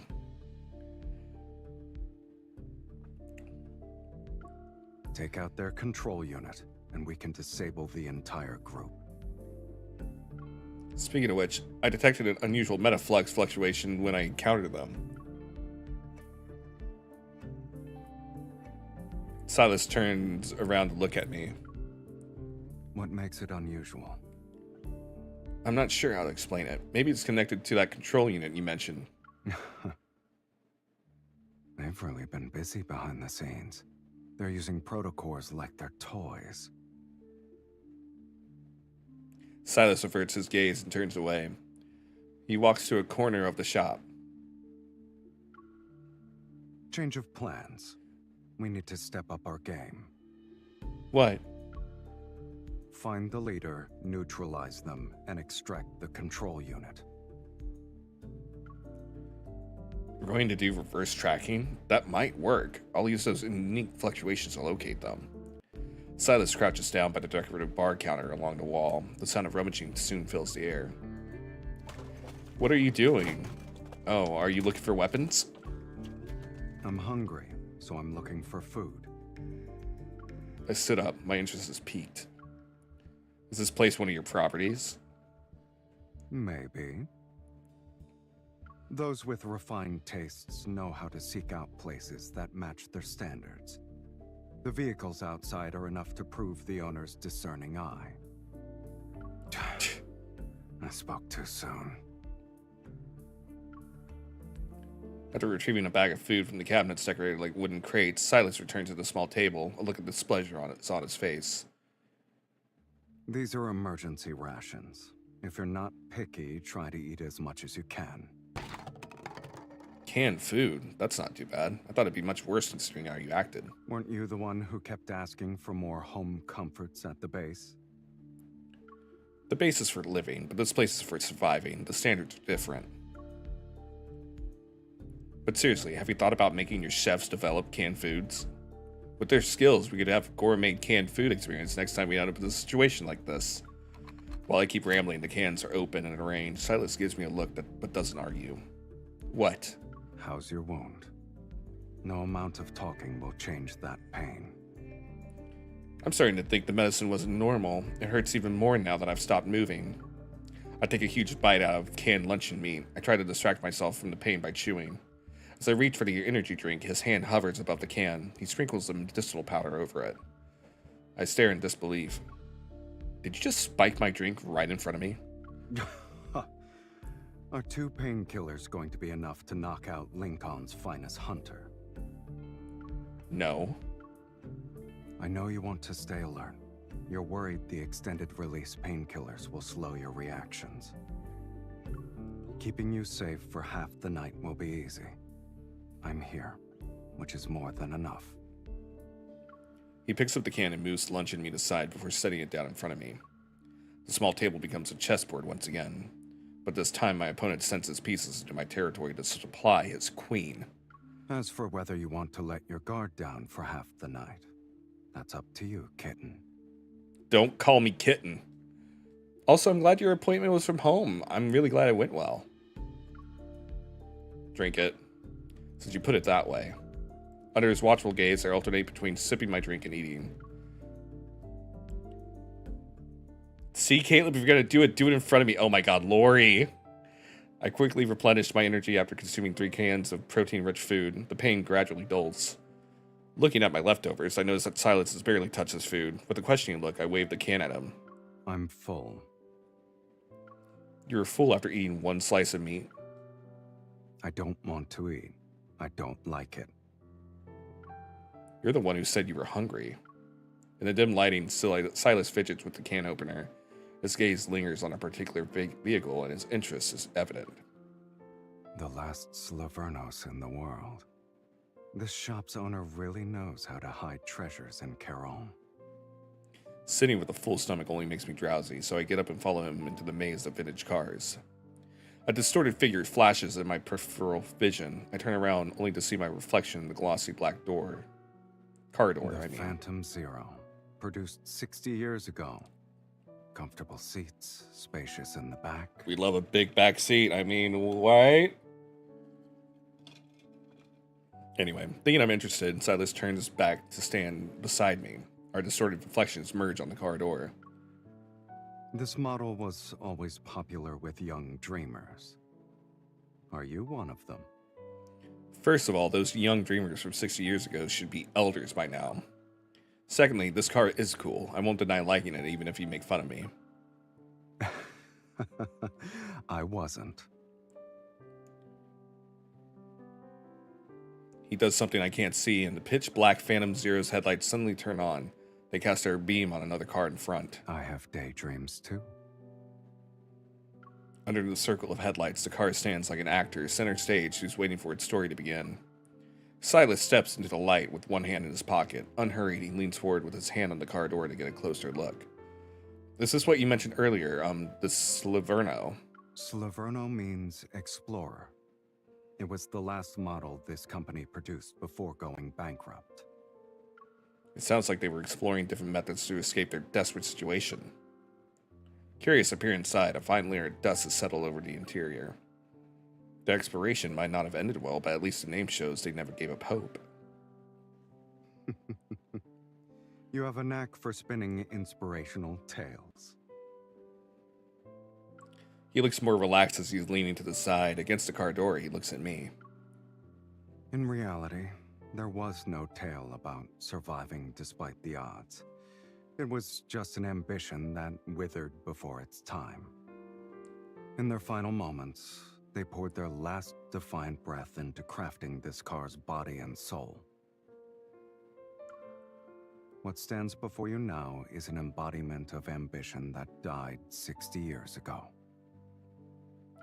The car's headlights illuminate one side of him. They're almost blindingly bright. Looking at his reflection in the car window, I can't help but think that if this car had a soul, it'd be just like Silas. I understand what he's trying to tell me. The essence of exploration is desire, and desire in turn fuels ambition. It pushes us to explore beyond our limits. Just like me. Me, who's always been searching for every kind of truth. Once I start looking for answers, I find more of them waiting to be uncovered. This quest for truth seems endless. Oh my god, Cordia. Sometimes I'm afraid I'll be trapped forever in these endless layers of questions. I'll never find the ultimate truth. The sound of knuckles rapping against the car door snaps me back to reality. My gaze, half hidden in the interplay of light and shadows, fixated on me. Don't worry. Your ambition means too much to me. I won't let it fade away so easily. Have you ever heard the saying that fate will run its course? No, and I don't care. Millie, what are you doing?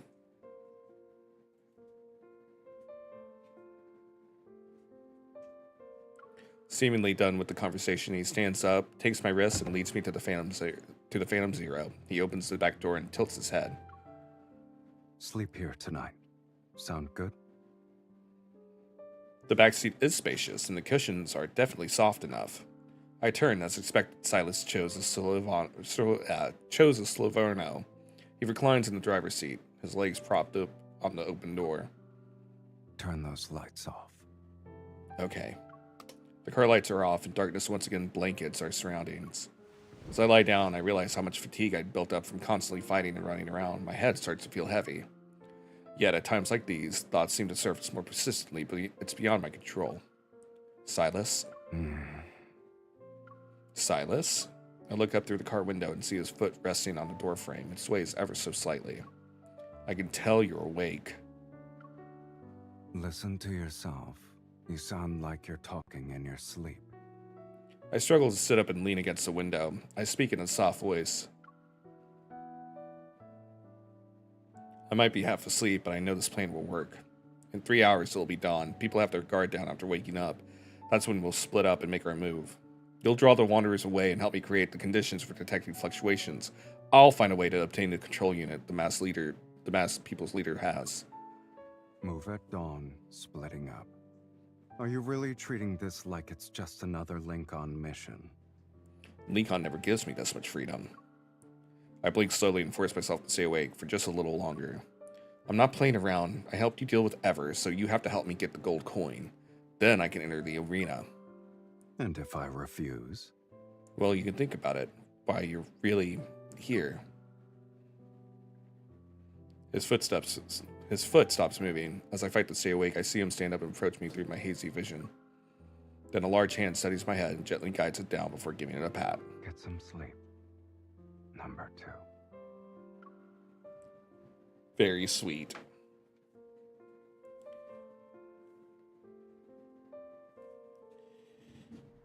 Ooh, a thunder.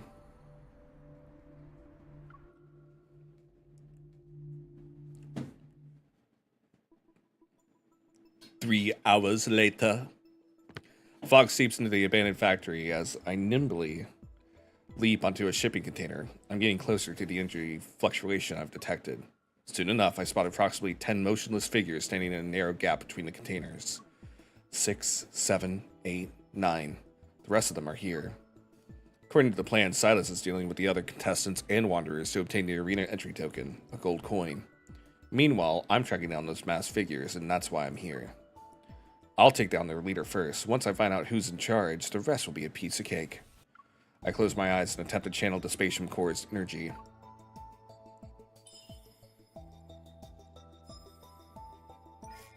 From my heart, warm energy surges and envelops my entire body. My racing heartbeat is warning me that I might experience an energy overload if I continue. There. I sense that distinct energy signature and pinpoint the signal's source in the chaos. I leap down from the shipping container, grab a masked figure's shoulders to pin him down, and press my gun against his forehead. With inhuman reflexes, he flips over and knocks me away. His chest doesn't rise or fall as he breathes. Instead, intermittent electrical currents crackle from within. Their leader is an android. Before the other masked figures can raise their gun, I pull the trigger. The bullet pierces the cold metallic chest above me. As if connected by the same energy source, the surrounding masked figures clutch their chests. Their movements were delayed by a second. I place my palm on the leader's lowered head and detect something unusual. With 2 fingers, I reach into the eye socket and extract an artificial eye. Sparks fly from the severed wires as the machinery, still functioning, freezes. The masked figures have lost their power source. They fall to the ground one after another and let out pain groans. I hold up the artificial eye to the moonlight. As I suspected, protocore particles within its shell emit a faint glow in the darkness.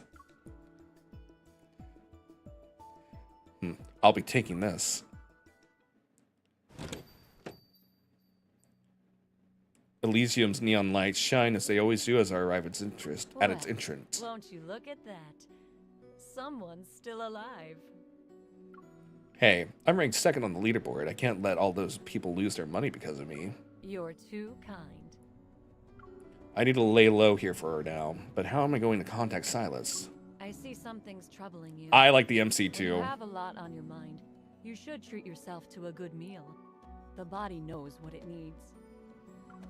I sit down at the bar and remember what Aslan said about offering services beyond filling empty stomachs. I might as well see what this place is really capable of.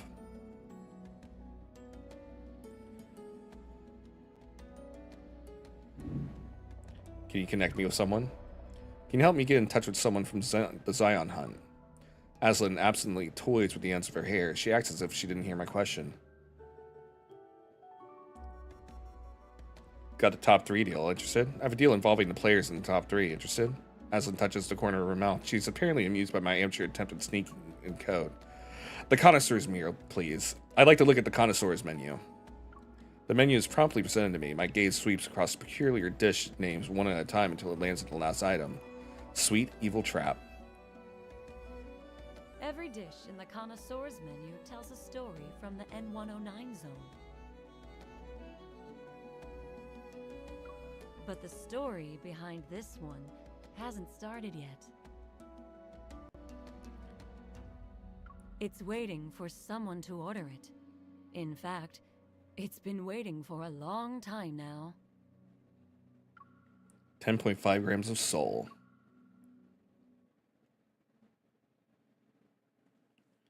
Even at just 21 grams, the soul is one of the most precious gifts the universe has given to humanity. They know the weight of a soul?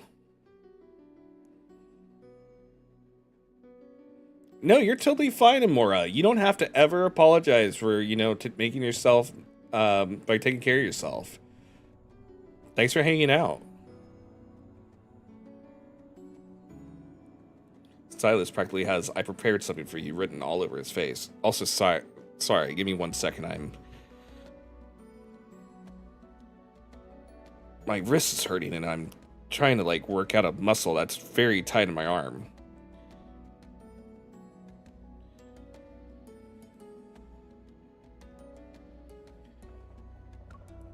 I closed the menu. Oop, I didn't read that. Sylus practically has "I prepared something for you" written all over his face. I closed the menu. I'll order this one then.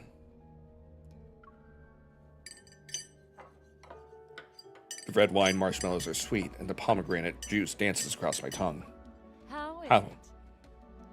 The notes of roasted rosemary and walnut intertwine. Layer by layer, they unfold on my palate in an intricate dance of flavors. It's like him. Your satisfaction is our greatest source of motivation. Here's your bill. I look at it and see a 5-digit number. Put it on Sylus's check. This is the price for one dessert? I guess it can be if you're willing to pay that much. Try inputting these numbers into a map. Doesn't the arena block signals? There's always an exception. I follow Aslan's instruction. A red dot appears on the previously inactive arena map. 8 o'clock, Rest District docks. This is an interesting choice in terms of locations. Aslan brings a finger to her lips. Elysium has more uses than you can ever imagine. The docks are completely deserted. Abandoned vehicles are scattered haphazardly across the area. Come on, Sylus. If you don't show up soon, my cover's going to be blown.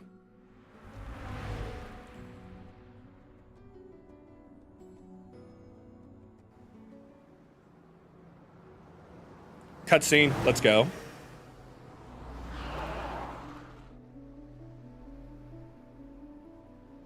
You're late. When I show up on time for a deal, someone usually gets carried away. I'm fashionably late for good luck. No need to thank me. Get in. Thanks, I guess.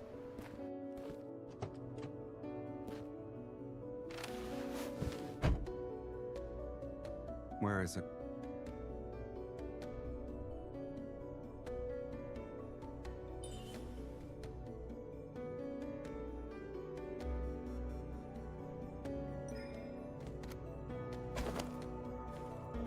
For you.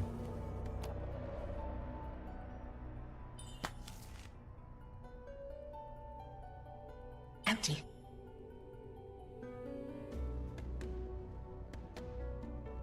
What do you mean? As you can see, it's a pass to the arena.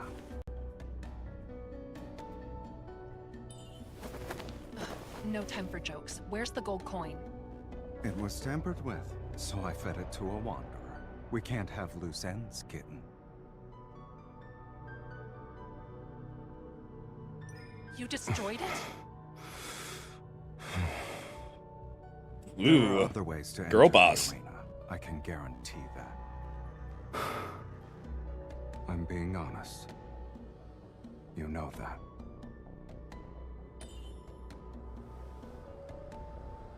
Don't move. What? We're being followed. We're going to have to fight if we want to leave. Why don't we call a temporary truce?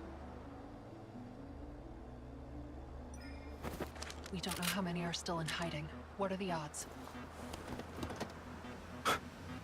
With you, guaranteed victory. Oh my god, it's the scene from the commercial. Don't glitch on me now, game.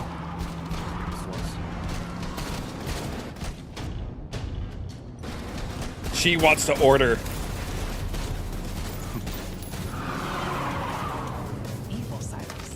Then you should help me fix that. Change your perspective.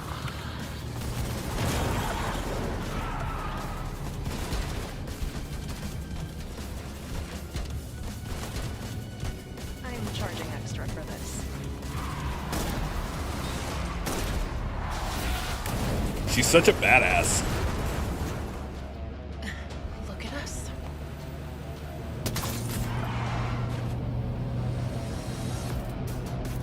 Someone's eager to die.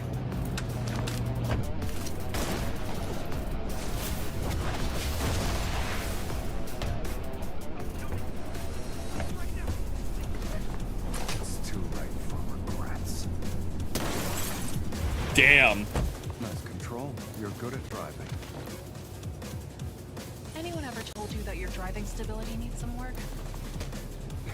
Any suggestions I don't consider are filed under never heard of it. Oh, that was badass. That was amazing. I know, their poor car. This is their foreplay. Faye, you are so right. You're so real.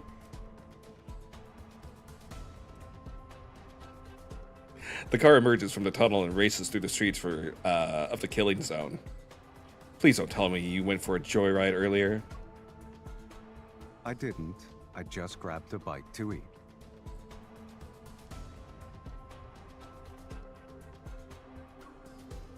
You had a meal? I couldn't get what I actually wanted, so I had to settle for the next best thing. Come to think of it, I rarely encountered any wanderers while searching for the masked people. I guess someone was helping me from the shadows after all. But Sylus doesn't look like he enjoyed his food. How were the wanderers? Delicious? They were so unpalatable that it's not even funny. Laugh. Ha ha ha. Is it really that amusing? Yes. I playfully shake my milk tea. Even though you were starving, you still bought me this. Isn't it common courtesy not to show up empty-handed? It's true. I pull up the live feed. The participant count in the top right shows the number 2. That means Sylus and I are the only ones left. The gold coin markers flash on the map, but we ignore them. We're heading straight for the arena in the center of the area. Do you really have another way to get in? Yeah. In the distance, we see a barrier formed by interwoven blue and orange lights. Instead of slowing down, Sylus steps on the gas. The car is going to charge into it. Hold on tight.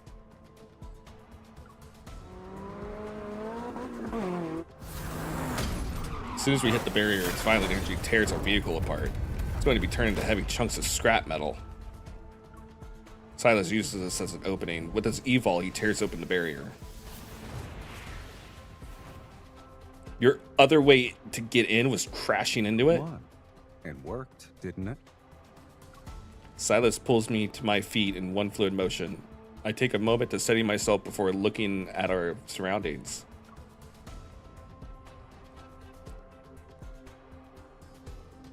The arena is bathed in dazzling blue and orange lights, the same ones that were part of the barrier. The spectator stands are filled with floating holographic screens.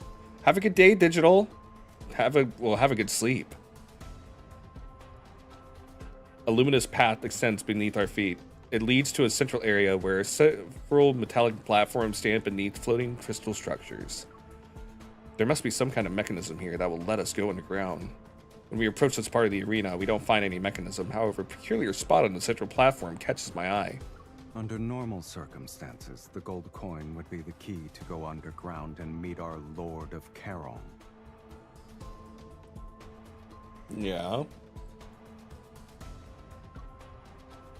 But this can't be considered normal circumstances. There's always more than one way to beat a game. Besides, it doesn't matter if you had the gold coin. The Zoian hunt stopped being fair a long time ago, Kitten.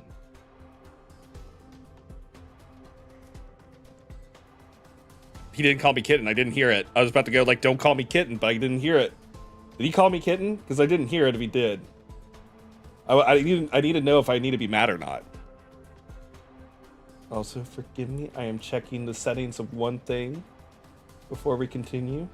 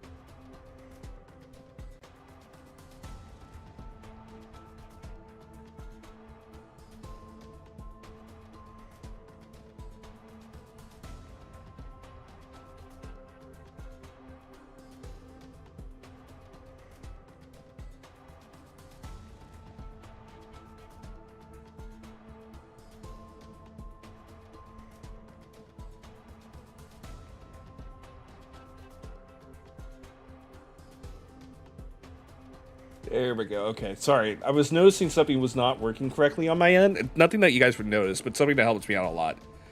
You hate the nickname so much. It's just, look, I'm a cat boy, okay? I'm a full-grown cat boy. I don't want to be called Kitten. All right? It's just a thing. I have something called self-respect. Anyway, sorry. Continue with our, continuing. Also, wait, am I... Oh my god, I totally forgot the tweet that I'm live. Hold on, let me do that.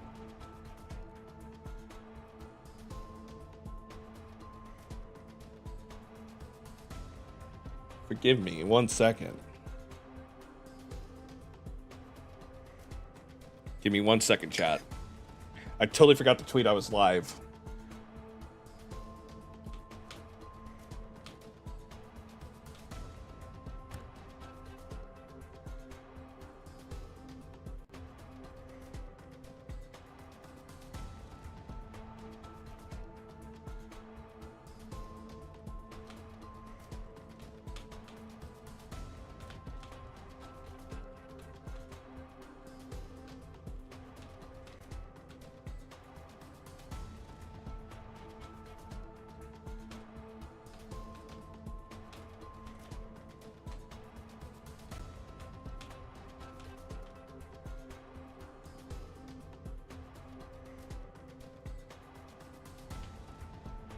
There we go. Got it.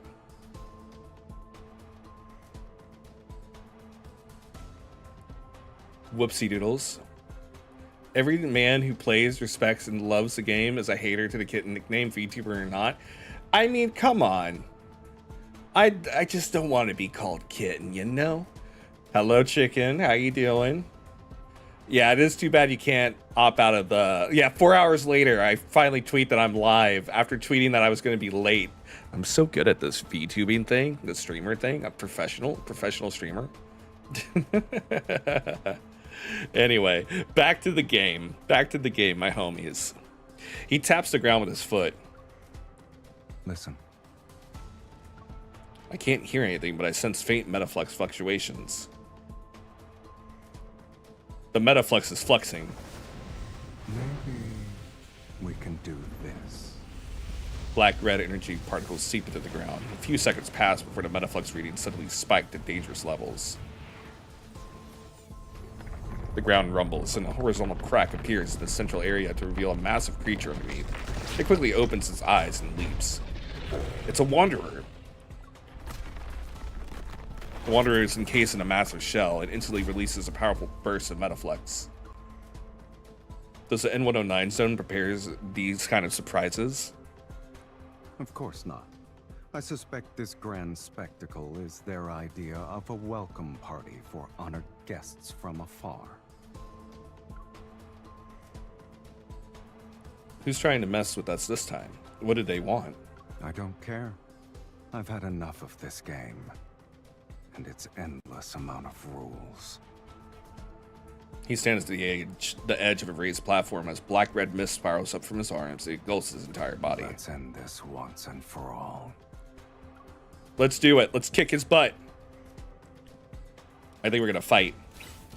We are gonna fight. Nice. Fight, fight, fight, fight, fight, fight, fight. Oh, that works out really well. I mean, you guys can't see part of the screen just because it's behind the chat box. I'm gonna have to think about that. It looks slightly interesting. But that's okay. You can see the MC, and honestly, that's what matters. Petro. This is... Let's attack it together. You can decide when. I'll make sure they're dead. I guess it's gonna fight dirty. Sylus. It can't escape. What a nice punching bag. Let's hit it a few more times. Eat this. Let's attack it together. You can decide when. It's your time to shine. It's your turn. Okay, if you say so.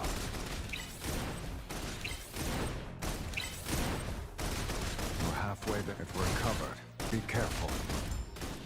You're too close. That's my spot. Let's attack it together. You can decide when. I'll make sure they're dead. Stay on your toes. It's changing how... You were sloppy. My eyes were locked on you. Oh my God. We could have done some more training. It just got sloppy. Go back to the pit you came Take from. that dodge. Attack it together. You can decide when. It's your time to shine. It's your turn. Okay, if you say so. Ready? I was born ready. Let's finish this. It's time to meet your maker. You put up a good fight. Good job. Let's go.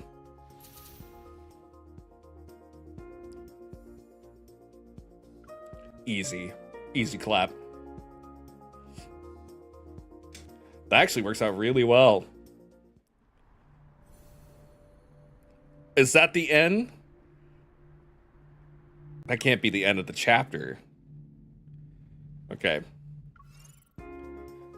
We'll go through and we'll fight all these real fast.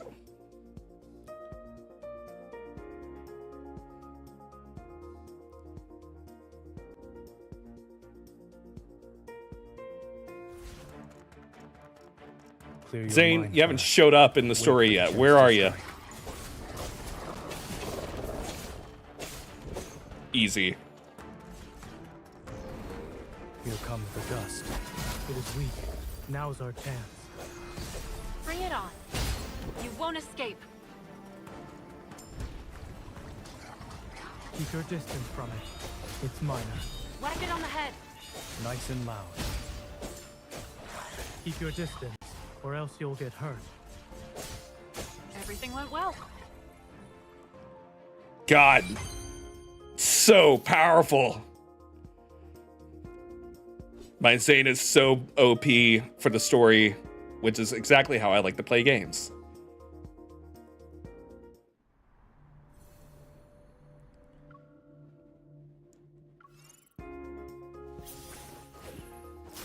Exactly how I like to play my games. Overpowered. I'm so strong.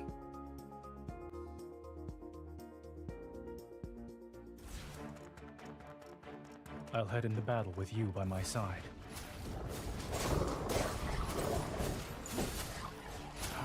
Victory is within reach. Your weakness is showing. It's over. Well done. Keep your distance, or else you'll get hurt. Here comes the dust. It is weak. Now's our chance. Whack it on the head. Nice and loud. I don't need power-ups. My sword is more than strong enough.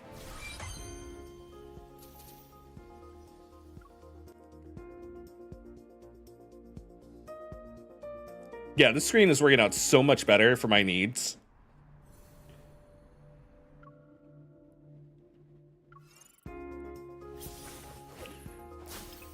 I love that my Zane is already perfectly prepared for this.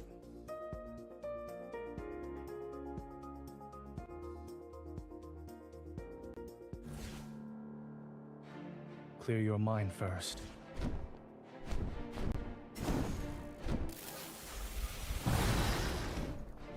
You can't always be on the I'll kick your butt. I can attack. Here comes the dust. You use the gale to our advantage. It was just a scratch. Whack it on the head.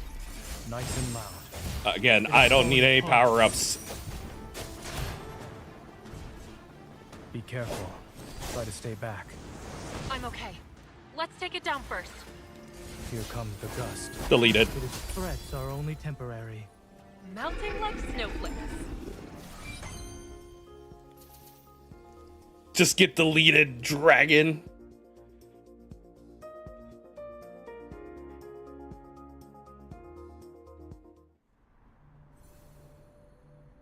Oh, next, there's more. Let's go.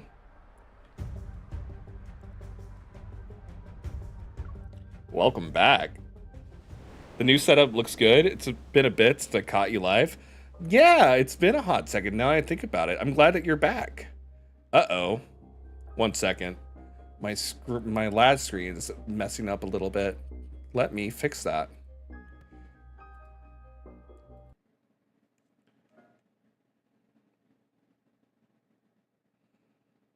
I have to reset everything.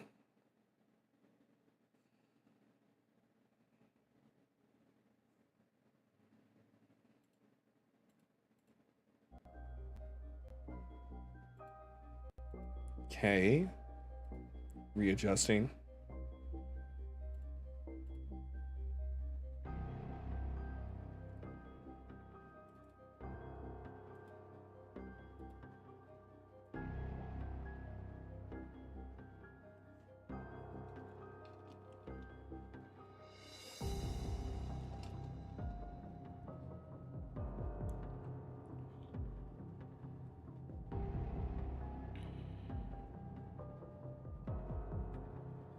I wish it could be easily like that for the trials too.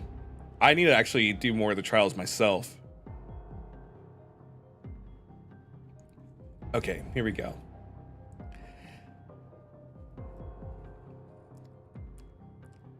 As the protofield dissipates, the massive wanderer vanishes with it.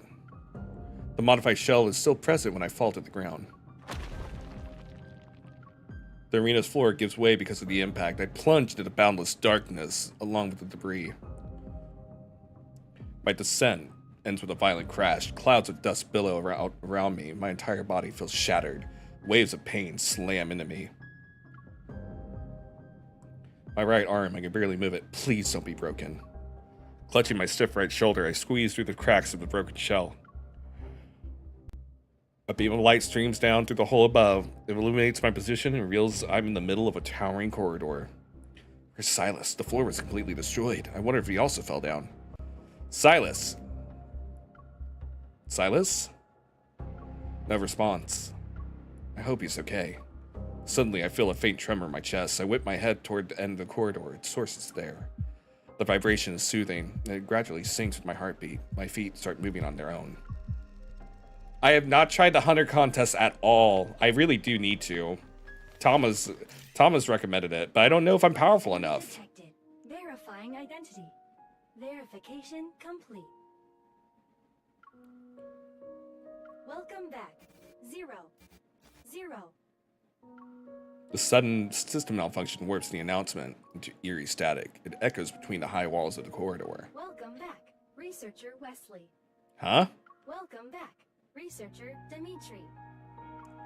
Dimitri? I'm surprised for a moment, but the name fails to stir any significant emotions. I knew he was someone important. Welcome back, researcher Josephine. Grandma. As each name is announced, the system's voice becomes gentler. The empty corridor is seemingly filled with shadows of people walking through it once again. Congratulations on regaining consciousness.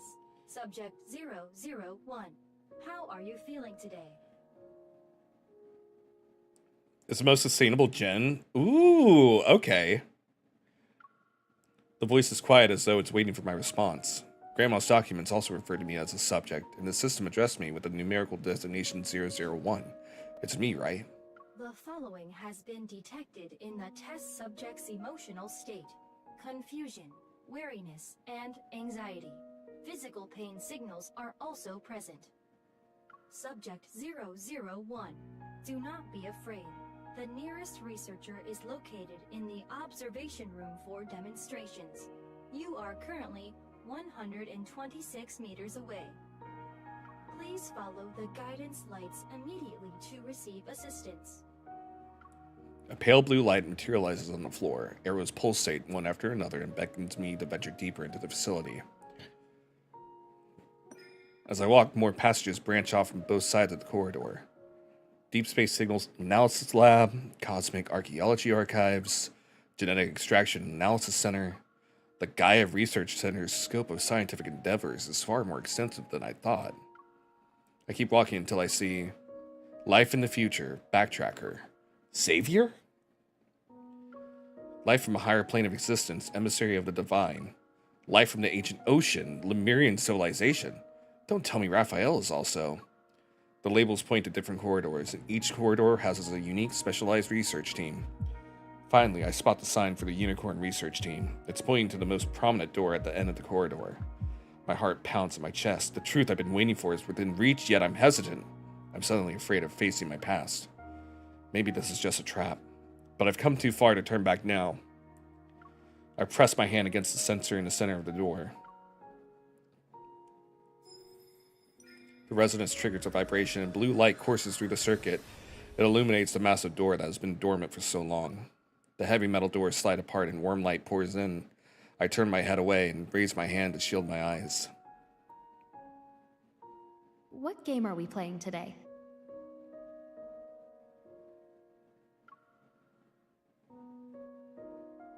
In a dreamlike haze, I watch as a tiny girl runs past me and throws herself into the familiar embrace of the figure standing in the light.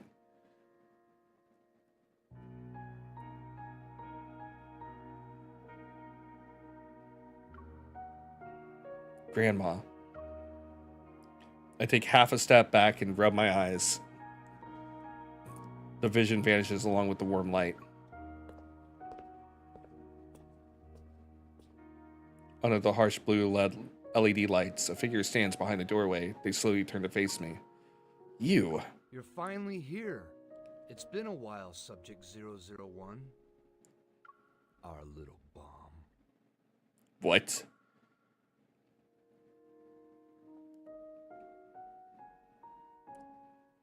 Okay.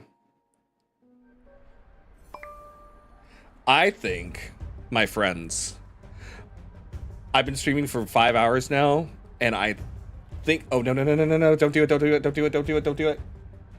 Can I pause that? No. Okay. I was gonna end stream, but ads just came up, and I feel really bad. I don't want to end on ads, and I'm so upset. Because I didn't want to end on ads. Okay. We're gonna wait for ads to be done, and then for Twitch, and then we'll continue to our next story, okay? Actually, no, we'll go ahead and go. People who want to be a part of the stream should subscribe. I've been told I should push that more. I should value myself a little bit more and ask people to subscribe to both the YouTube and the Twitch. So I will say that once, and I will still apologize that there are still ads, as much as I don't want to. But I don't want to end on an ad because I feel like that's really mean. So I will not. Let's see. But I will. I feel like we can read like a couple more. We can read a couple of more, and I think I know who we're gonna raid in a little bit. But we're gonna continue our story. I'm not ending this on an ad. That's too mean. Dimitri. So that's why everything here still works, even though it was abandoned for years. The real reason you're in Charon is because you're guarding the research center. Of course. This place holds the buried dreams of countless researchers, the seeds of world-changing discoveries. In addition, Dimitri spreads his arms. It's somewhat of a dramatic, welcoming gesture. it's where you were born, your first home in this world. Uh-huh. I tighten my grip at the gun and on the gun in my waist. I'm waiting for the next outrageous revelation. Back then, the research team accompanied you every day. We raised you as if you were our own child. We believed you represented humanity's most intimate connection with deep space. A flickering hologram appears behind him. Fragmented faces of figures huddled together manifest before dissolving into lights and shadow. I don't recognize any of them, yet a warmth wells up from the depths of my heart. After the Chrono Rift catastrophe, our team was disbanded. Many of us disappeared without a trace. I'm the only one who stayed here to keep watch. I knew you would return one day. I've been waiting for you for a long time. You already knew who I was when you saw me at Charon. Why, of course. I can recognize our most precious treasure anywhere. Your power is unique, after all. He unconsciously moves half a step. Upon seeing me back away wearily, his voice becomes even gentler. Don't be afraid, my child. I've been waiting for you this whole time. I must atone for the sin I left behind. You're not my dad. I know you have many questions. Go ahead. Ask them. I'll tell you everything you want to know. Seeing the sincerity in his eyes, I hesitate. Should I ask him a question? I might be close to the truth this time. I need to hear what he has to say. You said I was born here. Why don't you tell me what happened back then? While not an ancient beginning, it was still sacred nonetheless. Turn it up for you guys a little bit.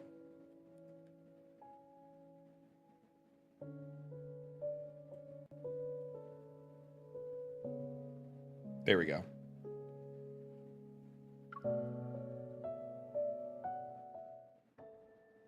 A hologram of an energy graph depicting the process of planetary evolution appears in the center of the ruins. Planets are born, and eventually they die. Then, they were born only to die again. Visibly moved, he stares at the floating data curves on the display. It's a beautiful cycle. I asked about my origins, not humanity's. You don't have to start from when the Earth was formed. You think this is the life cycle of a planet? It's not. It's a representation of your life, your power.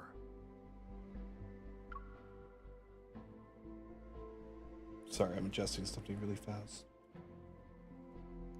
Is he crazy? Go on. You are Ever's most wonderful, most magnificent creation!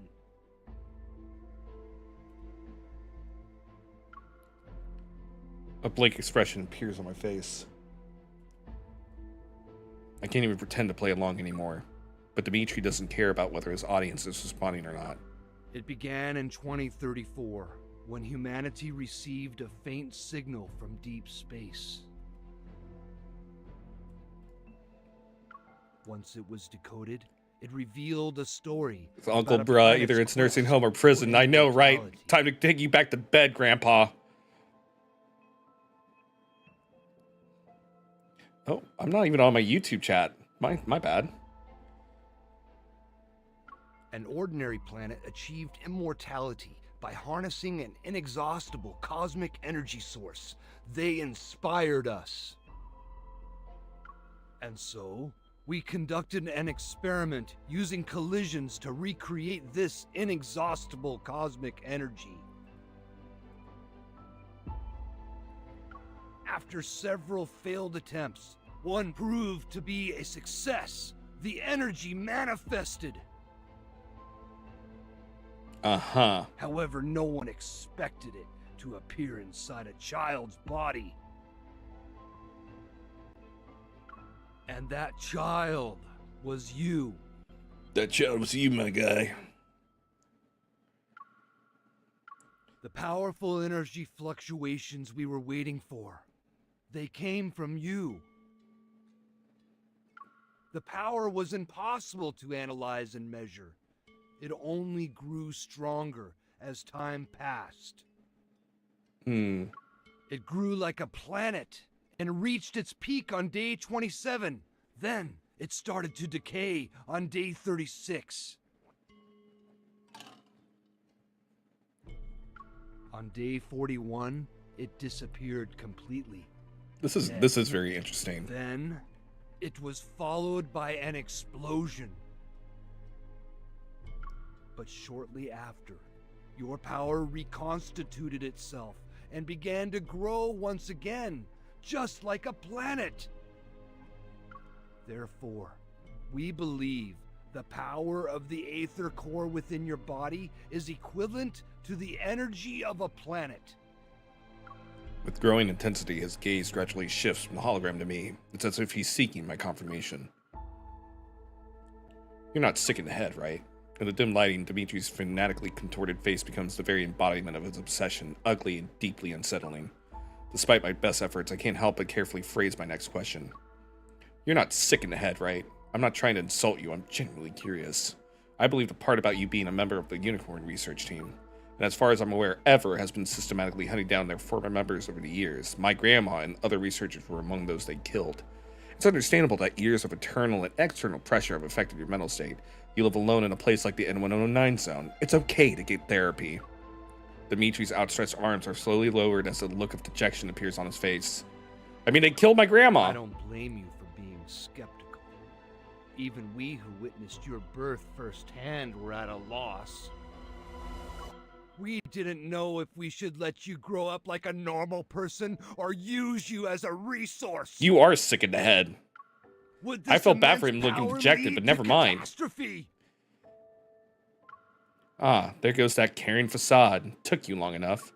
Referring to this place as my first home and talking about a magnificent creation, in the end it was about making a massive profit.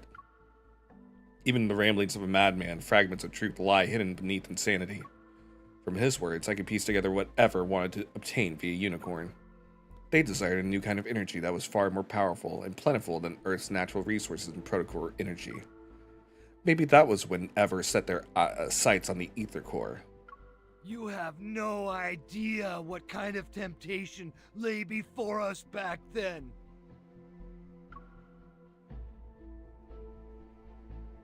While Dimitri is engrossed in his fervent monologue, I keep an eye on his unstable state. I also use this as an opportunity to examine the laboratory.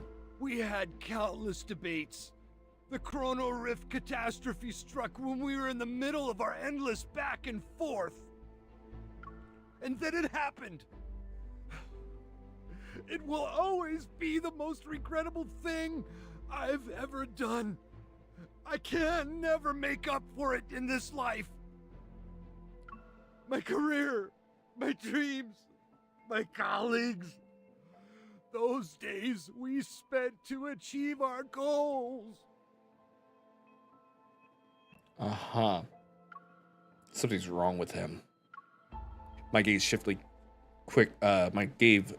quickly shifts to the control panel some distance away from Dimitri. I discreetly get ready to use my evol. It's over. It's truly over!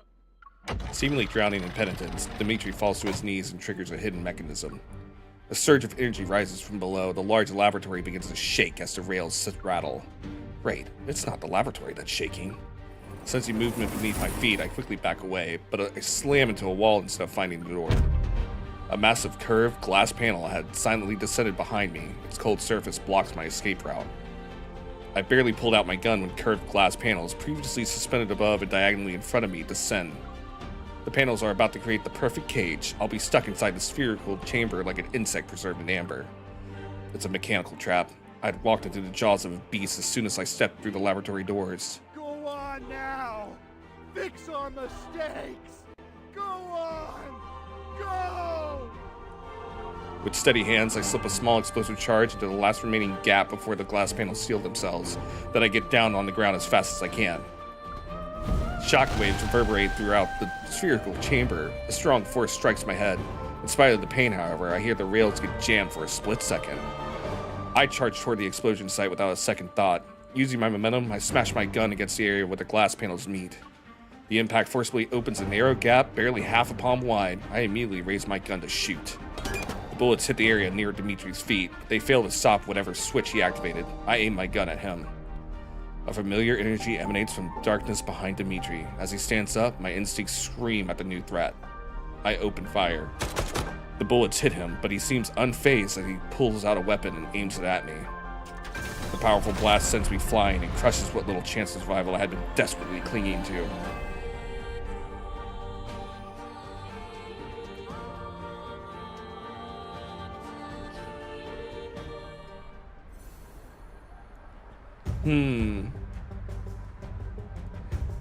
I think, chat, with that being said, I think that's where we're going to leave off at this cliffhanger. I think that's a good cliffhanger to hang off on, you know? So, everyone over on Twitch, please hang around because we are going to go raid a homie. While people over on YouTube, you're welcome to also join in on this raid, but I understand if you guys want to stick to YouTube because I know that Twitch can be a scary, scary place for some folks. So, thank you guys so much for hanging out with me. Please tune in tomorrow at 9 p.m. Eastern Standard Time, where we will be reading, as you can see in the bottom left-hand corner, not only Sylus's and Caleb's anecdotes, we will also begin our journey into the world underneath and be reading through all those stories, as I've been told, to look very much forward to. Now, YouTube, thank you so much for hanging out. I can't wait to see you all tomorrow. Have a great night. I'm going to go ahead and give you guys the link to who we are raiding if you want to come with us and say hi. I will also get you guys raid messages if you want to join it, if you do have a Twitch account. So this is who we're going to be saying hi to. And these are our raid messages over here on Twitch. But until then, I will see you guys next time. We're going to go raid Raven Rolly, who is playing Claire Obscure Expedition 33. She's raided us before. And if anyone over on YouTube knows how raiding works, we usually have a raid message. You can copy and paste this. It's completely free to say hi. You can copy and paste this. I know that these little symbols are popping up, but don't be freaked out. And again, thank you guys so much for hanging out with me. We will be back tomorrow again for more Love and Deep Space ASMR and readings. So until next time, have a good night. I will see you all later. Goodbye. You all have a great day and have a good week. Later now. It was nice hanging with all of you.